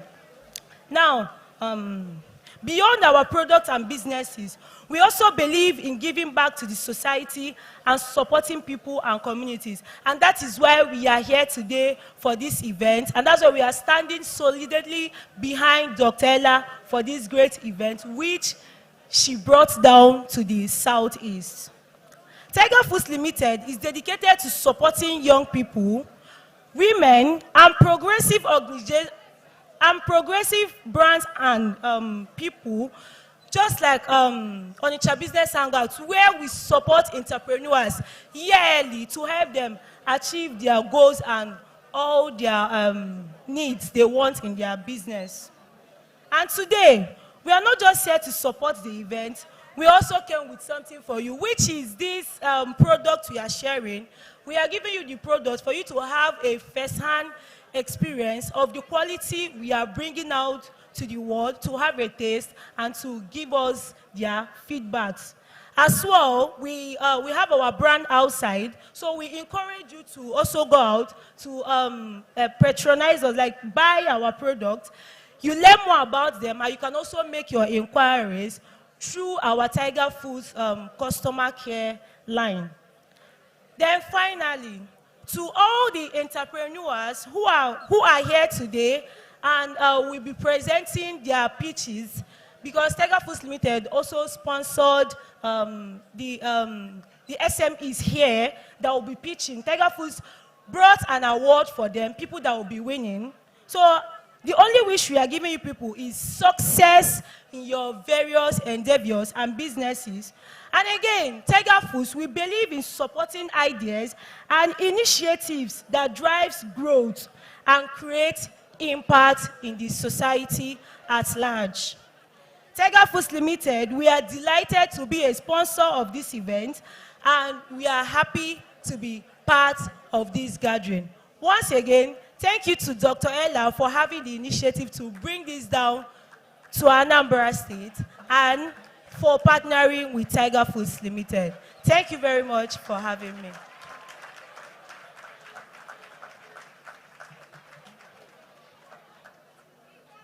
If you don't clap, you will not get the spice. Please clap for Tiger Foods Limited. So, ladies and gentlemen, I would also like to inform you that Tiger Food will be giving out grants to 5 individuals today. 200,000 each. So, for small businesses. So, don't go. There's still a lot. There's still an iPhone to be won here today. There is free gifts for the first 50 women that came here today. And now we have another one for Power Oil. So, Akugo, let's get to the giveaway for Power Oil.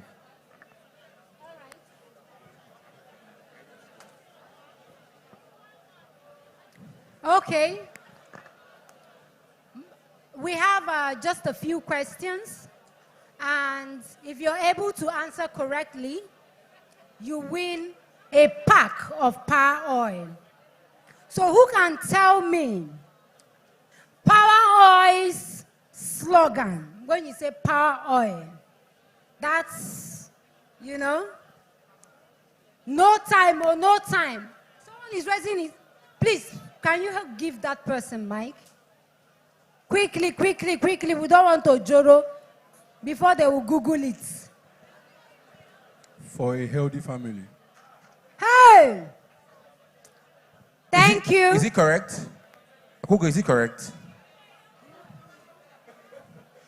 Don't use ChatGPT, or even though Veronica I say we should use Claude and ChatGPT. Don't use it now. Your heart-friendly oil. Is that correct? Okay, that one's not the current one. So who else wants to try? Let's come over here. Let me give the way this lady, even like say your grandpa, you don't finish for house. Power oil, power to live. Is that correct? Power oil for a healthy family. Is that correct? That's the old one. Eat well, live well. Is that correct?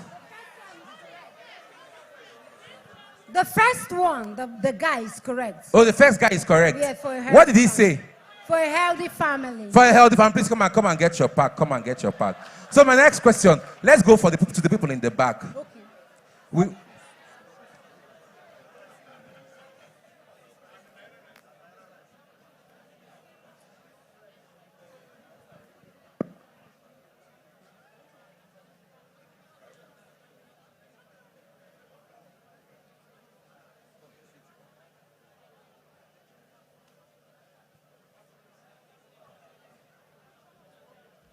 Okay, the next question while she's presenting, can you mention at least 2 vitamins that can be found in power oil?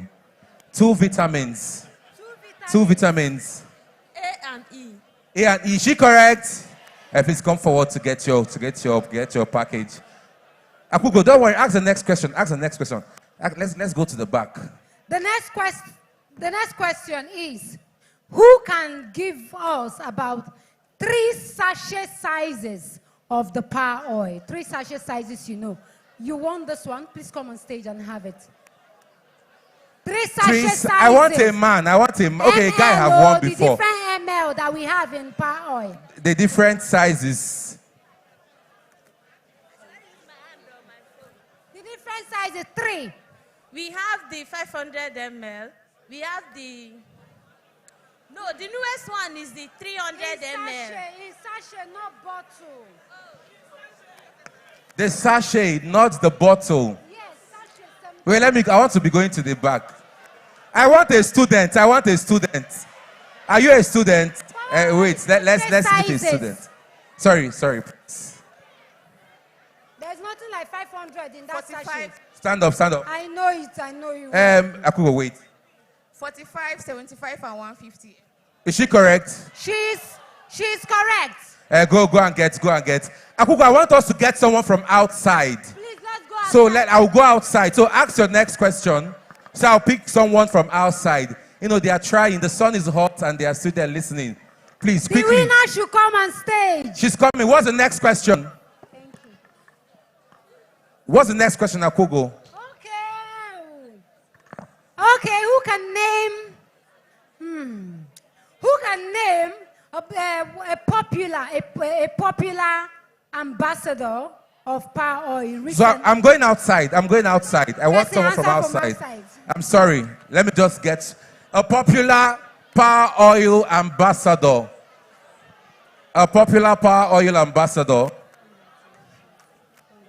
Anybody outside? A popular power oil ambassador. Okay. Okay. Mercy Johnson, Akugo, is she correct? Yes. Come inside. Please come inside and have your gift. So, ladies and gentlemen, I think that is it now for the power oil giveaway. Remember, we still have 4 free CAC slots for limited liability. Now, your business should not just be registered as business name. You know, with the current tax law and everything, you need to register your business as limited liability. And if you know how much it is to register limited liability, then you value this giveaway. We already have one winner, the lady that, sang the song. So we have 4 more slots, which is 2 guys and 2 girls. We have an iPhone that will be won today. So please follow El Clasico phones and gadgets. So we have lots of giveaways still loading. Ladies and gentlemen, we're about to thrill you now with an amazing cultural troupe. They're about to showcase the beauty of our culture through their dance steps and moves. Please, if your hands are not too busy, let us welcome on stage Eagle Steps for their performance. DJ. Eagle Step.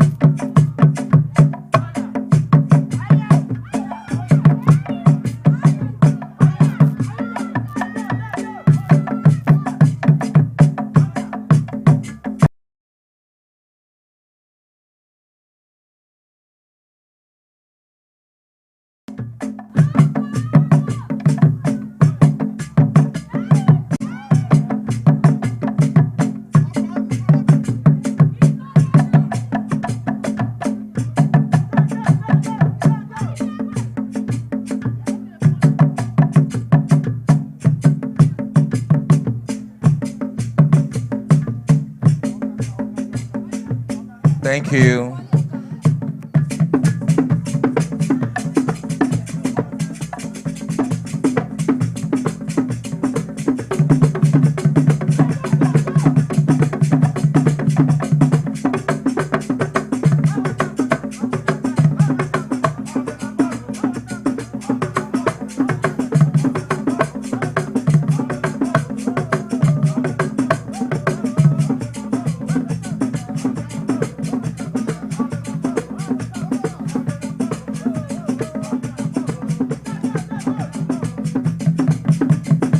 Thank you.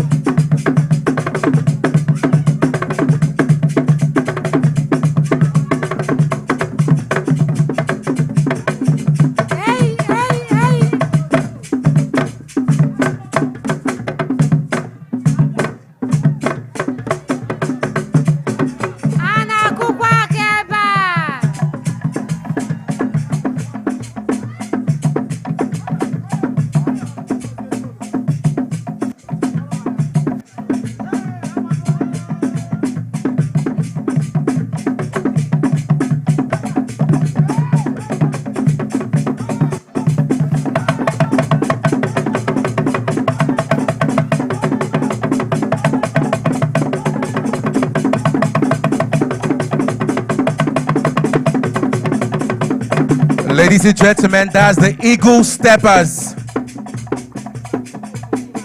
The Eagle Steppers.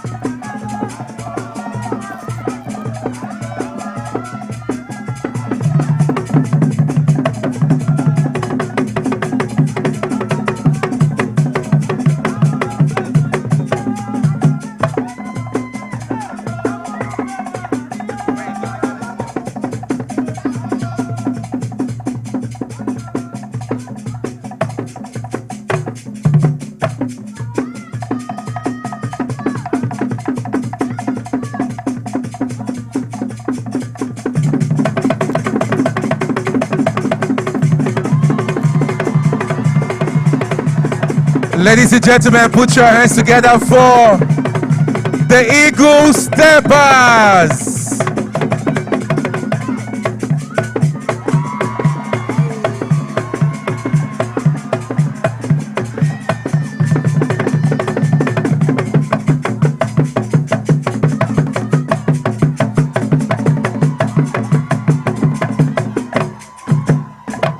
Please put your hands together for them. Put your hands together for them.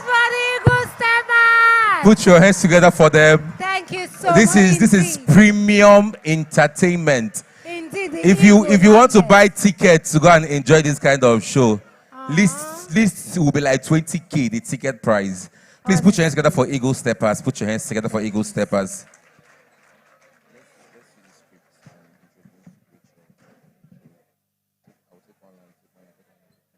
So, ladies and gentlemen, in a bit of a time, we're going to be wrapping it up. We'll have one more speaker, one more panel section, and then we announce the winners of our grants, give out our new phones, and then the 50 gifts for some persons. I won't announce who the persons are.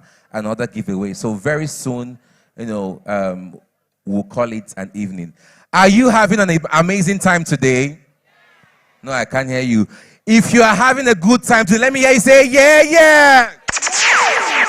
So ladies and gentlemen, our amazing speaker. Now, there are some people whose journey reminds you that success is not a straight line. It is a collection of chapters, seasons, reinventions, and sometimes a few unexpected plot twists. Our next speaker is a woman who has mastered the act of reinvention. An award-winning Nollywood actress, philanthropist, public speaker, influencer, entrepreneur, and public figure. She has built a career that extends far beyond the screen. For many, she is the unforgettable Nkoli Wansuka.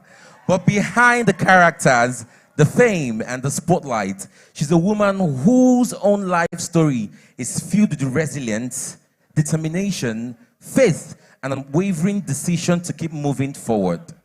And apparently, acting was not enough because she had now added author to the list.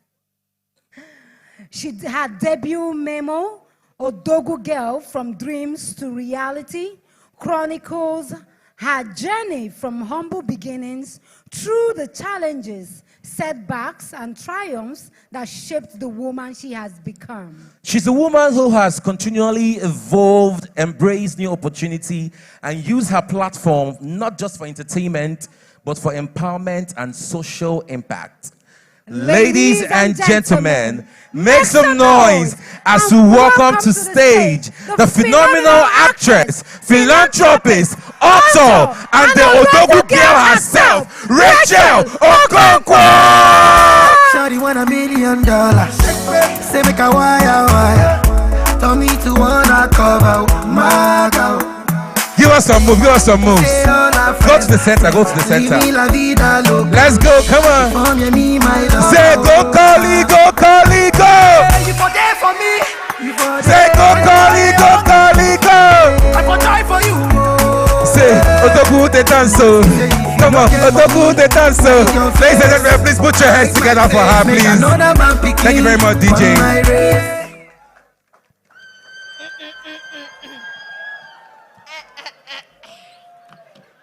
Ndị Anambra dey ejen.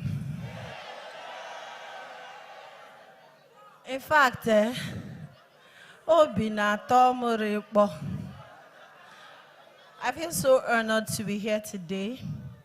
I'd like to start by saying a big congratulations to Dr. Ella. You are a queen, and you are the true definition of Odogu woman. We all are gathered here because you've chosen to do business, to balance it, and of course go beyond to make people understand that they can. Congratulations, Wanyoma. A lot have been said. I will just leave you with a few words because we all have been lied to.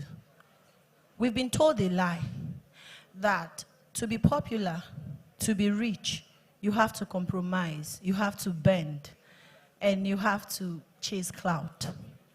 I personally don't subscribe to that. And if you're one of those that believe you don't have anything substantial in you that will make the world love you, appreciate you, patronize you, or see you as someone of value without having to indict your dignity, I want you to sieve it out. Today, I want you to choose purpose over popularity. What is your purpose? You want to be known. For what? Why? What can you do? I'm certain you all don't love me because I'm an actress. I didn't make it to this stage because I do films. There is why. And that why is the why I want you to find in yourself. Your background is just a lesson to you. I want you to see it as an inspiration to thrive, to excel, to navigate, and to become. Sometimes when I listen to people talk, they say, you don't know what I've been through. You don't know where I'm coming from. I've got dreams, I've got purpose, but I don't have connections. Connections cannot come knocking on your door. You build it. How do you build connection? From a daughter, a son of nobody, to somebody who have come to know notable people in power, influential people in business, and people like the previous speakers we've had earlier today. Simple purpose. Especially my genders, a lot of us make excuses. I didn't get that job because I'm a woman. No, purpose. What I love most about men is most men are purpose driven, and I'm glad we women, we are coming to that phase now where you start to see yourself as a product. Men see themselves as products. If and they are born and instilled with this responsibility. I have things to do for myself, for my family, for my wife, for my kids. And you as a woman, what is your plan? So my topic today is purpose over popularity. And with that, you start to ask yourself, what do you have to give to the society? When people come to you, what is that gap that you can fill in for them? That is where your money lies. Some don't even have clarity of purpose. You ask them, who do you want to be in future? What do you want to do in future? They don't have an answer to that. Simply because they lack clarity. They don't have purpose. Some you ask them questions, who do you think or where do you think you will be in the next 10 years? They will say, I want to be rich. We all want to be rich. The question is how? What is your framework? What are your plans? What are you doing differently to make money? And when we talk about popularity, people who have mistaken that for immorality. You see people follow trends that does not align with their morals, that does not align with the values their parents instill in them, all because of likes, comments, and shares. But the question is, will that outlive you? When trend stops, what are you going to be remembered for? When people remember you, when they no longer remember you for that post that you've made, for that content you've put out there, what is it about you that they will remember? That is your purpose. So when you're doing something meaningful and surprisingly you post on the space of media and you start to get likes, views, shares, and all of that, it's a good thing. But do not do something that does not align with your personality, with your purpose, with your vision, simply because you want likes. They are not worth it. Nobody will respect you because you have likes.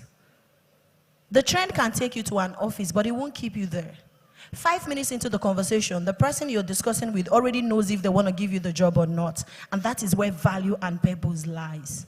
So the question today is, what are you doing differently?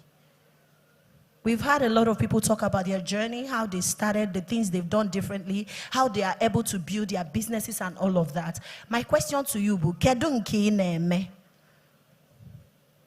because we can speak from now till tomorrow. If you decide not to thrive, you are not going to thrive. It starts with the decisions you've made. The fact that you wake up after disappointments and continue to move is because you've made up your mind that no matter what life throws at you, you will prosper, you will become. But when you are in doubt of your capability, your capacity, the things that you have inside you, so why chasing popularity? I've heard people say, oh, Rachel, I want to be like you. I want to be like you. Please, value is also sacrosanct. Purpose is also important. Fame without value, I don't know how you make money from it. I'm privileged to rep different multinational brands, not because I'm famous. It's because of the purpose, the value, because my personality aligns with their vision, mission, and core value. That is purpose. And I didn't get all of that because I've got connections. Nobody took me to anybody. It is what I do that announced me. It's the kind of content I create that attracts them. And that's because I understand where I want to be. I love luxury. I love expensive things. I love money. And I understand the fact that success is not gender selective. Money is not male. Success is the reward for hard work. I say this every day. So anything that discourages you, especially as a woman, not to become, please understand that responsibilities and bills does not respect gender. So whilst you're pursuing money, popularity, please don't forget purpose.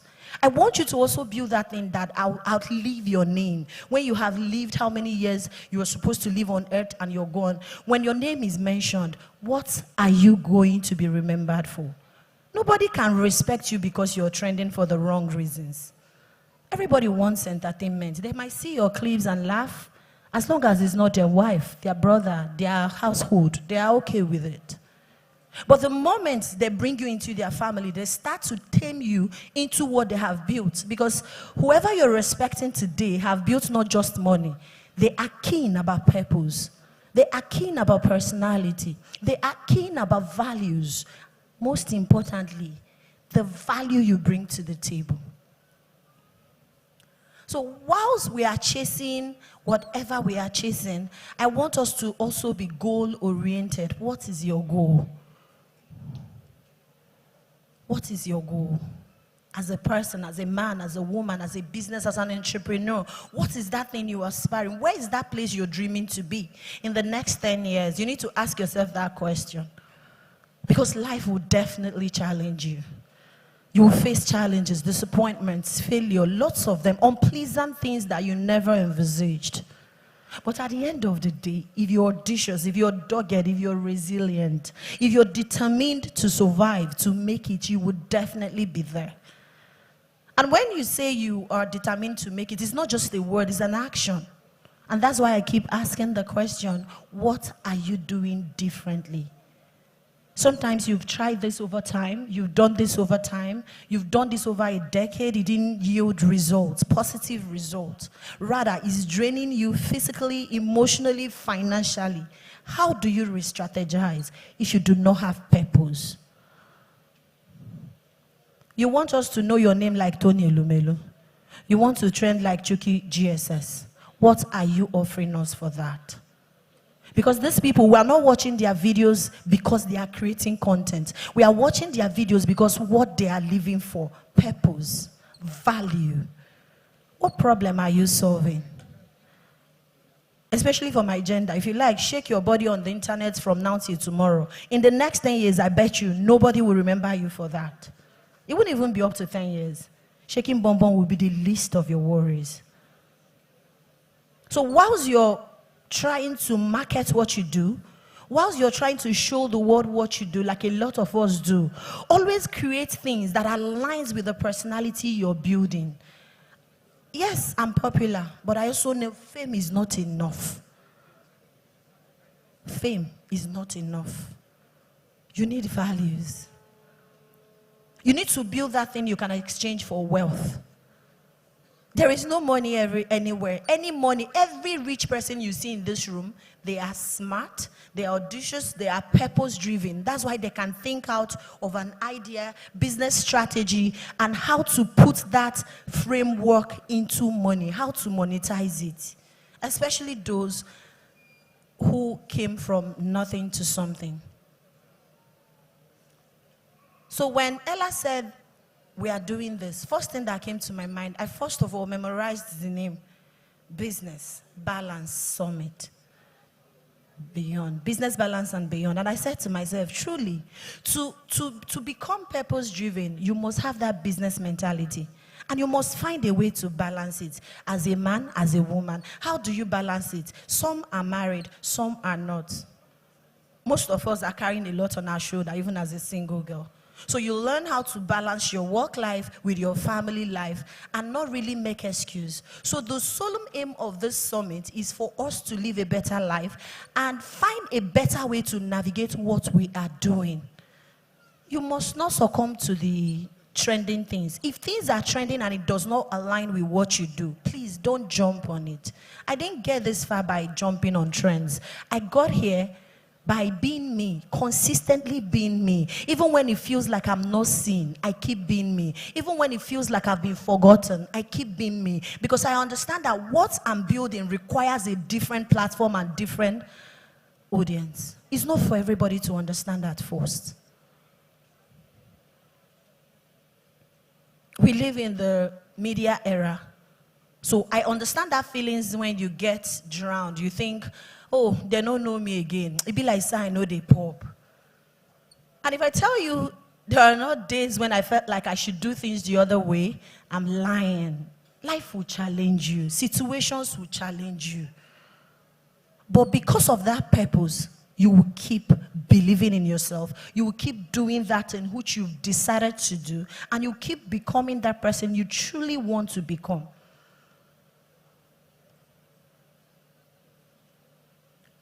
Another thing you must think about is your integrity. Oh, I'm purpose-driven. Oh, I have passion for this. Oh, I can do this. If you lack integrity, people might just be able to deal with you once. So when we talk about balance, you find a way to balance it. How do you treat your clients? And can I tell you something I've equally learned? If you don't treat yourself nicely, you can't treat other people nicely. Go and check every sad person that you've seen or people who have treated you poorly. They are not happy. You can't radiate what is not inside you. So you start to have a mental frame shift. I have to be productive, I have to be positive. I have to be articulate. I have to know and understand what I'm doing. My mental health is important.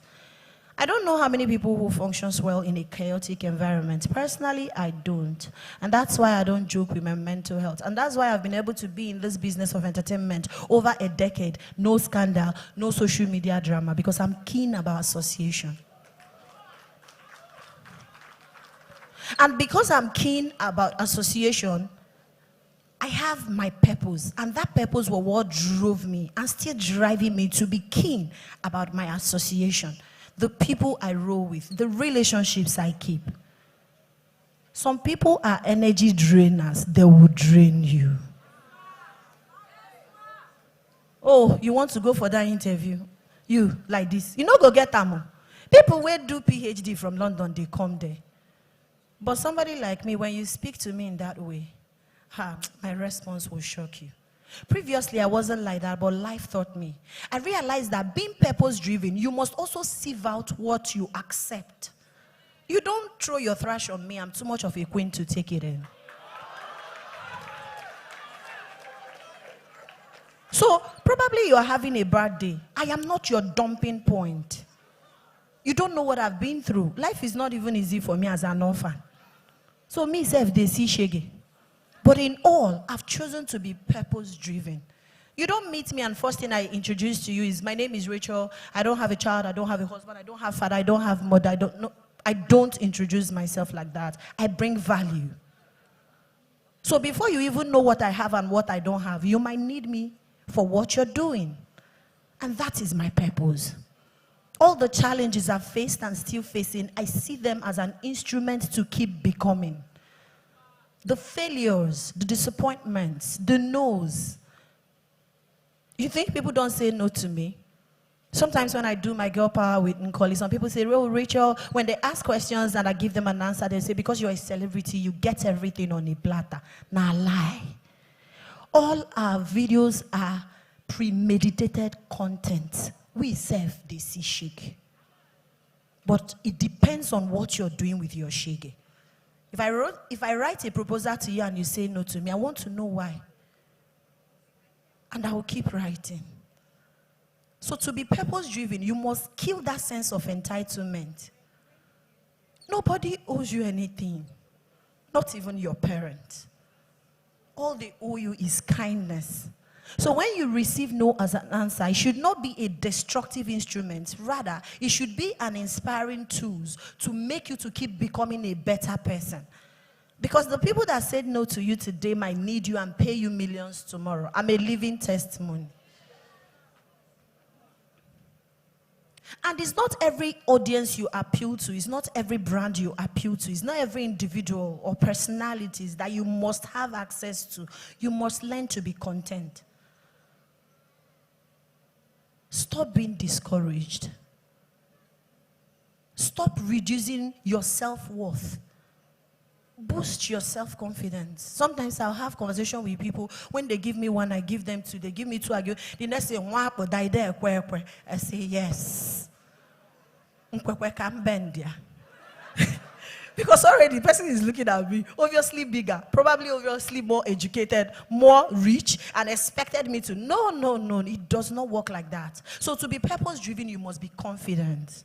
I don't care how much you have in your account. I don't care what you're putting on. Confidence is what is inside you that no one has seen. Maybe your parents, they haven't seen it. When I started my acting career, my mom said no to it. I promised, I said, don't worry. I know what your fears are, and I will make you proud. And I'm glad I've been doing that. So the thing is, only you understand the light you carry, the power you embody, the potentials in you. Sometimes you might be explaining to people and probably they are looking at you, where you're staying, the kind of clothes you're putting on, they think you're lying. It looks like it looks like a mirage. It looks like, Onya, is she delusional? But you are all that. You see who you think you are? That is who you are. And the moment you start to act accordingly, things will definitely change. And for you to act accordingly, you must be purpose-driven. And you must choose purpose over popularity. Am I making sense? So whilst you're showcasing, at least we have people here. I got to know GSS from the social media. I got to know Pamtech from social media. I got to know Dr. Ella from social media before I finally met her. These people, did they sell their integrity for us to know them? I can't hear your voice. They did not. So which means it's possible to actually be popular and have integrity. It's possible to market your business, sell your business to people, the services you render, and still have your values intact. So use them as your framework. Life, see, the most popular is not the most powerful. Am I communicating? The most popular is not the most powerful. What brings power? Purpose, double P. And shockingly, that double P will give you that popularity you're looking for. It will definitely come. A lot of people here, our health doctor here, I got to know her from social media. Literally everybody, and these people are not shocking bomb. They are not promoting things that does not align with what we are building. They are still teaching us. We are still learning business, learning health, learning confidence, learning clarity, being more even purpose-driven because of their kind of videos. And they are still doing it.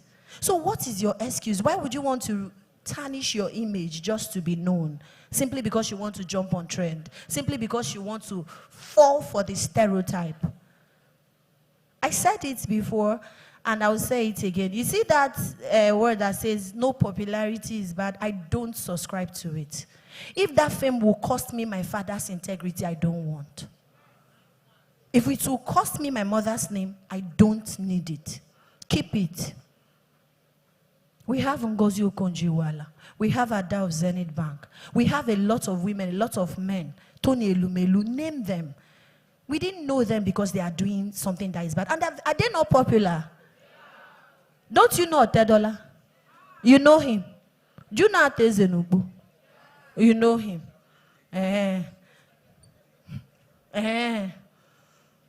Are they popular? They are, right? Through what? Purpose.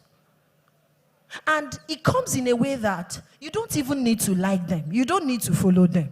Forbes will talk about them. CNN will carry them. Bella Niger will talk about them. Under this one, under great platforms that encourages people, inspire people, not gossip blogs, so great platforms for intellectual and business-minded people. We see them every day. So that is one example that I want to give you, that it is possible, even if you don't use me as your framework, it is possible, because some people will say, oh, these people, they pretend a lot. Go and bring your evidence. So whilst you're doing anything you're doing, creating the content, building yourself, understanding the kind of content you need to create, When people ask me, how do you get the brands? I simply do what the brands are looking for. I don't create content for likes and comments and shares. If they come, I would appreciate. If they don't, fine. I know my target audience and they come. I be evidence no day. Oh, don't you think I know what I will do right now? Like in the next 2 minutes, I will be everywhere. You think I don't have the ideas? You think I don't know what to do to trend? In fact, I can even be doing it every day and be trending every day. But the question is, does it align with my purpose? To some, in my work, that's why I said, understand, ask yourself, what are you building? Who do you want to become? What kind of business are you doing? What kind of personality, most importantly, because when we're done talking about power and money, we talk about personality. Even on the so when you build that personality that when you walk by, people just swag me like this, is that what you want for yourself? We all want to be loved. We all want to be appreciated. We all want to be honored. And this thing is not possible simply because we have money or we are popular. It is the value. It is the character. So whilst preparing for this, I wrote down few framework. And one is define your non-negotiables. What are your non-negotiables? Even me as a talent, I know things that when you write them in your script, after reading, I will tell you, I'm sorry, I can't play this role. Has it kept me hungry sometimes? Have I suffered it? Yes. Am I enjoying it today? Yes. So because as a producer, you have what you want to sell. You want to bring traffic. Me as a talent, I still want to be known, popular, sought after, but I still want my values and integrity intact. Now, this might not directly be applicable to you. That is why you should bring your journal and write down your non-negotiables. It could be business. Sometimes you walk into a store, they will say, no credit, come tomorrow. Sometimes you walk into a place, they say, please, we don't accept cash. Have you seen something like that? Those are their non-negotiables. So for you to be able to thrive as a purpose-driven person, you will ask yourself, what are those my non-negotiables? You need to ask yourself because it will help you thrive in whatever you're doing, personal development, business structure, and whatever it is. Then the second one is, let your purpose lead, not popularity. It's a different vibes when your purpose is leading you. You might walk into a place, you will see people, you're probably even more beautiful, more educated, more handsome, more experienced, and they are your boss. If you're purpose-driven, you will not be angry. You will just sit and listen. You will celebrate their grace and pray for your turn to come. But when you're driven by popularity, you will start to compare. You can't tell God how to bless people. You are not Deputy Jesus. So that feeling, I know it more than her, I know him more than him, why I'm more experienced, it's okay. And I encourage you, acquire as much skills, as much education, as much experience that you need to. Keep evolving. But learn to be calm. Know when you're not the head. Know when to act like the head. And this is not, I'm not saying this to kill your confidence. I'm just saying this for you to understand, because pride is another huge problem we have when we are purpose-driven. Because we know the stuff we are made of. Sometimes, you hear something like, if no be poverty, why this person go be my oga? It don't become your oga. And the moment you start to feel irritated, you will not learn. There is something that brought that person, that took that person to that capacity. And that is what you need to tap in from. Being proud won't teach you that. But because you want to be the main character, you're not the boss, you want to act like the boss, you want to disrespect the boss, you want to disrespect people who are obviously bigger than you in all ramifications. In that circle, I'm not comparing your intelligence or your work experience. I'm talking about the present place you find yourself. All because you want to be noticed. You're chasing popularity. Kindly choose purpose. Then the third one is treat your name like currency.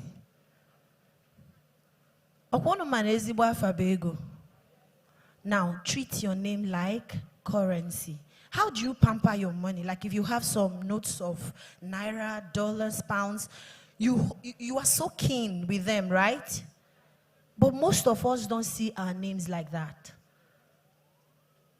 That place you go to and you remember, probably you're finding things difficult and you remember you have an uncle and you pick up your phone, "Uncle, I'm here." Why are you calling that your uncle? Because he treated his name like a currency. Don't lose it. Build your integrity. Then the last one is your humble beginning should not discourage you. It should fuel your purpose. You know, a lot of people lose confidence because probably where they are coming from, the experiences they've had, childhood trauma, heartbreaks, divorce, different stories. It should not make you to stop believing in yourself. Rather, it should fuel your purpose. It should encourage you. You should see it as an inspiration. Every failure, every challenge, everything you're going through. Sometimes people say, "Oh, if you see where I did sleep, me waiting I know hawk. I hawked before fame." Before fame, I realized that success is not given, and I started working vigorously for it. There is nothing I didn't sell. And at that point in time, I don't care what you're saying about me because I need to survive. How can you even say, "Oh, I can't do that"? How can you have standard if you don't have money? When temptation comes, you will just fall. So I am leaving you with the word today that you are enough. You are what? Enough. You are what? You are what? I just want you to keep saying this to yourself in every situation you find yourself. And as a woman, just know you are beautiful and you can. I love you.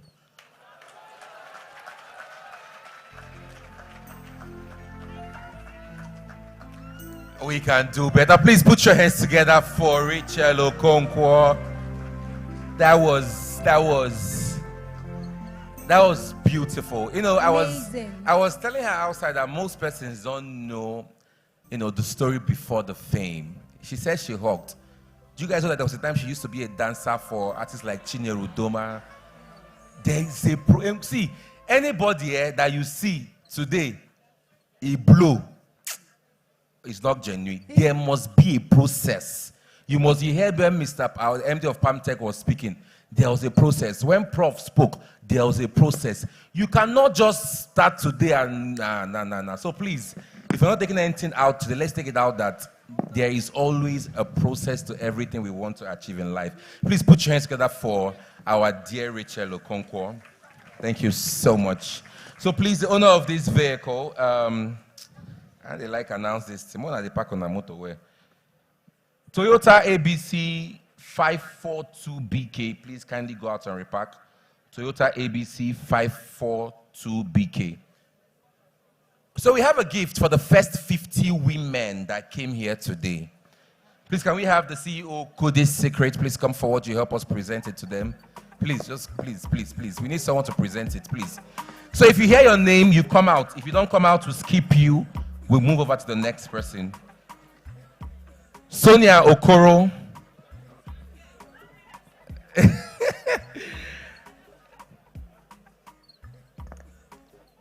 Nebuna Judith Adeze. Roslyn Chukwuemezie. Chiamaka Ogochukwu. Please, let's just come up on stage.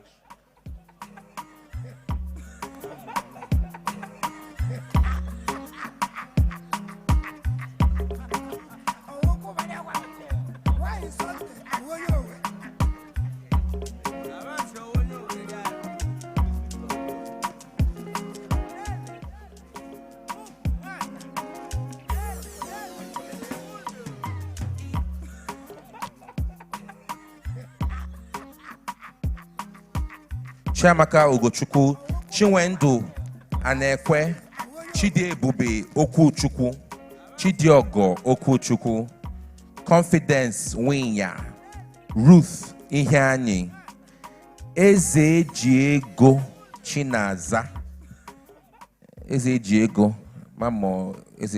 Chinaza, Please, let's be fast. If Funaya, there's no son name here, but if Funaya's phone number is 0803-804-9055. Please be coming out fast.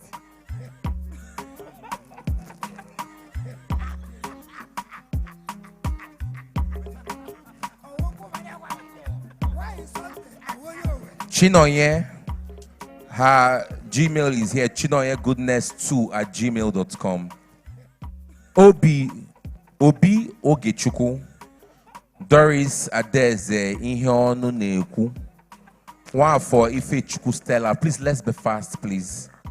Wibo Chioma Rosemary, Chidimma Linda Ezenwelo,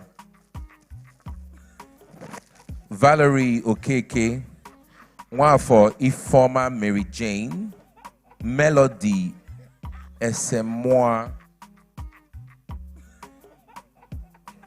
Here's the one for Chidera, Shoma Perpetua Afogo, Okechukwu Queen Adanna, Amarachi Cynthia with the Gmail Boniface Amarachi125@gmail.com.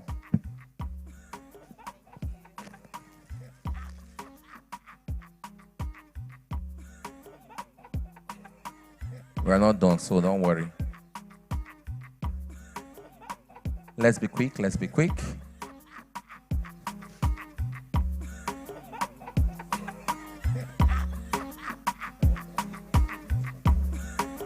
No, Annie Esther, Ikechukwu Nkechi Sandra, Ada Ogonnaya with the Gmail Chinaza eberita@gmail.com.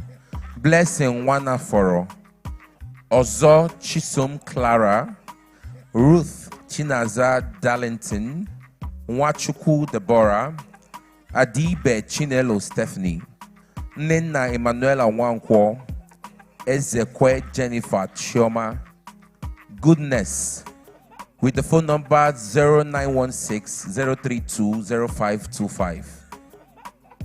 Please, if you don't hear your name, please don't come out, please. Chidimma, with the phone number 0815-119-7180. Woke Blessing Amara. Eza Amalo Obianu Joako Blessing. Eza Noro Linda. Sunday Onyinye Blessing. Ifoma Jane Anago. Woke Victory Oloma. Donatus Iroma. Egemoye Rosemary Chidemma. Onema Favor Chiamaka. Ago Favor Chi Agoziem.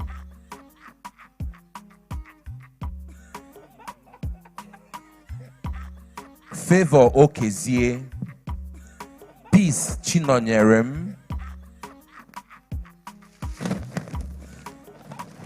Peace Chinyelo. Peace Chinyelo.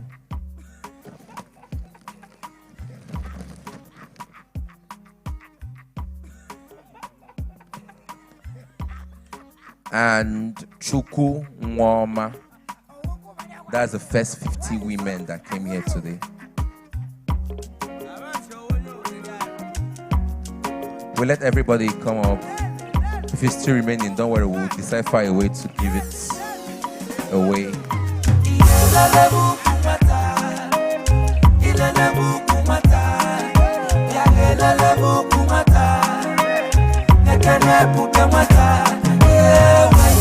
DJ, bring it down. So, how many is left? Okay, sorry, we'll find what we'll do to give it away. Okay, they say you should take 2. Congratulations. So, ladies and gentlemen, please, I would like everybody to pay attention to the screen. We have a very important clip that we would like to play. Media, please just pay attention to the screen.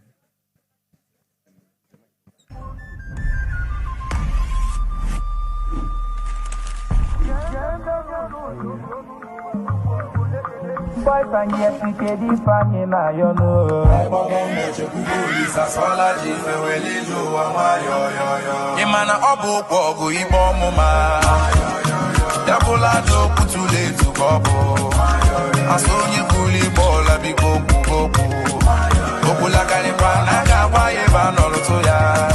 No bia kije na onye mwe. Ndambia yechiese na dunyozo. Nge kwente na obiti yisusu kobo.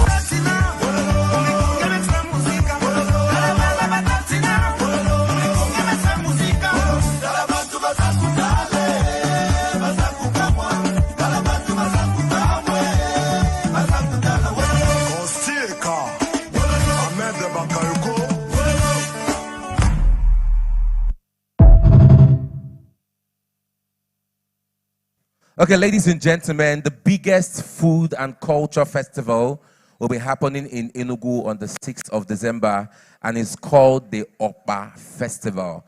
You know, I stay in Port Harcourt, and I know how big Bole Festival has become. It's now an international food festival where people from different parts of the world, I did not say Nigeria, different parts of the world gather and come for that festival to eat bole, to connect and network. So it's also very important we support our own Southeast event. So please, you can follow them on Instagram at Opa Festival. If you can support, that will be highly appreciated.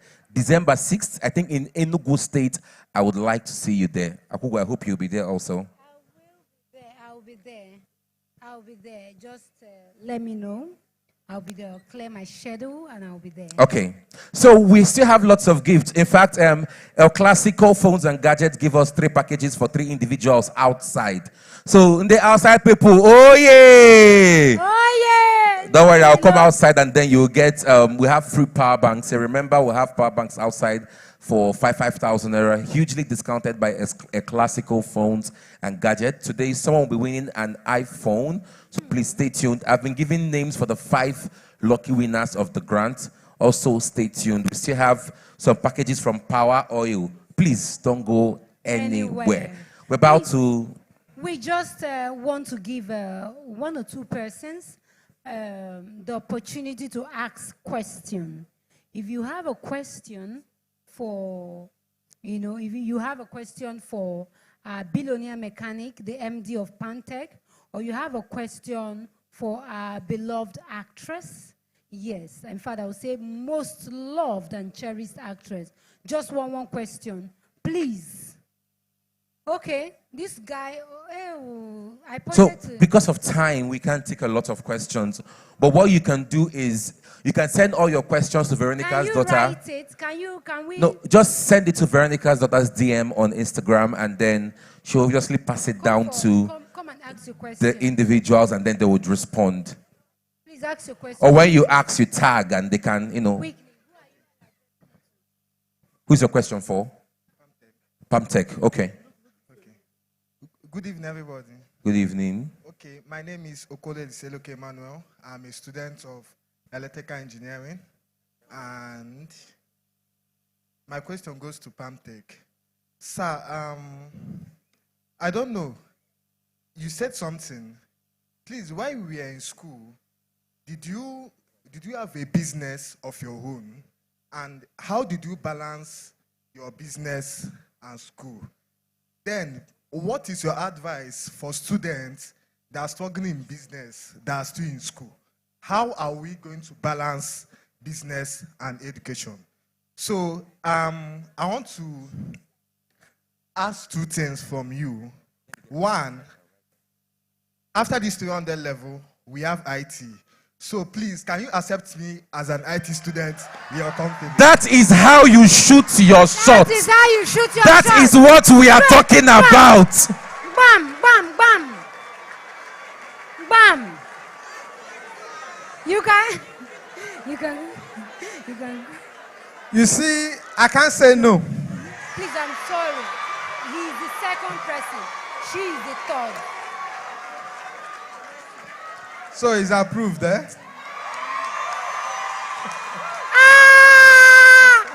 The billionaire mechanic! Somebody say Pamtech! Pamtech! The billionaire mechanic! Thank you so much, sir. All right. To answer his first question, I made my first 1 million while in the university, 2002. Yes. I made my first 1 million naira 2002 while still in the university. And why am I telling you this? You know, I tell you that if you want to be wealthy, you must understand problem solving. And most times, parents don't give their kids the freedom to solve problems. So they want to solve problems when they graduate, serve, and now start looking for work. That's when they now want to solve a problem. And by then, you are 24, 25. The university is one of the best places to build wealth because you have people. Wherever there are people, there are problems. I was teaching the other day that Nigeria is blessed. Why are we blessed? We have so much problems here in Nigeria. And in solving those much problems, you're making what? Money. You see this Nigeria, you're crying, you're shouting. Some people are cashing out big time. And some people are solving the problems. But we don't want to stand to think and solve the problem. And what was the problem I solved in school? When I say if you want to increase your income, improve your what? Skills. I started computer designs while in school. I struggled to convert all my liabilities into assets and bought the first Pentium 3 in photo. And that was what I was using to solve students' problems, right? In my little corner in the hostel, I was solving people's problems. I was typing and I was printing. And I was the first person to innovate, to make people not to now submit photocopies on their final year project. So I will print the first project for 20 naira, and the other ones, instead of you going to photocopy, then 2002, 23, 24, the photocopy machines we have then were the ones that will give you lines, right? Then I'll print the other remaining 4 documents, original document at 5 naira as well, right? So you're having your 5 project copies as original. Why? I was now using a DexJet, which comes with a printer, and a friend gave me one ink pack that I will refill the cartridge. Nobody knew about that particular technology. So that pack will refill like 15 times. I mean, you understand that Dex liquid jet you used to fill cartridge? That was what I was using then. And I was printing. And people were like, how will this guy print for 5 naira? It wasn't possible. But I was running the business. So when you come to my hostel, while I print, I format, I'll serve you Coke or malt, and you sit down. After that, you can tell your brother, that guy, he's good, oh, and he will serve you drinks and will format your... Men, they were in line. They were standing in line. And that was what I did that year and made my first 1 million naira while in school. And this was someone, his parents couldn't pay his school fees. Now, I didn't stop there. While I was learning that skill, I was still serving. When I finished from the university, I went and served Anele, and I worked for free with those digital skills at Mbari. It was at Mbari Street that Anselm discovered me because of the work I did for him and took me to MDG, and there I served for another 12 years, learned before getting to build PalmTech.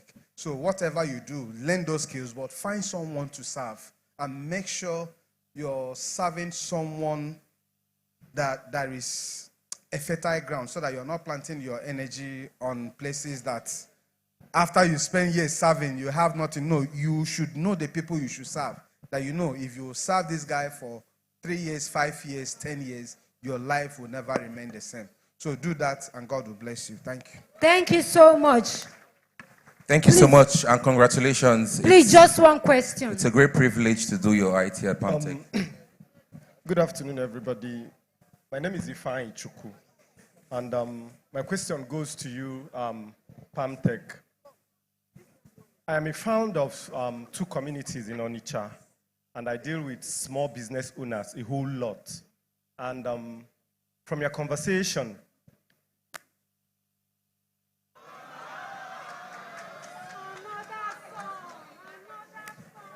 So from your explanation, I picked out something I would want you to answer so that entrepreneurs here and small business owners here can actually learn. And that is it. There is a gap.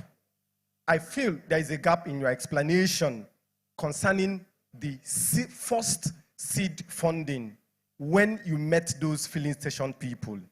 We all know how it is in the petroleum sector, the licensing, the credit, the insurance. Because according to your story, you met those guys, told them you could deliver, and they said that they want to give you a try.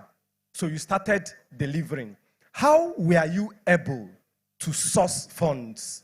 When you are doing those businesses, what were the actual life challenges? How were you able to find your way, navigate your way around all those troubles so that we, the young persons, can actually learn directly from you how to navigate our ways from troubles? Thank you. Thank you so much.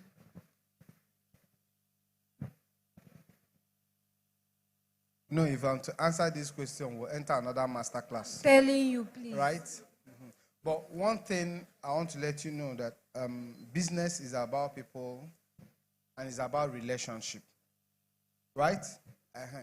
I always tell people, you don't need money to start a business. Money is the last thing on the capital that you need. Right? Because when we talk about money, we need to start a business. I need capital. And what your mind tells you, it's financial capital. That is the least. Because that is the one man made. You've not explored the other ones God made. God made relationship capital. You don't need to pay money to know me. Social capital, intellectual capital, digital capital, human capital. Right? You've never exhausted those ones. But what we usually do is to say, I need money. Who will give you money when you've not built your character? Character is money. Right? When we started the business, because of the character I built, my best man, and who also was the first person that invested, he gave me 5,000 naira in 2001 when I was trying to buy a computer. 2001, Okechukwu Iwunze gave me 5,000 naira in school. My classmate and roommate, right, invested. When I started Pamtech, because I've built this reputation, character over time that I could be trusted. When Pamtech started, I started building relationship with people I believe will invest in my business. And when it got to time of investment, I am not begging them for money. I am pitching them that I am qualified to handle their money and grow their money. Am I communicating? Because sometimes we are going to meet our friends and we'll start begging. When you start begging, they will say, no, I won't give you. But when you pitch them that you want to help them make wealth, what will they do? They will release the money to you. But sometimes we want to get funding from our friends. We don't want to build the relationship first. We don't want to show value. We don't want to show that we have the capacity to secure that money. When you don't trust yourself, you don't believe in yourself, how will another person believe in you? Right? So what I did was to have what I call power base. So while I was starting with the little money I had, I started, but I started telling my friends the possibilities in that business. And they saw it, and I pitched them, let them bring their money. Instead of putting it on treasury bills or fixed deposits, I can give you a greater percentage. Then I was doing for 25% per annum. Right? And they gave me the first funding I got from my friend was 10 million naira. 10 million naira. I can tell you. And I have, because I was also paying the interest, I used this one to also show my other friends that has the capacity to fund my business. I've done this over time. See, sometimes your integrity must be documented. That's what makes you credible. Because you can be a person of integrity, but if you're not documenting it, you're not credible. You must show the history. So we'll show them, I've paid this interest for so number of months or years. You can join. You see others joining. Oh, this is fruitful. That was how we raised more money, right? To invest more in the business. I was able to serve more filling stations. So sometimes don't limit yourself about money. Think about you, yourself. Can you even borrow yourself money? Your character. If they look at it now, do you have 10 people you can call now and they can give you 1 million each? If you don't have such, then go back and build your character. Thank you. Thank you so much. Please put your hands together for the billionaire mechanic. So, ladies and gentlemen, I would like to bring the moderator for the next panel section. But before I bring her, our dear Nollywood superstar, Rachel Okonkwo, will be having an event on the 28th of August and on the 30th of August. The 28th of August is a free medical outreach in Nsukka. If you know anybody in Nsukka, or if you can go to Nsukka, free medical outreach on the 28th. Now on the 30th is a carnival, big carnival. There'll be business grants to lots of youths. There'll be free educational material for kids. There'll be free wheelchair, free walking sticks, free food items for widows. There'll be food, drinks, entertainment. So 28th is free medical outreach. 28th of August, free medical outreach. 30th of August is the main carnival. So please, if you will support her, if you would like to sponsor, kindly reach out to her and support her. Okay, we're moving next to the panel section. Quickly, we want to make welcome the moderator for the panel section. No other person but Myra Nwaneka Bright. She is a speaker, media entrepreneur, and founder with a background in broadcasting, radio communication, storytelling, personal branding, and creative media. Myra is passionate about helping ambitious Africans build confidence, create opportunities, and turn their ideas into meaningful impact. Her watchword is excellence, a principle that reflects the way she approaches her work and every opportunity placed before her. Ladies and gentlemen, please join me in warmly welcoming Myra Nwaneka Bright. Myra, you're welcome. You look amazing. No, it's not being proud. It's being aware of yourself. A big thank you to you, Akugo, and the Global MC. Thank you so much for the beautiful introduction. I'm super excited. Are you all excited? Are you excited? No, see, when it gets to me, we have to get the energy from 0 to 100. Are we together? Are you excited? If you're happy and you know it, clap your hands. No, I don't agree. So I have an order from Pamtech himself. He said I should give out 10 million naira to anybody who is going to follow my instruction. So if you think I'm lying, don't clap. If you're happy and you know it, clap your hands. If you're happy and you know it, clap your hands. If you're happy and you know it and you're willing not to show it, if you're happy and you know it, clap your hands. Global MC, are you counting? So now define free 10 million. Okay, now. Sure, you people are playing with me. It's fine. Anyways, we're getting straight to the panel section that we have right now. We've had the first one before now, and quickly we're going to be having the second one. I promise you this is not going to be any way boring. I believe we have our panelists here already, and I'm just going to start with the first person, and I will just start with introducing them. The first person I have right here is a professional, a visionary, and a true ambassador of the Nigerian youth, a leader across real estate, construction, technology, and security. a man who has been redesigning and redefining new cities across Africa. He is a registered architect and a member of the International Association of Amusement Parks and Attractions, Asia, and a member of the International Security Organization, Switzerland. He's the founder of Sliding Towards Developers of New Cities, leisure parks and aviation projects across Africa. He's the architect behind the design and development of the Solution Fund City, OCA, the Enugu Arcade Park, and the Anambra Economic Free Trade Zone. He is the developer of Dubai Estates, OCA, and chairman of GSS Security, a leading private security company in Nigeria. Now, ladies and gentlemen, put your hands together as we welcome on board architect Chukwudi Ezenwa. Why are you people not clapping? I have 10 million naira at stake today. You're not clapping. You're allowing the chairman to clap. It's fine. You can sit anywhere. I'm glad to have you. Thank you so much for coming on board. So quickly, our next panelist is no other person but Ekwelba. Forgive me. Arnold Chukwuebuka. He is a registered estate surveyor and valuer, entrepreneur and real estate developer, and founder of Arnold and Associate Group. A graduate of estate management from Nnamdi Azikiwe University, Awka. He began his entrepreneurial journey as an undergraduate and has since built a multi-sector group with interest in real estate, renewable energy, education technology, and professional training.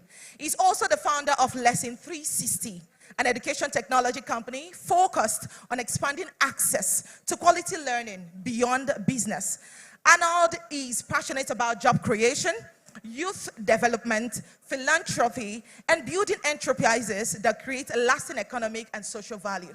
Now, ladies and gentlemen, for this second time, put your hands together as we welcome on board Ekwelba Arnold Chukwuebuka. Good afternoon to you. I'm glad to have you. I'm so sorry, don't fall. Please, you can sit here. Thank you so much for coming on board. Put your hands together for them now. See, I understand that you're tired, but don't worry, I'll make this fun. And finally, our final panelist that will be joining us today is no other person but Ifeanyi Chukwu Ogbaji. He's the convener of Onitsha Business Hangout. He's a passionate entrepreneurship enthusiast dedicated to fostering growth and collaboration within the business community of Onitsha, Aligbo, and beyond. He is a public speaker, social commentator, and analyst, offering insightful analyses on socio-economic and cultural, political, and economic issues on his immediate environment. He has taken on many stages to speak on different issues at different times. Some of his commentaries have implemented changes as they appeal to the public and the government's sense of justice. Ladies and gentlemen, finally, put your hands together as a welcome on board Ogbaji, Mr. Ogbaji Ifeanyi Chukwu. Do you people have a problem with this man? Please put your hands together for him. Why did you act like Jesus? I was expecting you from here. It's nice to have you. Please have your seat.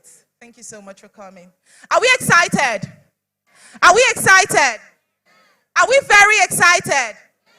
All right, so quickly, I would have not, I would have just gone with my 10 million naira, but because I'm so nice, I would just have to sit here with our panelists and get going with our conversation.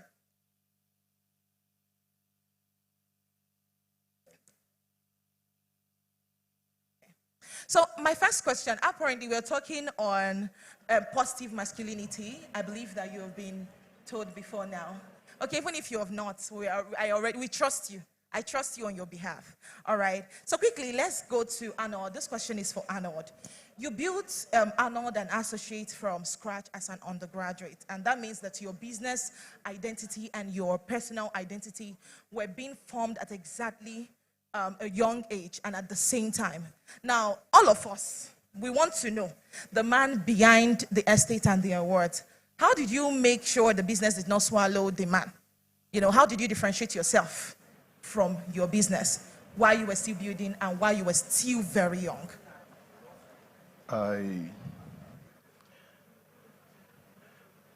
I want to start by saying a very big thank you to the wonderful team that made this possible.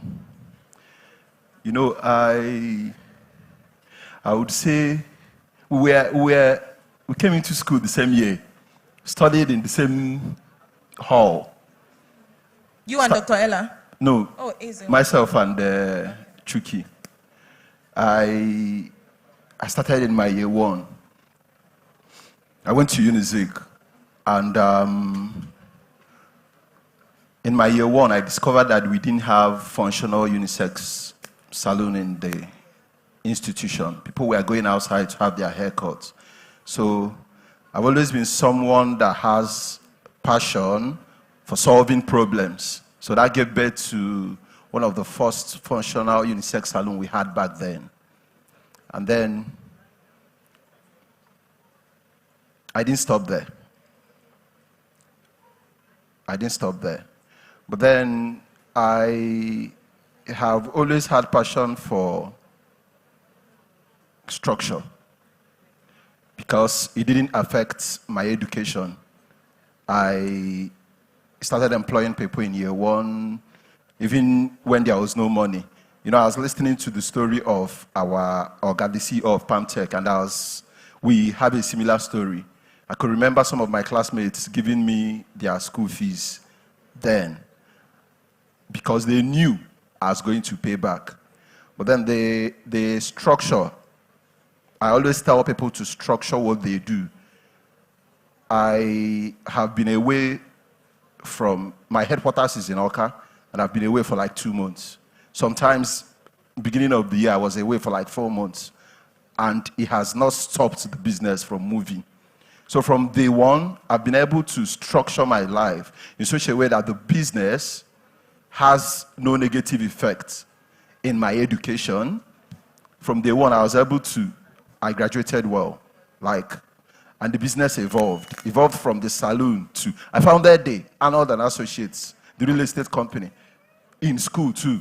That was in my 4th year, and then we didn't stop there. So I would say structure and integrity, because we started with little or nothing. A lot of people invested in me. A lot of people gave me money because they were aware.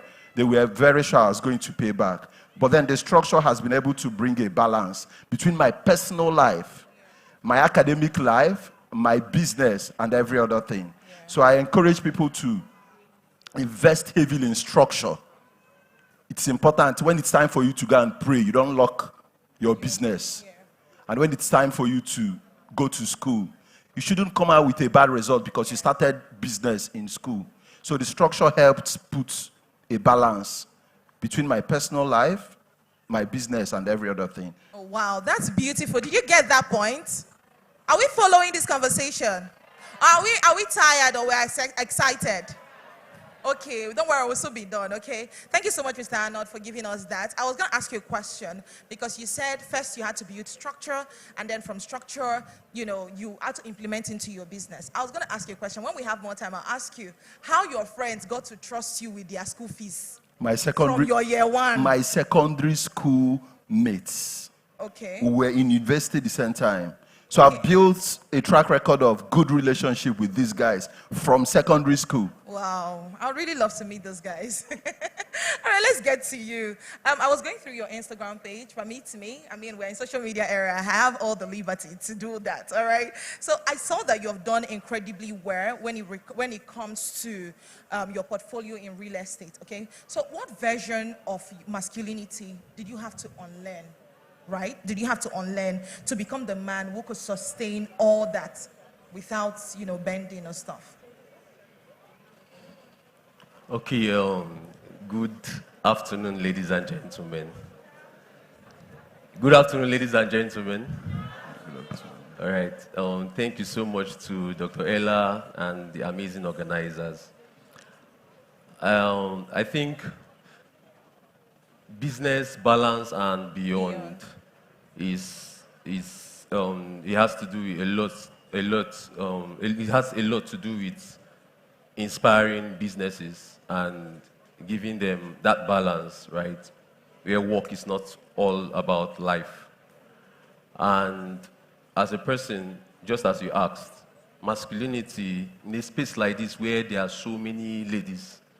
Are you feeling intimidated already? No, it's interesting to talk about masculinity where there are so many ladies. But I'll tell you the truth. I think the strength in masculinity is actually from the woman beside you. Yeah. So if there's any strength that comes when you are settled, or if there's any strength that has come all this while, it came because you gave the person beside you an opportunity to bring out the best in you. So I'm saying there are so many times you could walk out, or you might go about your day, and there's nothing to inspire, there's nothing to say, yes, you can still do it. It's actually the woman beside you that can say that. And most times, I think what I had to unlearn, or what I had to do without, is bad energy. Yes, I think my mental health is a lot more important than anything for me. And I think that works for every business mind here. Bad energy, negativity kills that energy. It kills the ability to aspire beyond what people believe. Because if they know it's possible, they will do it. So I'm saying what took me to this point actually is the good energy around me. And I encourage every other business person to apply these things. Good energy every time. All right, but is it so easy to apply good energy? Because I feel like just like we have a lot of people here, they also are packed with a lot of different energies. How exactly do you then differentiate from the good energy and from the bad energy from a first instance? Yeah, so I'll tell you, somebody walks up to you and you're sharing how bad your day was today, probably the hard parts of today. And all the person has to tell you is to add, some people, they know how to promote negativity. If you say you had a very stressful day and your car broke down, they say it's not only you, their own was worse. You're always looking for, if you say another one, yes, they say, I know, they are suffering. People that compare suffering. And that's where bad energy comes from. Another thing bad energy comes from is comparison. Comparison is the thief of joy. Right? So we need to be satisfied with what we have. We should be enough. We are enough. We should be strong with our own space. And why it's the thief of joy is most times instead of competing with ourselves, our past performance, we compete with people who have a different journey. People who have a different purpose. Today I'm practicing architecture. I was all about real estate in the past 5 years. But I'm practicing and in that verge, I've done projects that an older architect might not have done at this time. But you find out that it's not where you go, it's where they choose you. Sorry, I'll give an instance, a very quick instance. I'll say two people traveling from Lagos down here in two different vehicles. One is a V2, one's a V4, one is a V6. They don't know the capacity of their engines. But once they see themselves speeding off, there's a competition.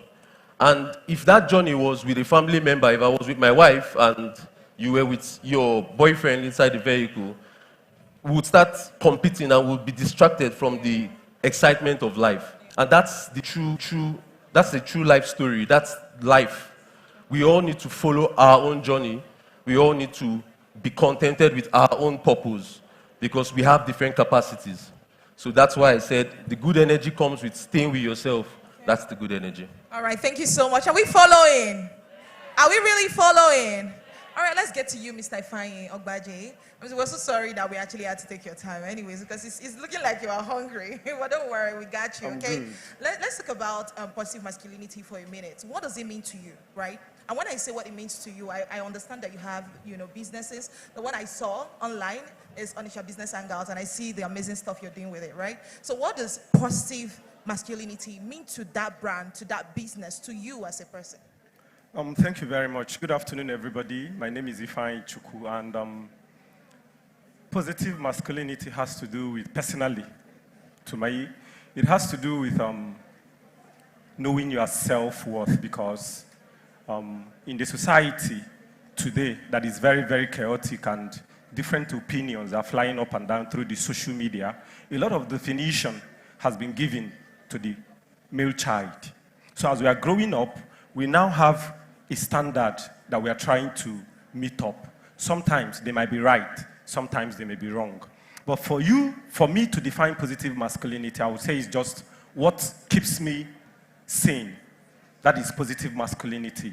Anything I can do, and I'm sure that I'm doing it to the best of my knowledge, I'm doing it right, and it is not in any way negatively affecting the people around me, not minding how they define it. For me, that is positive masculinity. I don't have to live my life or define myself by what others see me as or what they assume I am. So it is left for me as a person to understand myself. First of all, it's for me to understand myself, define myself. Whatever I think it is me or I define myself is what I am going to put out. And that to me is positive masculinity. Oh, wow. Did you hear that?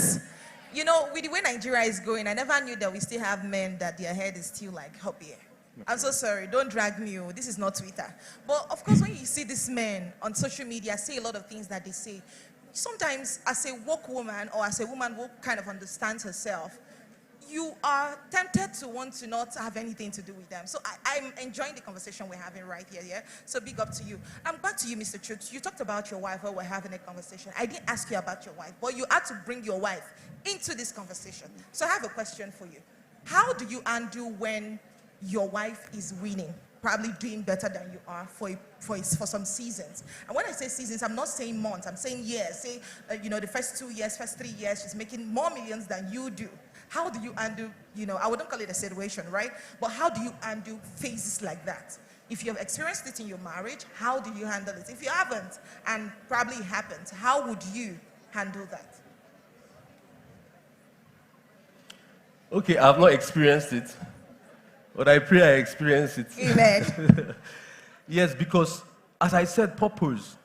I think we have different journeys. There was no story on you're the lady and you're the man. She's human, and she's amazing, right? So we have different journeys, and if she has a certain height she has to attain, I am supporting to the last of it, right?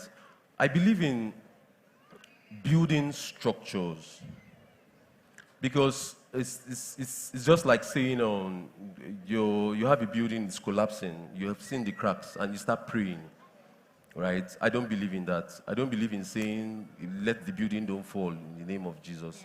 I believe in actually going back to check what's wrong and fixing it.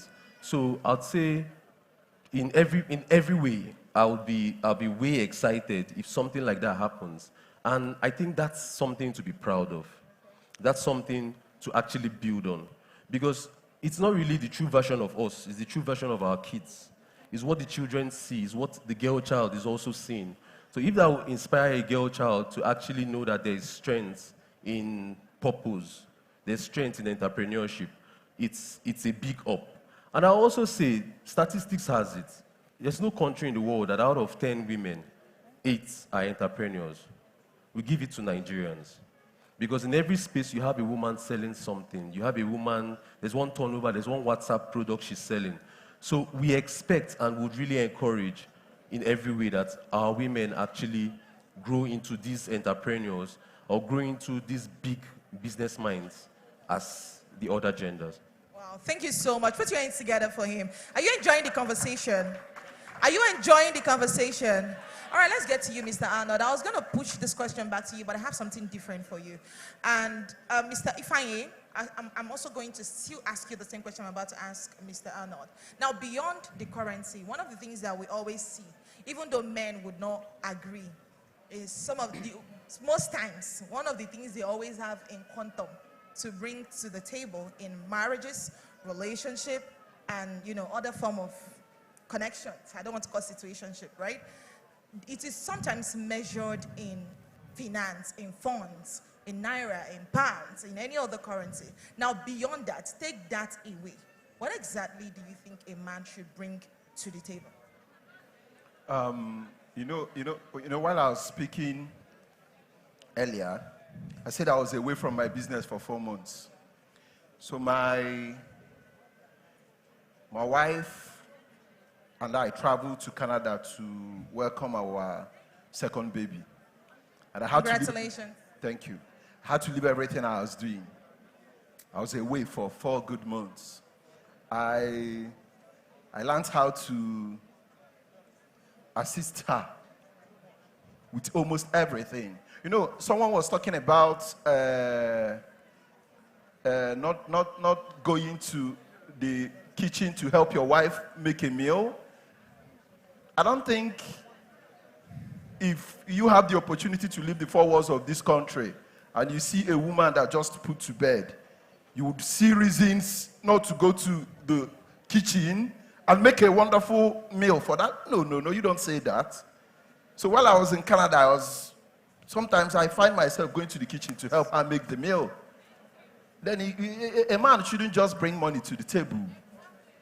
For like 1 month, I've been the one taking my daughter to school and I've been the one bringing her back. Now that you're no longer in Canada, do you still cook? I said for just last month. I wasn't in Canada last month. You know, something happened yesterday. I had to come back because of this program. And my wife called and told me that my daughter was like, oh, why did my daddy not pick me? So we've grown a bond.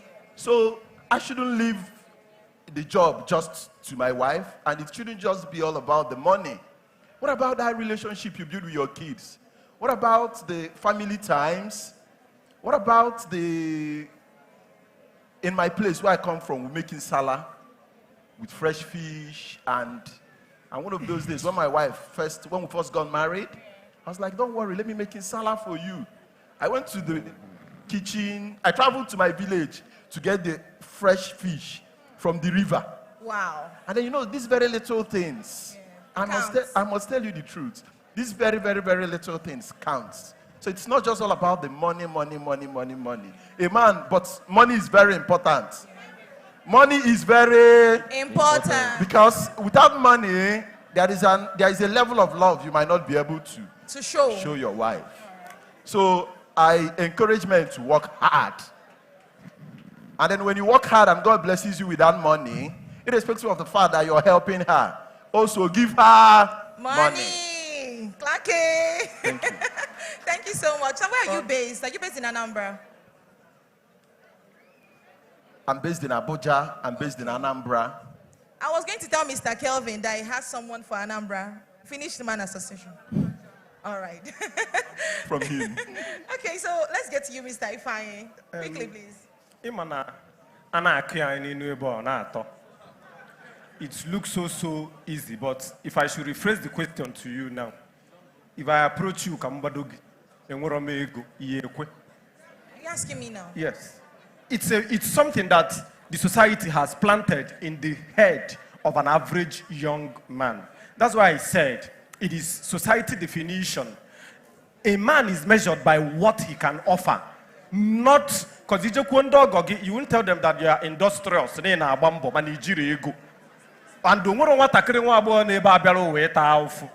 Nobody here can use a Nokia touch without using an iPhone. All the ladies in on your paper. Nobody is ready to manage because it is a matter of location. If you are in Onitsha, and it works for them, you have to key in. But you now have to bring in that first of all, what a man is supposed to offer is security. And when you begin to dissect that security, money gets into there. Money comes in first. Security in the sense that a woman is, according to our definition, is vulnerable. A man is supposed to shield her. A man is supposed to take care of her. A man is supposed to protect her, not just her, and also her family members. Because these are the things. And the non dog, ogo. And name a pelus of ogo bumoto. Obuni buromoto ye jaka give me use away better. So it's not about what you are offering on the table. It's about us being honest and being practical.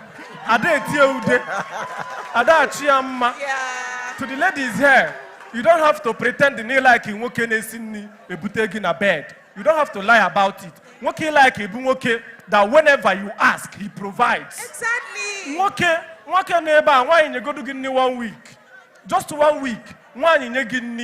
You understand? So in as much as we know now money is not everything, if you go behind, money is what makes the world go round. Money is everything. So thank you. Thank you so much, Mr. Ifeanyi. You see, Na your ka response- kwutopu na Dr. Ella na-eme ọfụma na-agbasi mbọ ike bụ na his husband was supporting with money na-akwụ ya salary even while she was doing business. So that is why she got here. When never kita been a hostel, some of them kita no head. If we are we are Africans. True. Let us be honest with ourselves. After being Africans, we are Nigerians. After being Nigerians, we are Ndi Igbo. So as a man, don't ejiro ofunwoka aza ofunwanya aza nine. Oye ezu Igbo omo eto. Iwe za nine. Nwere na ebe anuru ofunwanya na akpọ nine. But at the same time, we have to understand ebe anyị nọ. If you understand where you are or where we are in the society today, it helps you as a man to plan yourself, to tailor yourself. Ije ana-agwa ụmụ nwoke iji gbado nwaanyị gbado size gị ma onye ị ga-take nwoke care of. Ije kita na-agbado nkọrị nwa Nsụka as a convener on a business hangout. If you want to go yada, because it cannot work. So I have to look for maybe an agro education weekend program. We manage. So we get in it. So that is it. Thank you very much.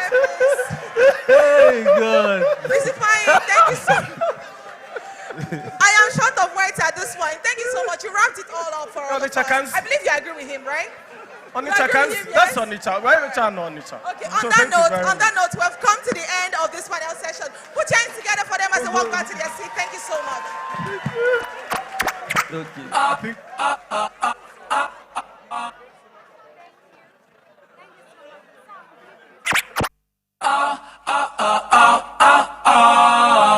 Why'd you have to go away from home, me love? Hey! Why'd you have to go away from home, me love? Say the first time me looking at your eyes, me they tell you what a guy like me. We used to have good times on the evening, me and you chilling on the bed.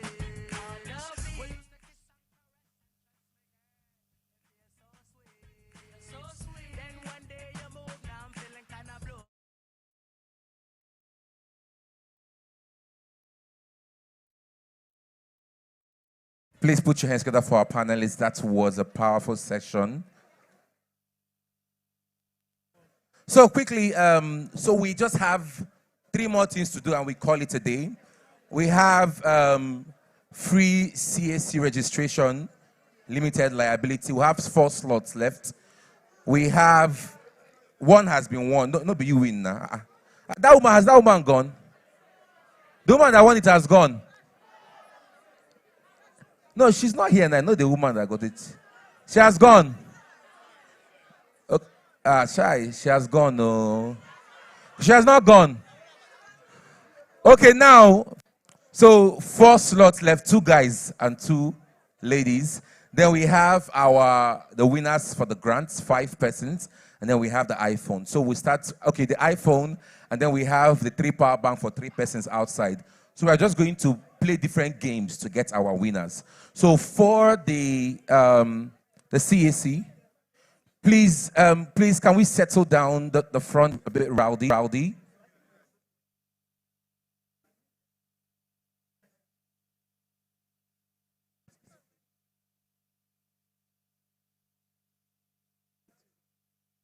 Please, can we please kindly clear from the front of the stage is a bit rowdy. So, ladies and gentlemen, so 4 slots for the CAC, 2 guys, 2 ladies. So we're going to get the first guy and the first lady. So quickly, I need 1 guy and 1 lady here who have a business come. 1 guy and 1 lady here who have a business come. 1 guy and 1 lady who have a business come. Quickly, the first two.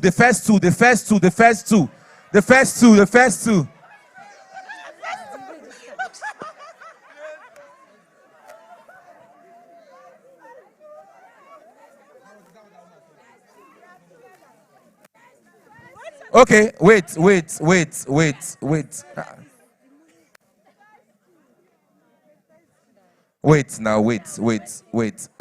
If you know that your business is not running, please go and sit down.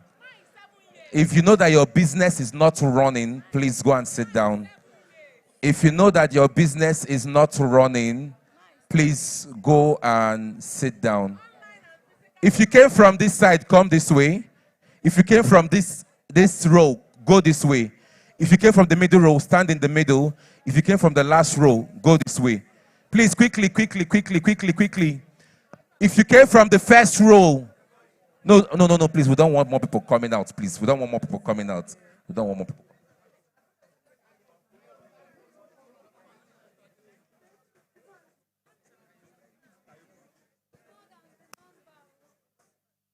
Please, middle row, in the middle. This row, go down that way.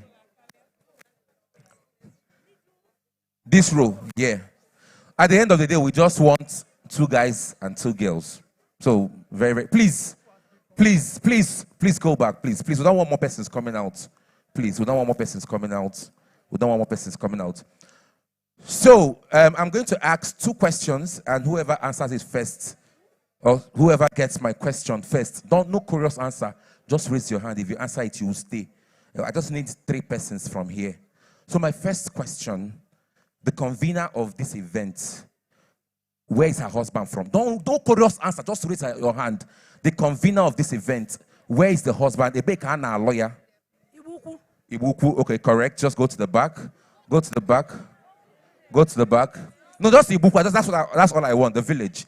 Okay. No climb up. Just they dear.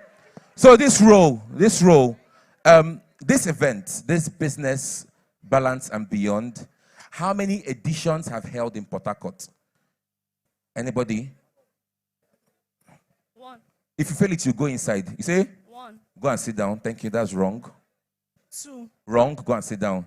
Now they do guesswork. The next person, if the next person don't get it, we'll go to the next question.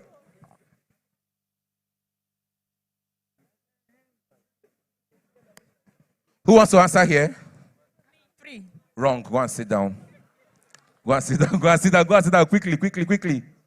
4. Wrong. Go and sit down.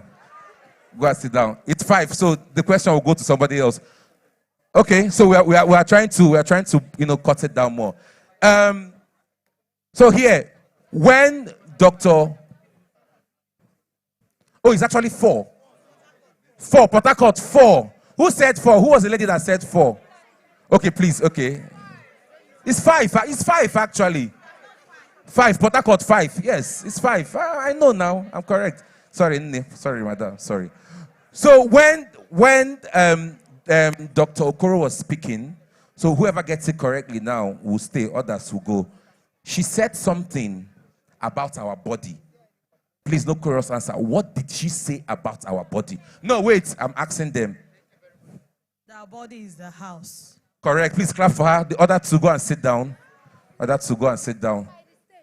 Just stand here. Okay. So one question. If anybody gets it now, the rest will go and sit down. Are we ready? When the billionaire mechanic was speaking, he said something about how he started his business. Can you tell us what he said about how he started his business? Are you sure of your answer? Everybody got another do. Are you sure? Okay, how he started his business. First, he didn't just start his business, but he worked for people for years. That was in the public sector. Who did he say that he worked for free for? He called one man's name. There's a man, he said he worked for free for a number of years. Who is that man? Correct. Others go and sit down. No, go and sit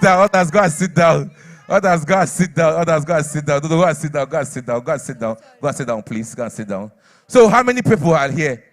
Please, those that have won, please come this way. No, I know. I'm coming to ask. So 3. How many persons do we have here? It's just supposed to be 2 now. No, Okay. Please, let's come this way. No, come. Now, remember we have 4 slots. It's supposed to be for 2 guys and 2 ladies, but the guys are not here, so anybody who wins, that's just it. Now, we're going to play a game, a very simple game, very quick. You're not going to, I'll be asking you questions, very simple questions. You don't say yes, you don't say no, you don't say maybe, you don't nod your head, but you will answer. Are you ready? Please face them.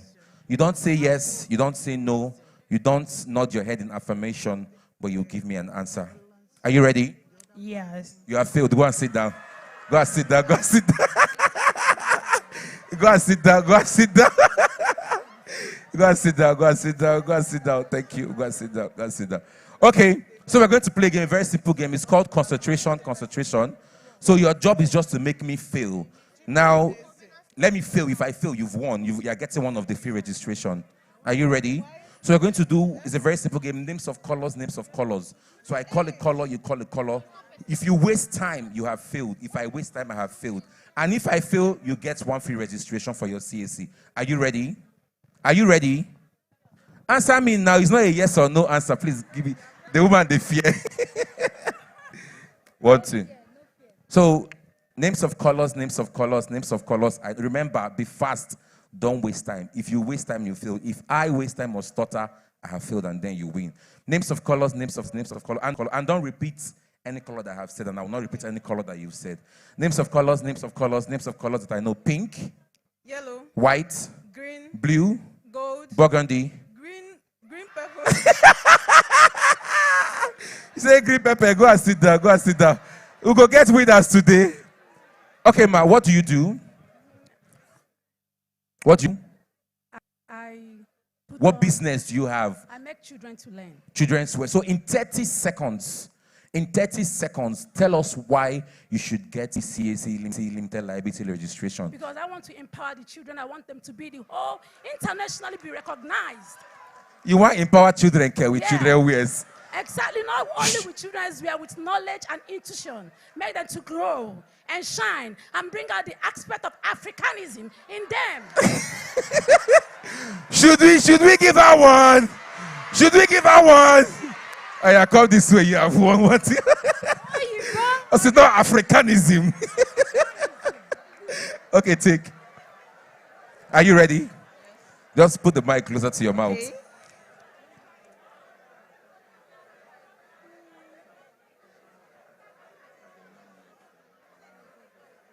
Are you ready? Put the mic closer to your mouth. Are you ready? Yes. So, are you ready? Yes. So we're going to play a game, concentration, but now we're going to do words that end with TION, like communication, misinformation. Are you ready? Are you ready? Yes. Answer me now. Okay. Words that end with TION. So if I fail, you have won. If I stutter or waste time, you have won. If you fail or stutter, you go and sit down. So we have just 3 slots left. Words that end with TION, words that end with TION. Communication. Information. Republication. Administration. Wait, no expo. Please, if you waste time, even if it's 1 second, you are out. So let's start from the top. Communication. Information. Misinformation. Adulteration. Republication. Communication. Ganododo. Come. Okay. What business would you like to register? My fashion designing business. Okay, so in 30 seconds, tell us why you should win this free CAC limited liability registration. Please, let's listen. So winning a CAC registration free makes your business eligible, not just in Nigeria, but internationally also. It can also give room for more opportunities to come, because when your business is registered, you're verified, you're certified. So when you present your documents in any office, they know you as a reliable business owner and know they can work with you. And also, you can impact your value in them to also earn capital. Should we give him yes or no? Come this way. So we have 2 persons. 2. No, we need 5. Where is the other lady that won before? She don't come out again. No, we have 5. So 1 person have already won. So we have 4 more slots. So 2. Now we have 2 more slots left. And we have just 1 person. Now come now. I should just give her. She's fine. Should I just give her?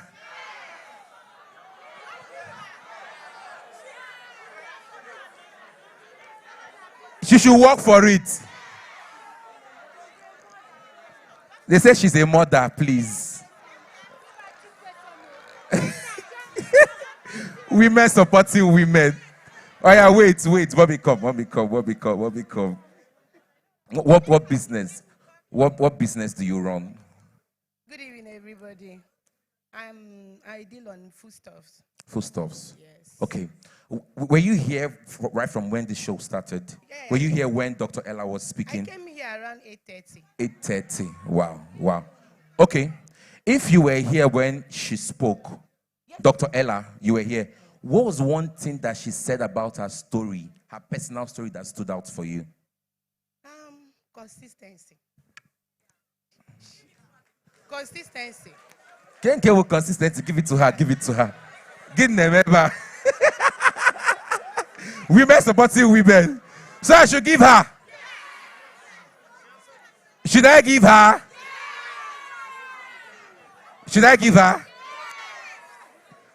Go. You got.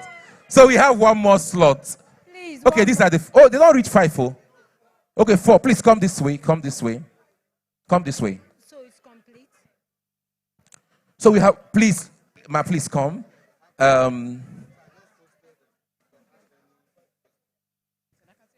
Okay, just before we need one more person, but just say something before I select the last person. Good afternoon, everybody. Okay, good evening. Oh, sorry. All right. As the CEO of Marobim Global Limited, what I do is CSC registration, and one I gave out these 5 slots. Now, in addition to this young man, he spoke very well, and he shows he knows his onions. So what I'm going to do, I'm not just going to give him the limited alone. I'll do trademark for him. Now, there were 2 ladies. Yes, there were 2 ladies that just left. You are one, and there was one that was here. Please come out, I'll give you. No. There's one on white. Look at her there. She won first, then on the second round, she failed. Yes, come. Thank you so much. So how many do we have here now? 6 in total. Yes, come, let's see. Yes? 6 in total. How many are we now? 7. Okay, can we make it 10? Wow! I don't know how you want to select it, but make it 10. Hey, it's okay. Who is this? Who is this? Us waiting that they share. Please, let's go back. How many are they up to 10? Please. Go. Che, They are complete. MC, no receive So anything. wait. So the CEO Pamtech, One House, the CEO Pamtech said he's giving. What's your name, please? Ife Diora. That he's giving Ife Diora a free mentorship slot worth 1 million naira. Do you know what it means for Pamtech to mentor you? So please, congratulations. Just meet the CEO Marobim. Give her your details, and she'll congratulations. Thank you so much, CEO Marobim. Thank you so much. Che, congratulations. Oh, now somebody should give me a plot of land to faint. Hey, I saw that mentorship. I say, if no be money, waiting. Wait, come. If come. Come, please. Grace, don't meet this boy here today. Somebody shout power! Dr. Kelechi Okoro said that you make 10 outfits for her. She will pay for it and dash you 100,000 naira. Please collect her number. Oh. See, when the billionaire mechanic promised him mentorship, I literally saw tears forming in his eyes. I was saying, make this guy no cry here, make me a helper. To join the cohort 3. And now, 1 million? Something has been, please. Okay. Billionaire, if you want to show mercy, if in your next candidate of mercy, billionaire, please consider me. Okay. Consider me. So person when they work, no deserve these people. All right. Please, if you have question for the billionaire mechanic, the MD of Pamtech, quickly rush and go on Facebook. Follow him on Facebook. The name there is Chidomere Ndubisi Chido. If you're following, he made a post right now. Okay. Requesting that all participants that have questions for him should go to the comment section And and drop. drop your question, and he will be giving you, he will attend to you. So do that right now. Okay. Chido Mere Ndubisi on Facebook. Please, also, I would like us to follow the convener on across all her social media platforms. Yes. Please bring out your phones. On Instagram is Veronica's daughter. On YouTube, Veronica's daughter. On Facebook is Dr. Ella. Dr. Please, Ella. the class is for free. Just help her and follow her on Instagram, follow her on Facebook, and subscribe to her YouTube channel. Now, quickly, I need 10 students to come out. Quickly. The first 10 students. The first 10 students. 1, 2, 3, 4. So your ID card, your reg number, we go prove them. Please allow them. Allow them now, please. No. Please. Please, if you're at the back, leave. If you're at the back, leave. them now. If you're at the back, leave. If we need only 10. If you're at the back, leave. If you're at the back. Hey, well, you don't pass 10, no. Now they say allow them. Okay. Oh. Please, it's beyond. We need to manage the crowd, okay? We need only 10. Only 10. No. The usher, leave. Usher, leave, please. Sorry. Leave, please. If you Move back so that you don't suffocate if you are we need only 100 and 200 level students. If you are in 300 to 500 level, leave. Please. Only 100 and 200 level students. Please leave. Please. Only 100 and 200. Please go back. Please don't lie. Only 100. Please go back now. Stop coming out. Please leave. Just leave. Just be going. What level? Please leave. You are only 100 and 200 level students. Only 100 and 200 level students. You just came out. Go. Just go. You're not 100 level. Don't lie. If you lie, you get carryover. You get 10 carryover. 1, 2, 3, 4, 5, 6, 7, 8. Line up in a straight file, please. 1, 2, 3, 4, 5, 6, 7, 8, 9, 10. They are complete.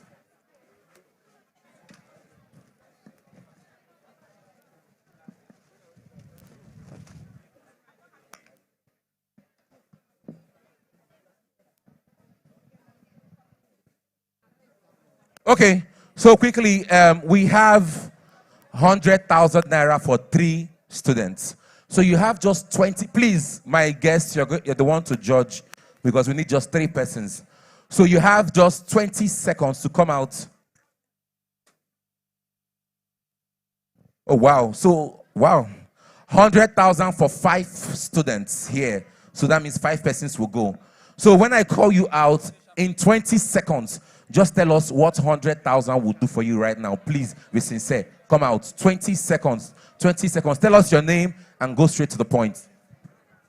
Good evening, everybody. My name is Ekemize Chubikim. With the sum of 100,000 naira, I'm sure of completing my school. Thank you. Your time is up. Go back. Next person. Good evening, everybody. My name is Ilokan Dubisi. One house. Continue. The 100,000 naira right now we put into the startup I'm building, which is called Try Move Easy. Move Easy is a platform that is used to convey people up and down from your phone, or which is on WhatsApp.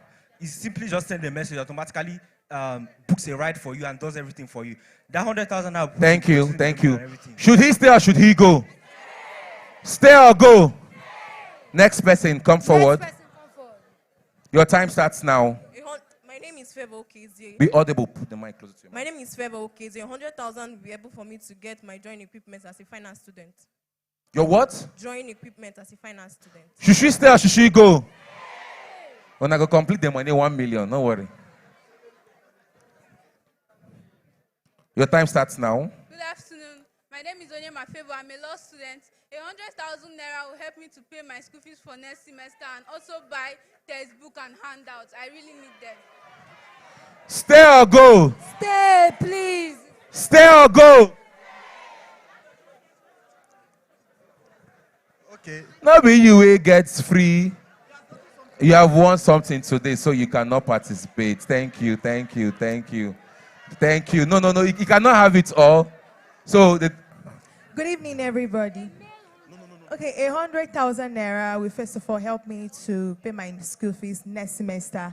And also, we just finished exam. I'll also use it and learn work. Pay for a job and learn work. Stay or go. Stay or go. Thank you. They say you should go. Thank you, thank you, thank you, thank you. Stay or go. Go, go, go, go, go, go, go, go, go. Thank you, thank you. Your time starts now. Good evening, everyone. Good evening. My name is Hugo Chukwu Anthony. One house, please. I'm a student of Anambra Azikiwe University in Mass Communication Department. 100,000 naira will help me in my school fees because I am a salary earner and I cannot afford to pay my school fees in a month. Thank you. Stay or go. Stay or go. Stay or go. Stay. Go that way. Good Your evening, time everyone. starts now. Good evening, everyone. My name is Emmanuel Blessing Chiwendu, and this 100,000 naira will help me get my machine for my tailoring because I learned tailoring. Stay or go. Oh yeah, 2 more persons. Good evening, everyone. My name is Opera Julia, a law student. I'm a fashion designer, I'm a makeup artist, and I'm a hair vendor. The 100,000 can help me to increase my business, to buy materials for my brand, more machine, more packaging materials for my customers. Thank you. Stay or go. Stay or go. Stay or go.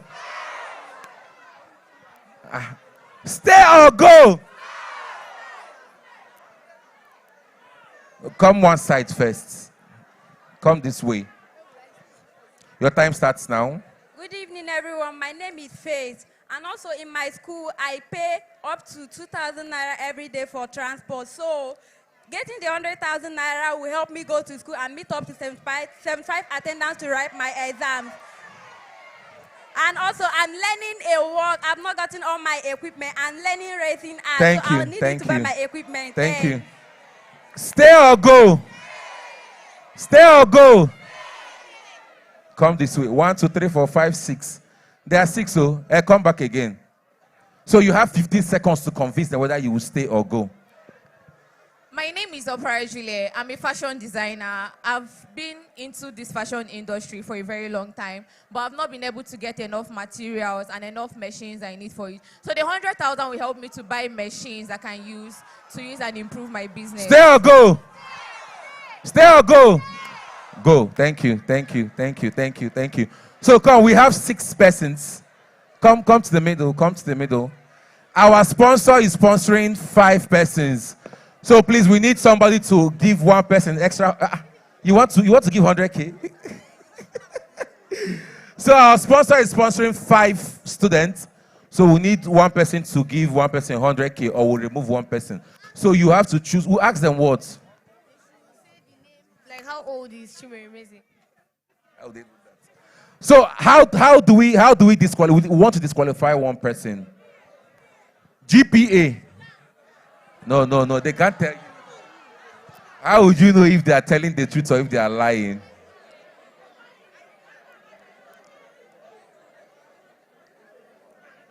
Are you with your ID card? On your phone or here, are you with your ID card?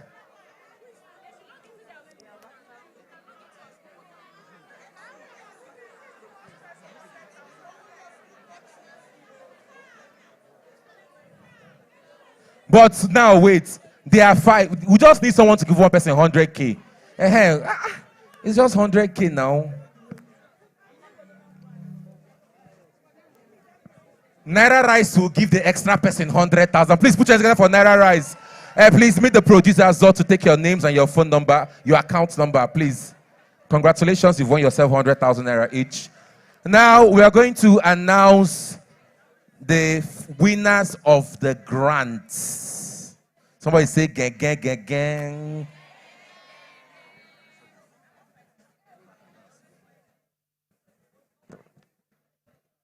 Okay. Okay, the owner of this vehicle, number plate, Abuja Tacoma, ABC 542BK. You're required to go outside and repack. Thank you. Now, the winners of this grant, these were the criteria that they were used to be selected. Number one is their business viability. Number two is structure and scalability. Number three is ability to articulate the need for funds as well. Ladies and gentlemen, the first business that was selected for this grant, 200,000 naira. Wow. By Put your Tiger hands Foods together Limited. for Beauty Lens Inclusive Hub of Fonagoro Chinasa Joy. And she sat in front. Congratulations, congratulations, congratulations. Congratulations, Beauty Lens. Congratulations, Beauty Lens. Congratulations. Thank you so much, Tiger Foods, putting smiles on people's faces. Thank you. The next, just stay here. The next business is Tesla Products Global Company. Ibwebunam Testimony. Please, oh, Red Cross, are you here? We don't want people to faint. The joy is too much. Tesla Products Global Company. Ibwebunam Testimony. Be coming out. Congratulations. Congratulations, congratulations. Thank you so much, Tiger Food. The next business is BM Global Limited. Amaka Obi. Where is she? She has gone.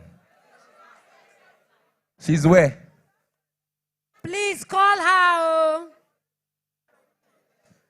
The next business is Dorem's Gourmet Ezedebego Amaka Julia. She don't go.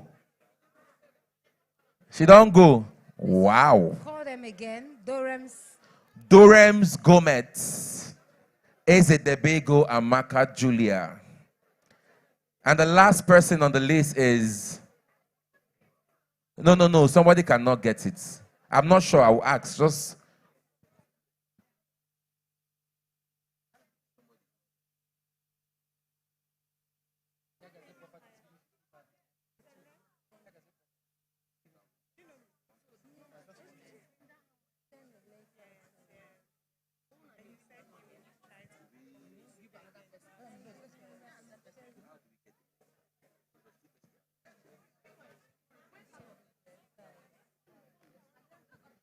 okay, so they say, they've missed it, so we'll give it to another person. So they will check the list and then we'll select another person. The next person on the list is Camon Limited Animako Chukwu Cyprian. Onago. Wow.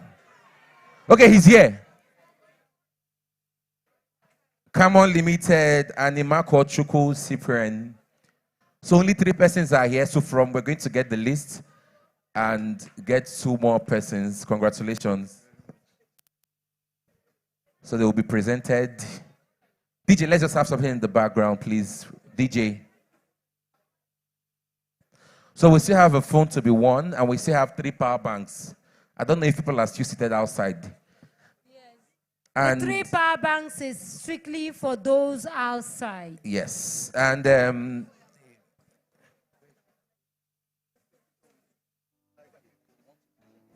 thank you so much, Tiger Food Limited, for the 200,000 naira grants.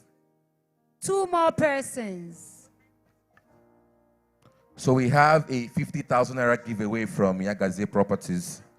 Wow. Courtesy of Mr. Kelvin Onovo, CEO of Finished Men Association. Akugo, how are we going to get who will give that 50K now? How do we get that 50K winner?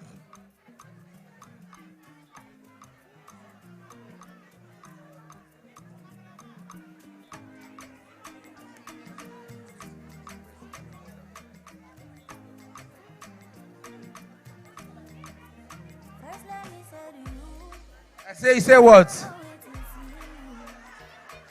Done for first come. We have We have agreed on who will give it to. Don't worry. So it might be you. Just the kabash inside your mind. So the 50,000 naira. Now, what if we have two persons of this thing now? The first person that will reach here, Abi. No, that's not what I'm saying. No.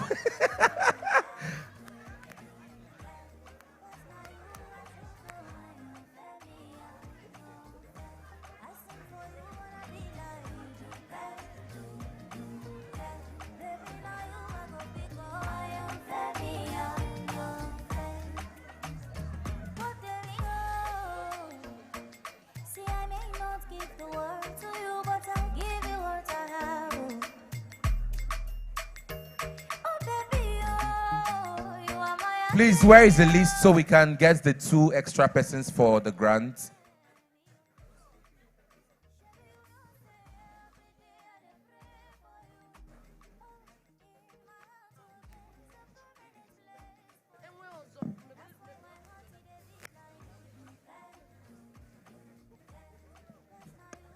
Okay. DJ, give us some musical interlude. Let's.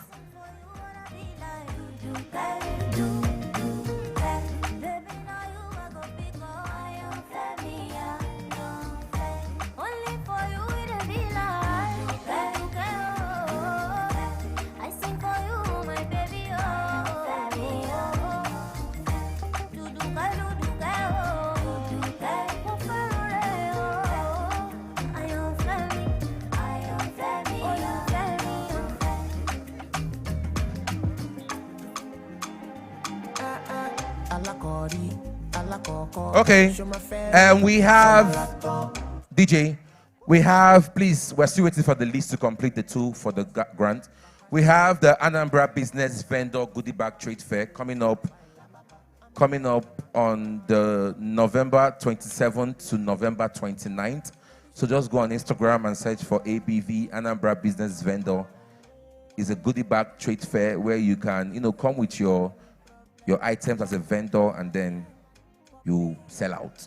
So remember, we still have power banks to give, we have a phone to give, and we have 50,000 naira cash prize. Quickly, in just a few seconds, let's welcome a representative from Studio 24 for a brief talk.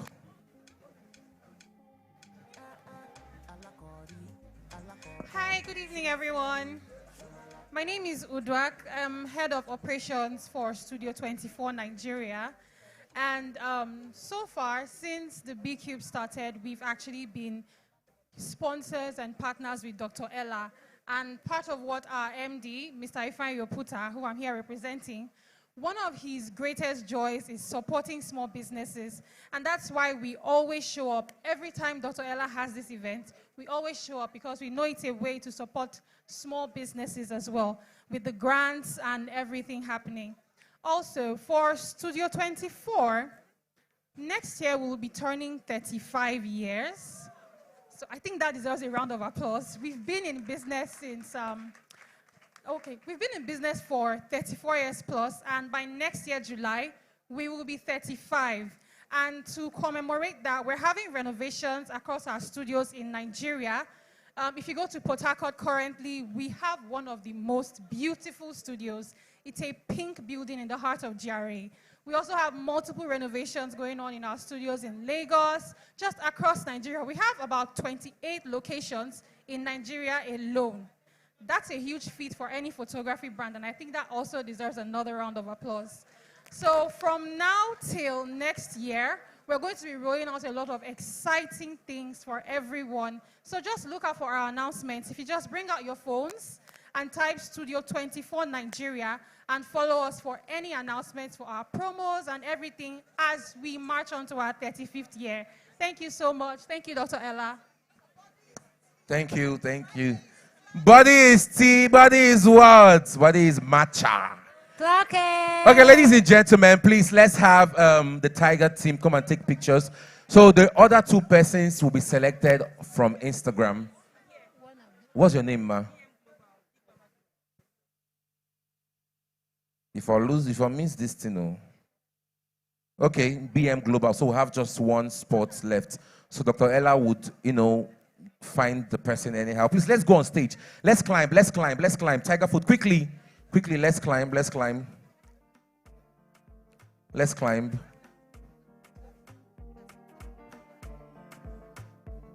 So much Tiger Foods Limited. Okay, I think it's not balanced. Okay, let her be at the... Yes. Smile. You're looking down, sir.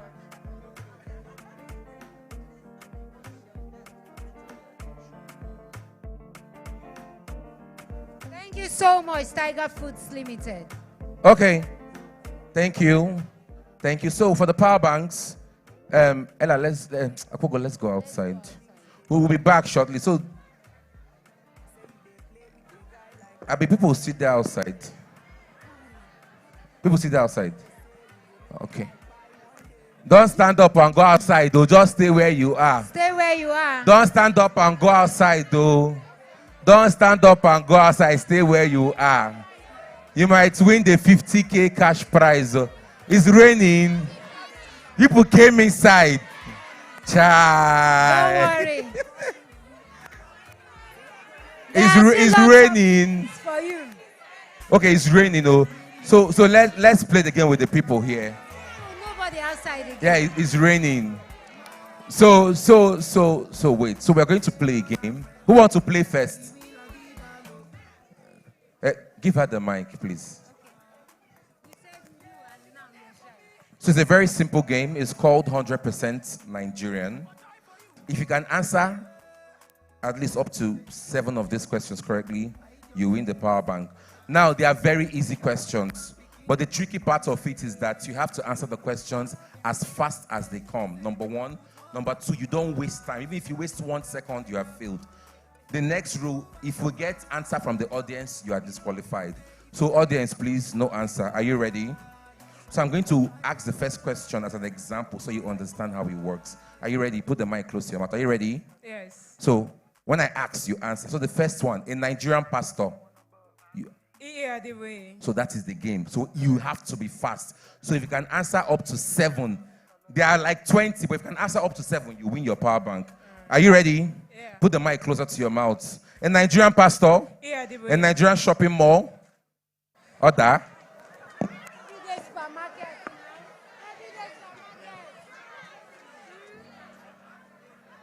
You think it's easy until I bring the mic. Don't worry, we are coming there. Are you ready? Are you ready? Yeah. Okay. A Nigerian pastor. Yeah, a Nigerian shopping mall. ShopRite. A Nigerian footballer. JJ Okosha. Okay, ShopRite is not a Nigerian shopping mall. Child, your village people follow you. Come on. They say it's a lie. They say it's a lie. Let me. Come. You come. Don't worry, we are coming over there. We're coming over there. Are you ready? Put the mic. Are you ready? Yes. A Nigerian pastor. Apostle Selman. A Nigerian shopping mall. Roban Store. A Nigerian footballer. Messi. Osime. Oh, get it out. Fiona Kwane. I say Messi. All right, let me give you because you are carrying a baby. The way she confidently said Messi. Okay, are you ready? Yes, I'm ready. Okay, a Nigerian pastor. Via a Nigerian shopping mall. Buy more. A Nigerian footballer. Chukwese. A Nigerian bank. Union Bank. A Nigerian gospel artist. Sorry? A Nigerian gospel artist. Ayasta. Huh? Ayasta. Oh, get it out, Fieba. Oh, see, Ayasta is a gospel artist. See what the hot body can do. Hallelujah. Oh my God. We'll sing that in church tomorrow. I gotta go look what the hot body can do. Hallelujah. Okay, mommy, are you ready? Put the mic. Okay. A Nigerian pastor. Ayorise Jafo. A Nigerian shopping mall. Zara Stores. A Nigerian footballer. Kanu Wanko. A Nigerian bank. Union Bank. A Nigerian gospel artist. Mercy Chinwo. A Nigerian actress. Nkoli Wansuka. A Nigerian transport company. Trackers. Please put your hands together for mommy. Okay. Give her a mic. Give her a mic. So the questions will change. Are you ready? Yes. Put the mic close to your mouth. Are you ready? Yes. Be audible. Okay. Okay. A Nigerian popular movie.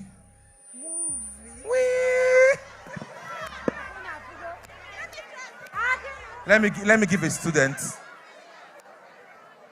Okay. Are you ready? Put the mic close to your mouth. Are you ready?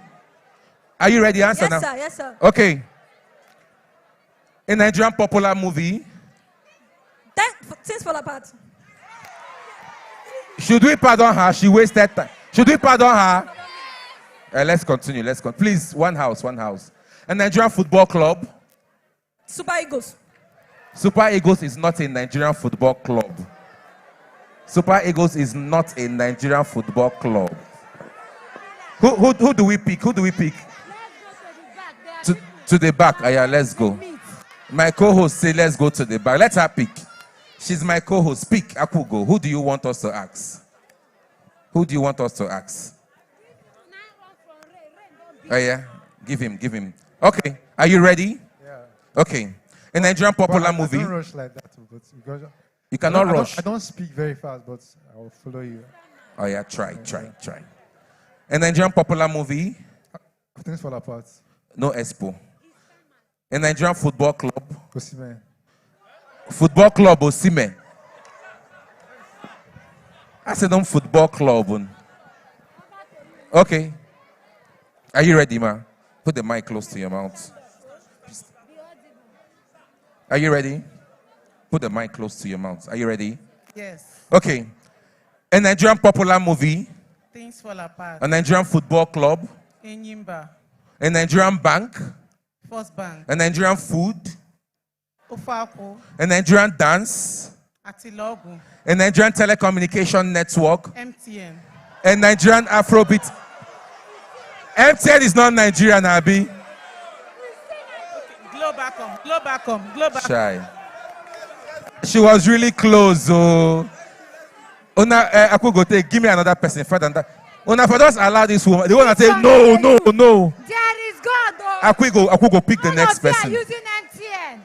You be there is God. Pick the. She has done. I've played with her. No, you can't twice. Okay. Are you ready? Yes. Are you ready? Yes. Okay. A Nigerian popular movie. Living in bondage. A Nigerian football club. Enyimba. A Nigerian bank. UBA. A Nigerian transport company. Libra. A Nigerian actress. Nkoliwansuka. A Nigerian politician that have a crooked voice. Tinubu. My hand no deal. Let's continue. A Nigerian Afrobeat artist. Davido. A Nigerian tribe. Igbo. A Nigerian alcohol beer brand. Hero. Please put your hands together for him. So let's go to the front and pick one person. Remember, we still have 50,000 naira cash prize to give to somebody from Yagaze Properties.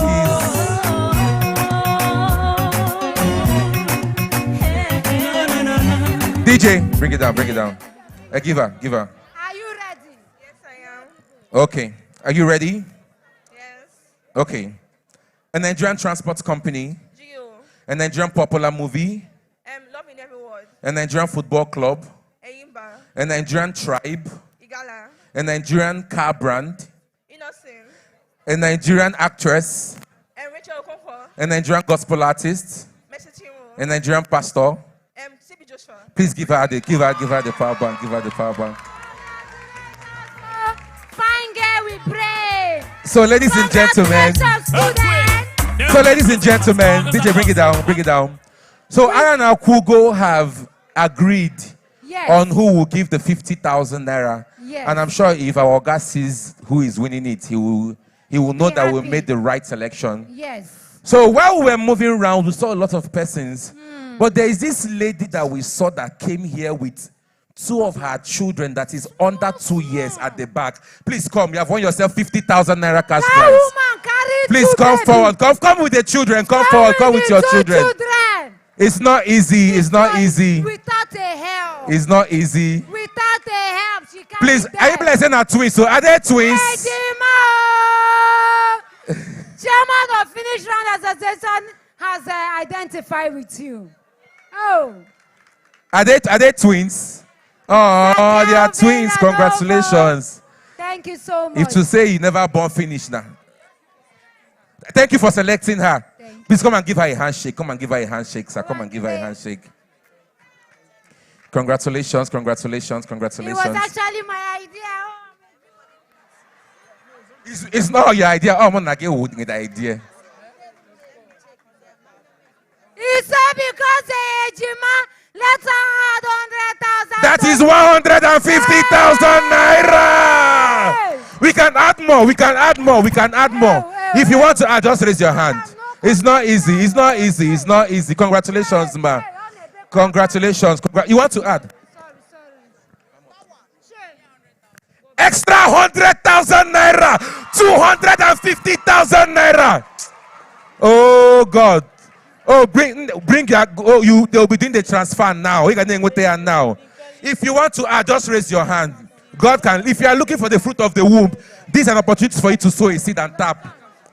I have a prophetic ketana. If you are looking for the fruit of the womb, you want to.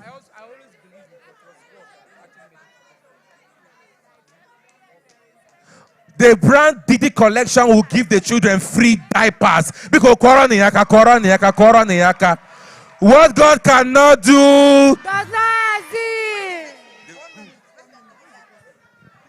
Wait till your account number. Oh, my Yoma. Hello, everybody.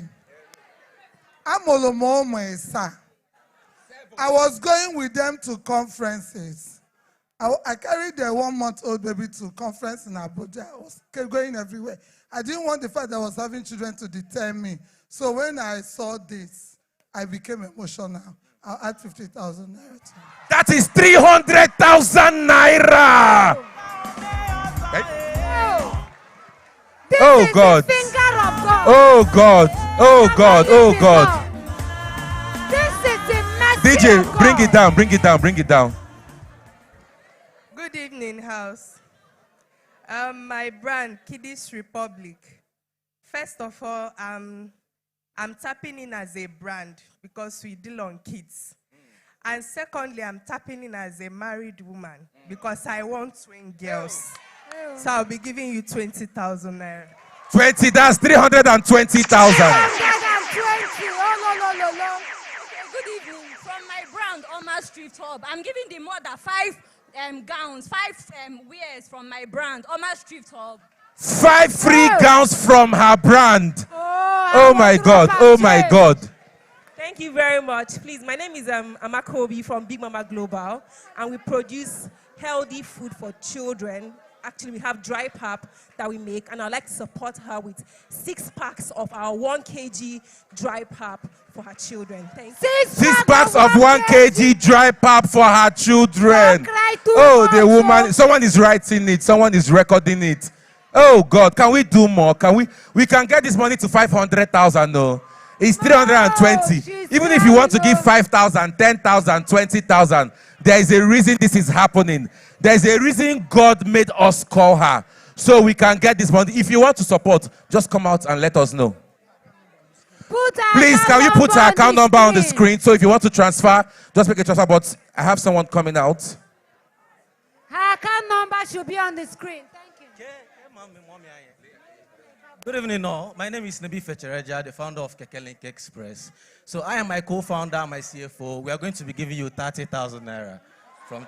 So we have 350,000 naira. 350,000 naira. So we'll also put the account number on the screen. 2,000, 1,000. If you still want to come out and talk. Good evening, everybody. My name is Eza Barachinaza. I I deal on perfume oils, not scents, not $0 on TikTok. So I want to tap these twins for my friend, my best friend. She has been married and she has not given birth. And my elder sister and my cousin sisters. So I am tapping these twins with 20,000 naira. 370,000. I said we can make it 500K. God is doing wonders. God is doing wonders. Is God not good? God is good. I'm blessed in Chiamaka Madukob and I am a student, but I actually love twin. So I'll be tapping in with 5,000 naira. 5,000 naira, please. So 355,000 naira.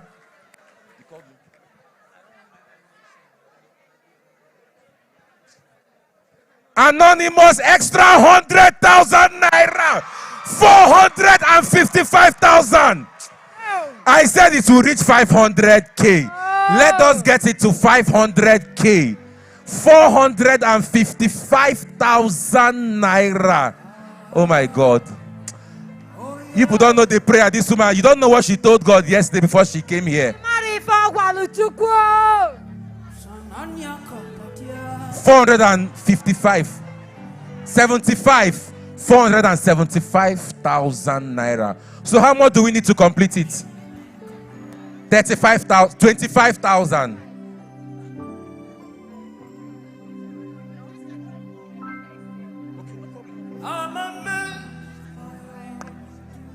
This is actually the right song.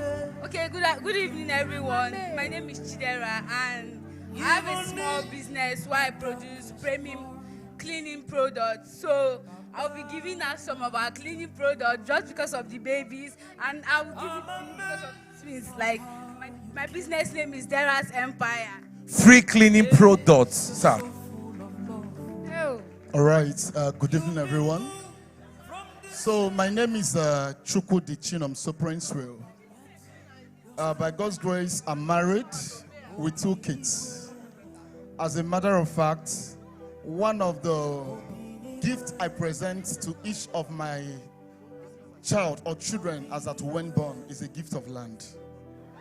And calm down. So I'm the Chief Executive Officer of First Class Empire World Limited. We are into real estate and development.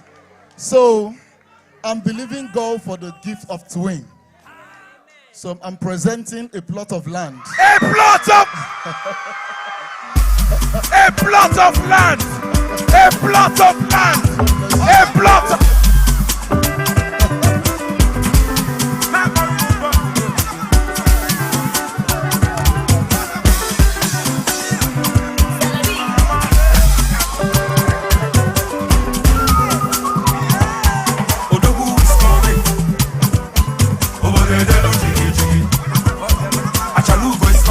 DJ.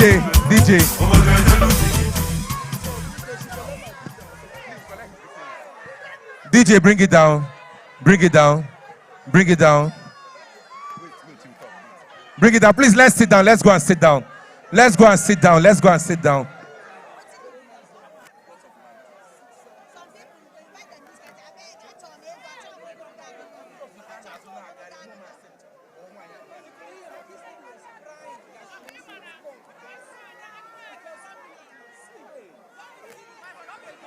Please, let's go and sit down. Let's go and sit down. Let's go and sit down. Let's go and sit down. Let's go and sit down.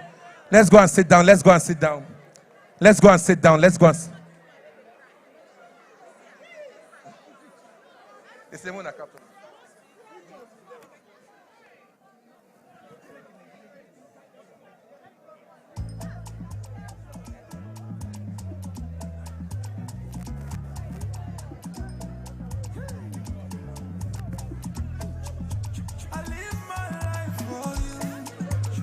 Okay.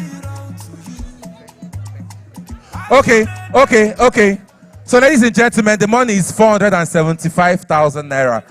And I said we want it to be 500K. So I'll add 25K to make it 500K. So you are going home with 500,000 naira and a plot of land. Please, I want you to say something. DJ, bring it down. Bring it down.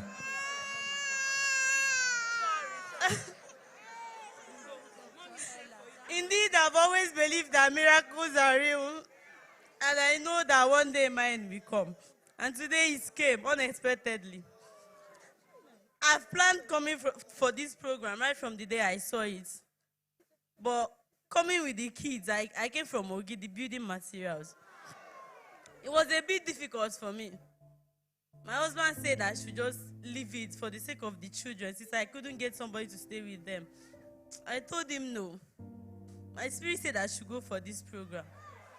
And when he was leaving, he was like, babe, you really want to go for the program? I said yes. And he said, whatever your intuitions are, and however you want to do it, just make sure my kids are safe and you are safe. I'm behind you. And he left. I'm so proud of that man. I'm so proud of him. Yes, he's also a finished man. we identify with him on Facebook. And I'm here to say publicly, Chijo Kokwo, you are a man. And the love you've shown me and my kids, God will bless you. And to every one of you here that have blessed me, God will continue to bless you. And God will answer your prayers. And if you are looking for children, as much as you want it, God will give them to you. These kids, I always say that God gave them to me on a platter because they were my first kids, even as a student. I don't know, but thank you, Jesus. We are about to cry. You know, when we were doing the game, she played the game and she didn't win, and I passed. And when I was passing with Akugo, I told Akugo, because initially when I was here with Akugo, Akugo said, let's give it to a nursing mother. And I asked her, how do we get this nursing mother? So as we were walking around, she played, she didn't win. She just laughed and she sat down. Okay. And when we come back, I told Akugo, let's give this woman this gift. Are you seeing that the spirit is working together? That's enough, Pastor. So she wants to say something. I'm not ungrateful. They are my greed, but I want to use this opportunity to tell you all that I and my husband, we sell beef. Full cow, half, slots, quarter, anyhow you want it. Thank you very much. You want to you say to that's Dr. a good Ella? woman. They want to present.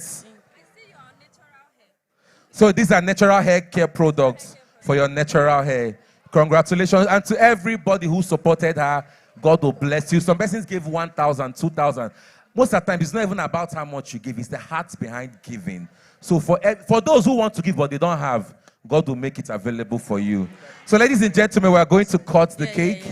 We're going to cut the cake, closing.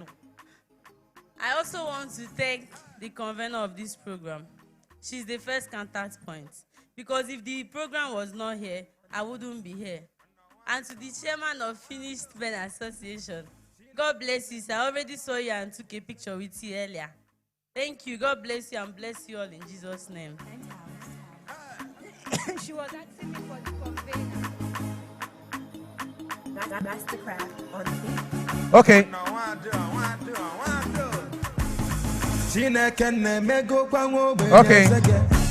Okay, let's cut the cake. DJ, please, let's welcome the convener.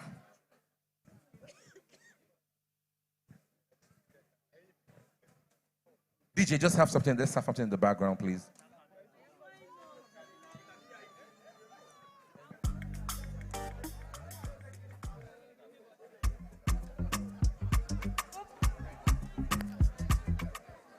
Okay, please, let's cut the cake. Can we have all the speakers on stage? The speakers, the panelists who are still around, and the amazing husband to Dr. Ella. Please, let's quickly come on stage for the cutting of the cake. All the speakers, Dr. Kelechi, Rachel, the panelists who are still available, Mr. Kelvin, please. Ojiefi, please. Let's join Dr. Ella. Your love is in a current to me. She no be whiny, they matter me. Oh, the Bentley and the money never confuse you, make you feel you're in love. No make I joke, don't. Okay. Can we have her friends, her community?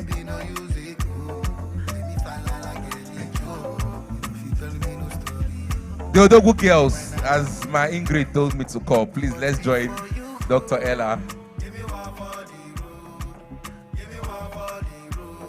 See, one thing you are going to do for us, when you go back, anybody that did not come for this conference, tell them how it went. So next year, when it's happening again, we won't even use this small hall. They would run and come here. Remember, we still have one phone, an iPhone, to give out. The iPhone is here.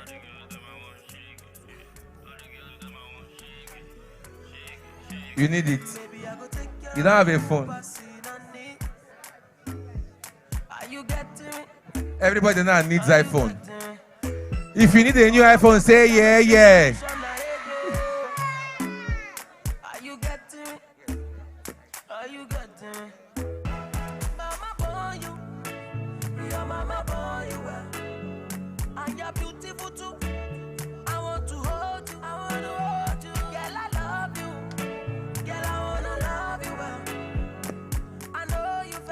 Congratulations, Dr. Ella. This is such a big feat.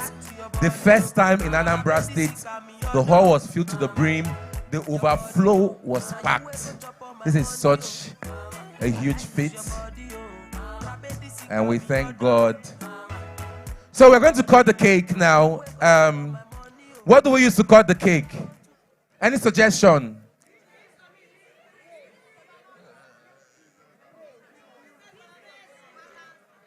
Otorogologo is too long now. We'll spare business, we'll spare balance. B, Anambra. Okay, I see BBB, Anambra. Okay.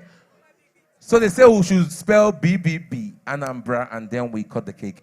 Are we ready? 1, 2, go. B,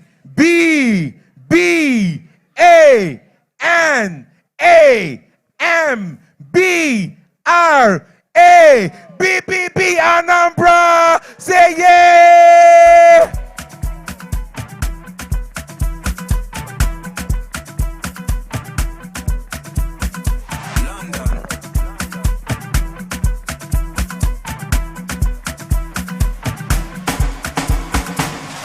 Hello, with everybody for you.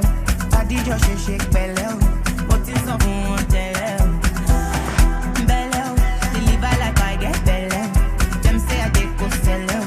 Them say I did go sell out. Asking me to Fortuna, I go make you Joe Dada. Say you get the power. Sweetie passy, I'm a ketu. Shinji kakawa. A brand new iPhone. Are you seeing it? Are you seeing it? Are you seeing it? Are you seeing it?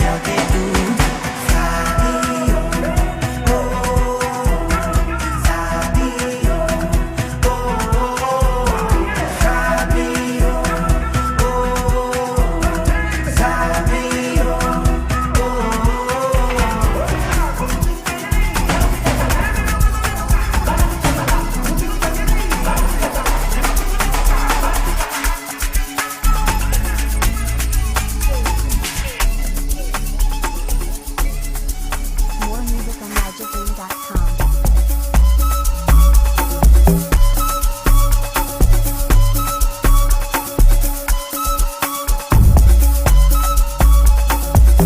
Yes.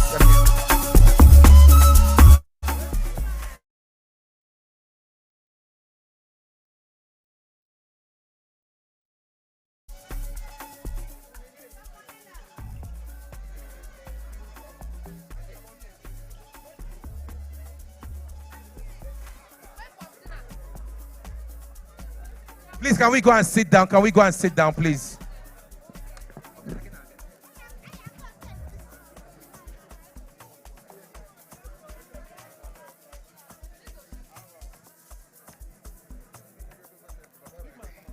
Please, can we go and sit down? Can we go and sit down, please? We need everybody to clear, please, this space. Please, can we go and sit down? Can we go and sit down? Can we go and sit down? See, this is one a day here. If he be one person waiting for back, God go give the phone. So it's not about coming to the front.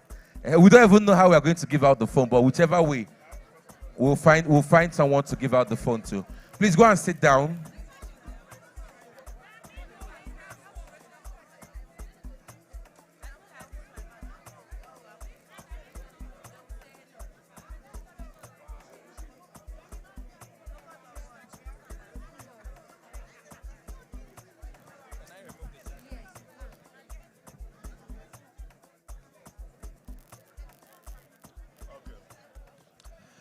to win this iPhone, make sure you are following out Classical Phones and Gadgets. Our verified page on Instagram is about to go down. A Classical, but you got no mic. Okay, please, we want to shoot a very quick content. Can we kindly all be on our feet, please? Please, just for Dr. Ella, can everybody be on our feet? So when I say 1, 2, 3, go, we'll say business, balance, and beyond, Anambra. So we shout it and we'll say, yeah, business, balance, and beyond. You raise your hand and say, business, balance, and beyond, Anambra, yeah. Okay, are we ready?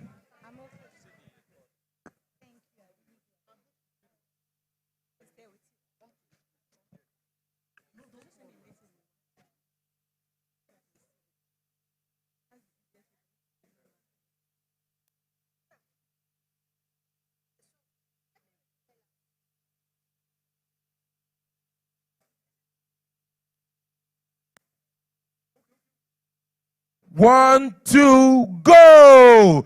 Business, balance, and beyond, Anambra. Yay! Okay, now you can sit down. Let's get the winner for our iPhone.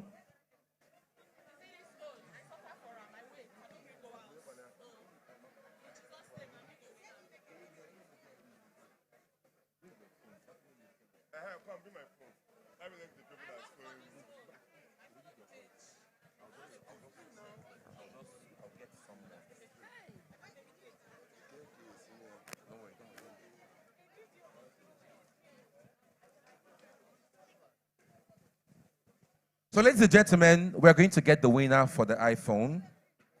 And I'm going to get it from his following on Instagram. So if you're not following him, go and follow him. I'm just going to pick anybody randomly from the Instagram follow. Are you ready? Are you following? Okay, I'm going to call 5 persons from the Instagram follow. If you can dance and I call you, you come out. You have to dance for the iPhone. It's a brand new iPhone. It's a why?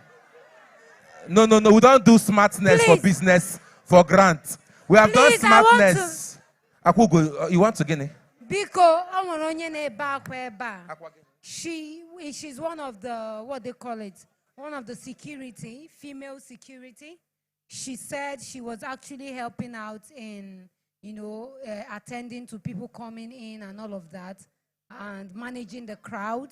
And they told her bag is missing with her transport money, her ID card, her everything in the bag. So please, if you know you're with a bag or you saw a bag that is not yours,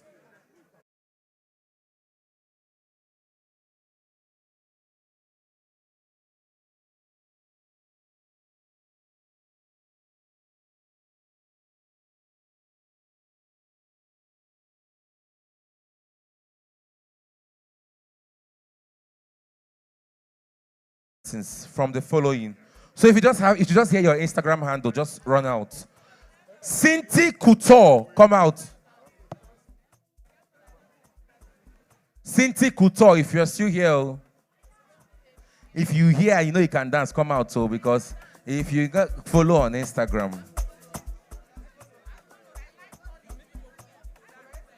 Okay.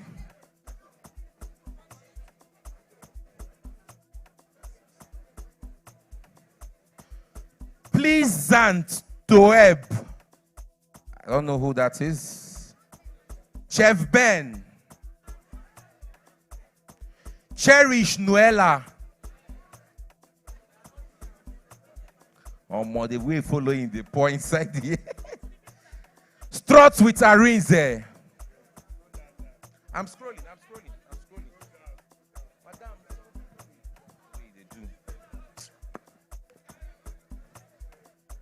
Chi Ugo Noruka. Please, just go on stage. Go up on stage. I hope you can dance as you are coming. How many persons do we have? Ibu Jota Ibu. So we have four 3 girls and 1 boy. Okay, 2 boys. There are 5 already now. There are 5. They are complete. They are complete. They are okay, Abby. Okay, there are 5. 1, 2, 3, 4, 5. So you are going to select the winner. The best dancer wins the iPhone. I should add one mother. How will I know who is a mother from the... Oh yeah, madam, bia. I'm not going so. Oh yeah, climb. DJ. So what we are going to do. I will tell you the genre of songs we are going to dance. We are going to start with Awilo. So give us an Awilo song.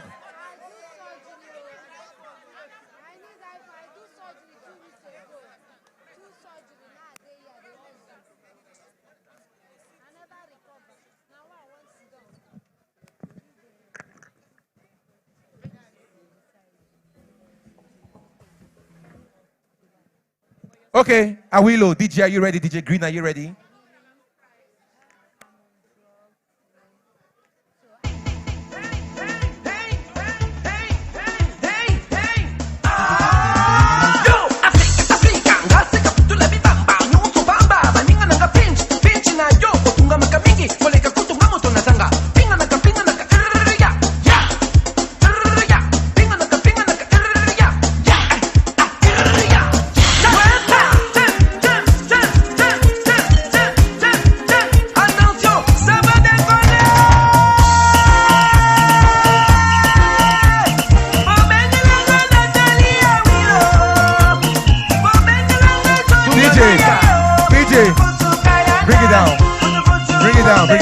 Bring it down.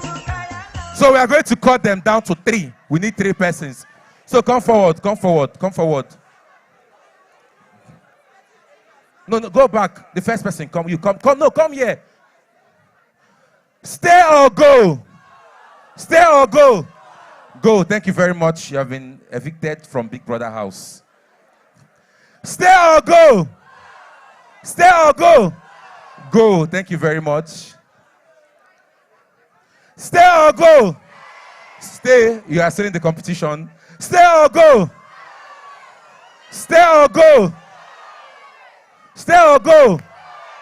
Just stay there. Come forward. Stay or go.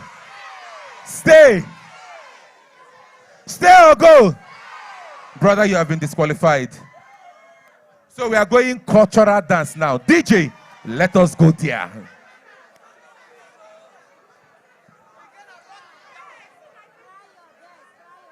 DJ, let's go.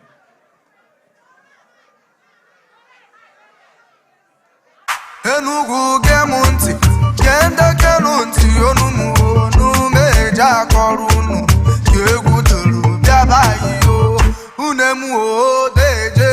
Ego adona yo paro ma pa sowe, mani ibetu kwe mono makaye, oye bi kalowe.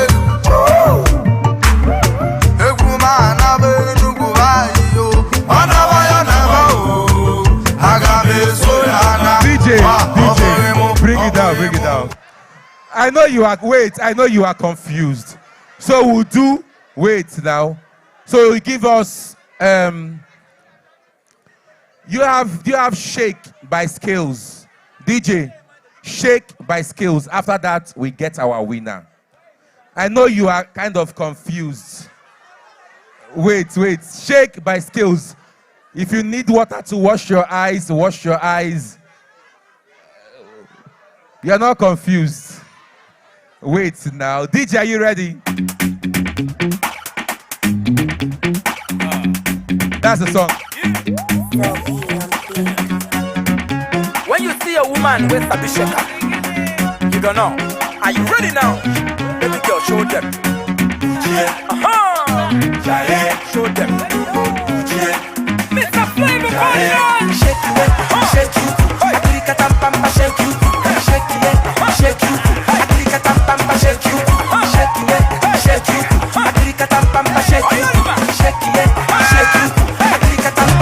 oh yeah, shake body.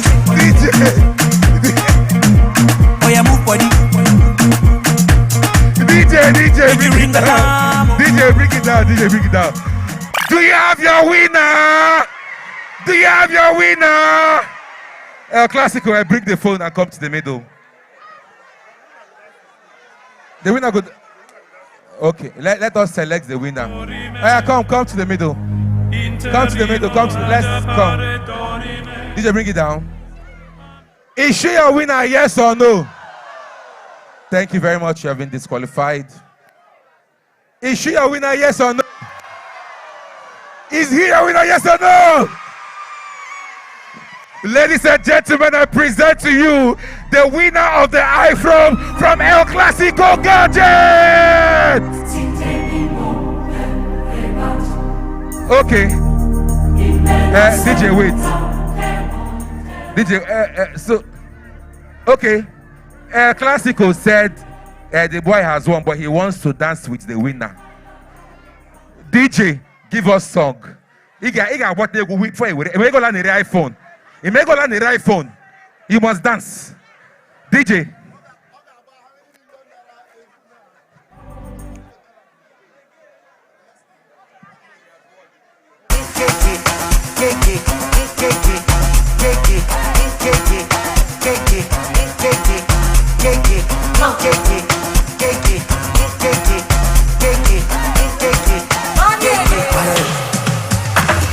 I want to have it all, still they find my resolve. Now God they bless me all the way, 12 years I'm still on top. And my cup run it over, I get this ass over. Oh, ass over. My baby with a hola. Holy sign, fast forward, no rewind. We going high, with family for my side.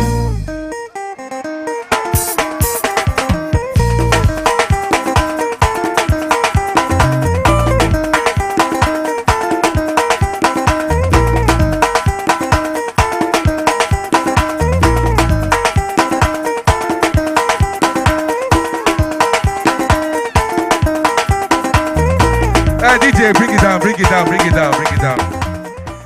Who is still the winner? Who is the winner? Please present the iPhone to him. Congratulations. DJ, give us the song so you can present the iPhone.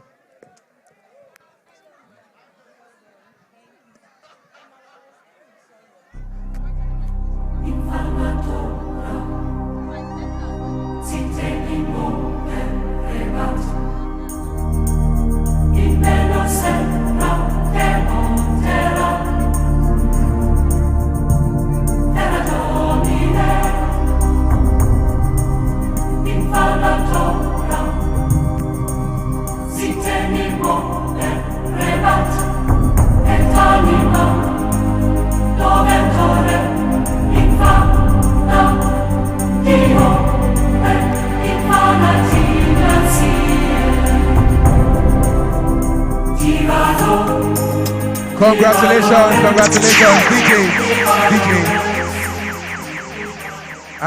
Okay, Pouch, you never finish, oh. Pouch, DJ, continue.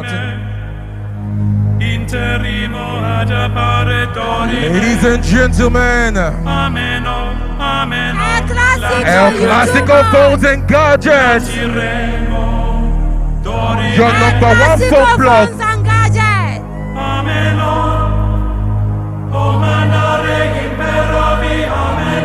Classical phones and gadgets.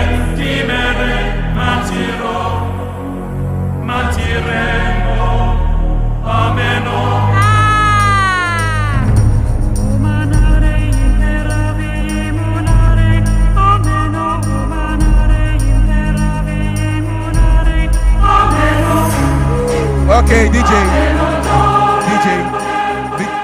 So let's just what you have to say. Good evening, everybody. Okay, I don't even know how I feel, but iPhone has a way of bringing out something you don't know you have. I was sitting there with my friend. I say, if you reach that, so me, I don't feel that, so I'm stressed. But first off, I want to thank Veronica's daughter for organizing something this beautiful. It's not every day that we get to see this thing in Anambra. So I'm actually very grateful being here. I never wanted to come. I'm writing exams, but I said, Arinze, make I just go. Nothing to happen for school. Make I just chill out more. dressed out and started coming. I even came late. I said, maybe by the time I will get to this place, they must have been done with everything. So I am here. I am grateful that I won something. So I'm going back to school with this. And next time, if they organize it, let me go come sit here. I also want to thank the owner of these gadgets. And it's not easy to El Clasico phone and gadget. It's not easy to give out something like this. iPhone is up to millions, hundreds of thousands, and giving it to someone just that the person danced there is not something that comes easily. So thank you so much, sir, for this wonderful gift. Thank you, everybody. Thank you so much. So, ladies and gentlemen, thank you so much for being here at the Business Balance and Beyond. Did you enjoy yourself today? Yeah. Did you enjoy yourself today? Yeah. Power bank still selling at the stand, a classical stand, 5,000. So don't miss out this opportunity. So, ladies and gentlemen, thank you so much. And to those who traveled from far and wide, thank you for being here. Trip. So you can follow us on Instagram. My Instagram is at Eugene_Ifani. And my Instagram handle is FirstLady_Akugo1. So you can follow us on Instagram, and please do well to follow Veronica's daughter. Please, the winner of the iPhone, the CEO El Clasico would like to take a picture with you. Go, do have an amazing evening, as we have our vote of thanks from our amazing convener, Veronica's daughter. Thank you.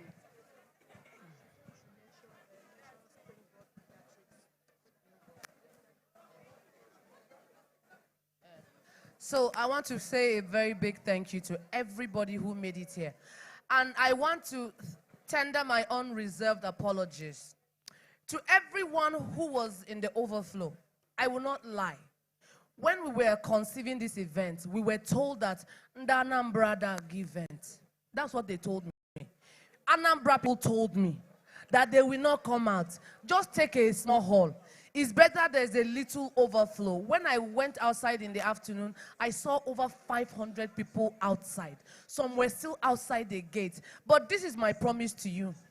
Next year, what you saw is just a little. Next year, we are going to go all out. This was just an experiment. Moga walk, monogara walk. Also,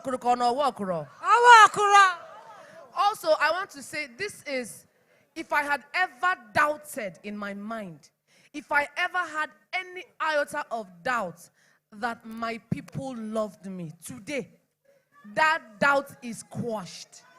As in, I was outside and I could not believe the number. Despite not living in Anambra or anywhere in the East, you people pulled up. Look at the hall. What is the time?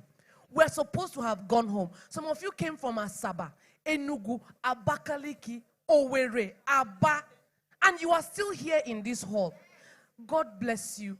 God reward you. Now, you would also do well for those of you who entered the community. We're going to ensure that community is active, because we can attend events and learn. The biggest problem is what? Implementation. Now, for those who can, we're supposed to talk about the women-only community, the Cube Collective. But we will talk about it in the Telegram community. For those who are interested, please do well to join it. A special thanks to all of you who did giveaways, to the brands that made this possible. Tiger Foods, Union Bank, Bumper, GSS, Sliding Towers, Phoenix Farms, Studio 24. People that came all the way from Port Harcourt. Please, a special round of applause for Artful Media. Artful Media came here all the way from Port Harcourt. They came here with lights, video. The quality is amazing. I thank you so much. I don't take your partnership for granted. I cannot call everybody's name. But please, if you are in Anambra, if you are in Oka, where is ABV? Do well to join the Anambra business vendors. Don't look it down and say, oh, Cheta Beka. Cheta no small. Oh. Join community. Communities are what will push you and make you grow. No community is too small. And of course, the ABV Goodie Bag Trade Fair is coming up in November 27th to 29th. Please, whether you're a vendor or you're a buyer, go out and support. There is no way you will grow as a business if you don't support other businesses. When they announce, repost their content. It does not cost you anything. You share content from celebrities who do not know you. But vendors in your state who are struggling to make it, the least you can do is to lend your support. Repost, reshare, download, and ensure you attend this trade fair. I think there's still vendor slots. Please, just go to Facebook. You will see her, Cheta Faustina.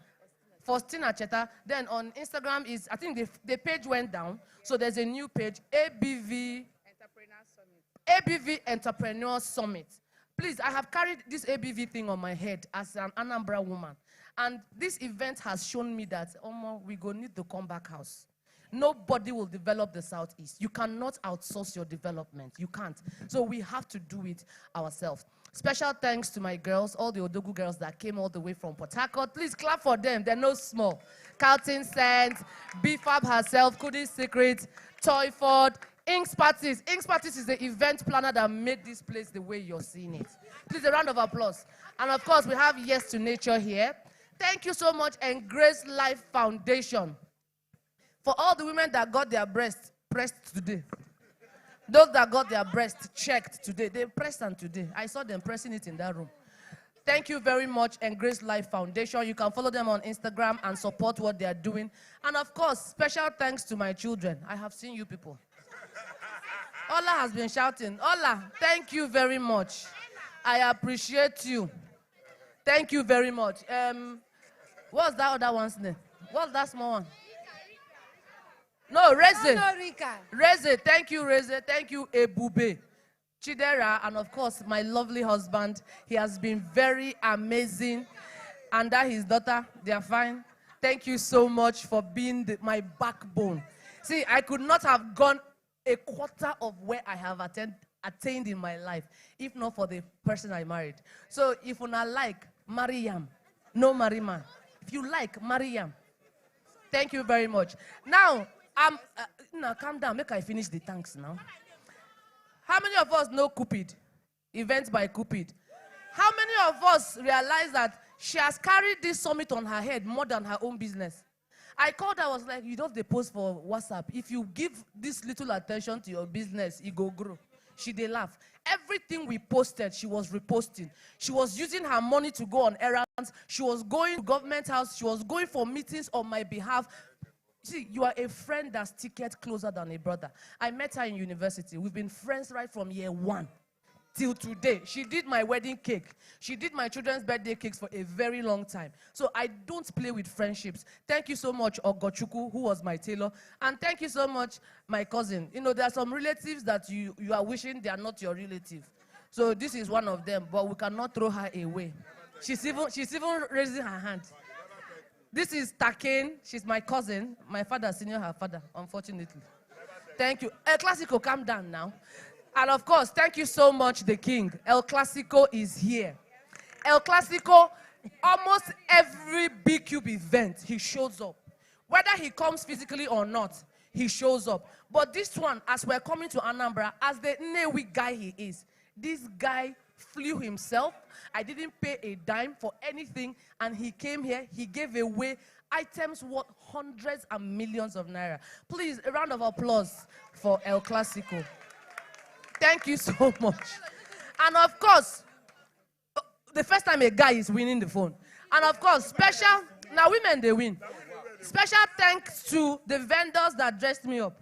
The first outfit was by Luci's Couture. Oh, my, that girl is so shaggy. As I wear that cloth, I know wear bra. I'm not going to lie. So it was very firm. It wasn't uncomfortable. It was so beautiful. Then this one I'm wearing, how many of you like it? Not jealousy? I don't understand. This was made by Lynn Atelier. Lynn Atelier, please collect your flowers. She made it, and, you know, I love it. I have never worn handkerchief skirts. Now, my first be this, but she was awesome. Thank you so very much. The hair I wore before I come out, it was from Pious Primacy. I think she had a stand outside, and her hairs were really affordable for the quality she was selling. So please do well. See, the reason I'm calling these names, don't think they paid me extra money. It is that you will need to support your own. That's the only way you will grow. You cannot grow in obscurity. Support yourselves. It does not cost you a dime. If you buy, tell others. If they buy, they will tell others. That's how you grow. My customer may be in your comment section. That's all. And of course, thank you so much, Marobim. She came all the way from Port Harcourt. And this woman, Omeka Serife, she gave us money for sponsorship. She gave away registrations. If you've not registered your business, you're still playing. Or go the business name. Please contact her and do that. I did not miss out anybody. Last but not the least, while someone gave away 500,000 naira, isn't it, to students, it was very, very intentional. So we have one of my big brothers, Anambra name is Ifike. Ndapo, I'm an Akpo girl, very proud. So Obo no nya akpo ada anoge. Okay, I know kwa onya akpo, so I can't say that. I can't really say that. Obo no nya akpo or onyi ibuku ada anoge. Eno bedo di. Akpo and ibuku. If anybody comes to marry you and they are not from these two places, we will need to look at it. Then Akpo wife, see how we are. Akpo girl, Akpo wife. So this is my big auntie. And please, a round of applause for Jeffy. A round of applause for her. The giveaway came from Springboard Pediatrics. Please, a round of applause.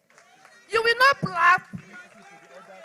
Clap, clap, clap, clap. Thank you so much for your support, ma. Thank you. God bless you. She has been here and she sat down quietly. She was outside. She came in. For everybody that rain touched, everybody that the sun touched, take it as blessing. Take it as a blessing. Where's LP? Where's LP? The biggest chief protocol of all. She came from Port Harcourt. She drove herself. To all my team members from Port Harcourt. Yes, Faustina, LP, then Carlos. Zor, come. If you have an event, this is my event manager. We fight, but he is a man. When it comes to experience, he loves the experience. He's the mastermind behind all the programming. He came all the way from Port Harcourt. And of course, the person that has been posting on my page all the while we've been here, not been me, Judith Creatives. Where is Judith? Judith Creative, she has been there. So if you have events, they are available to travel. Thank you so much, Clean Shooter. The content creator, we came from Port Harcourt. I cannot call everybody. If I did not call you, don't think it's because you don't mean a lot to me. As I did here, I never chop. My brain is not really functioning well. But thank you very much. Thank you so much. And thank you to my MCs, Akugo and Eugene, the global MC. Eugene never marry you. Come out, you don't marry. Okay, two of them never marry. Two of them never marry. No, if they marry themselves, talk go too much. Talk go too much. Talk go too much. Thank you so much. I am grateful. You held this thing down from the beginning to the end. There was no dull moment. Let me tell you, within the Southeast, anywhere you look, we would find people that can do whatever. And I will never forget to thank the person who organized all the media people. TV, interview, radio interview. Dr. Choma is the one for. Please, a round of applause. I'm going to stand up. That's the madam of Soul Thrive Media. She came all the way from Port Harcourt, again, on her own. All the interviews, radio interview. You know, your problem in the South is we don't understand how to market events. We don't understand how to market things. A lot went into marketing this event. Some of you don't understand what went into pushing it for you to hear it, for you to be sleeping and you are hearing B-Cube Summit. A lot went to it. Thank you very, very much. Follow her on Soul Thrive Media. She's the visibility queen. Hey, Bumper, God bless you. Thank you so much. Don't worry, for those of you in the community, you will be hearing from Bumper. Bumper is coming with a lot of solutions for small businesses. I don't care. We're supposed to give away Pro, Bumper Pro. Oh, come. Sorry, there was something we were supposed to give away, right? So we're supposed to give away Bumper Pro subscriptions to how many people? 20 people. Yes, we were oh my God, how did we forget that? Please, do you know what we're going to do? See. Well, it's already late. If you are in that community, let me see your hand. Enter that community. The giveaways we did not do. We are going to, you know me, I have integrity, I don't cheat. Inside that community, there's a place you entered when you were registering. No, when you were signing in, checking in. That B-Cube East, Abi, is a Telegram group. We will do the giveaway inside there. Yes. Thank you very much. I am grateful. Thank you so much. Please, a round of applause for yourselves. See you next year. Thank you, ladies and gentlemen. Johnny Mercies, and see you next year. Do have an amazing evening. Please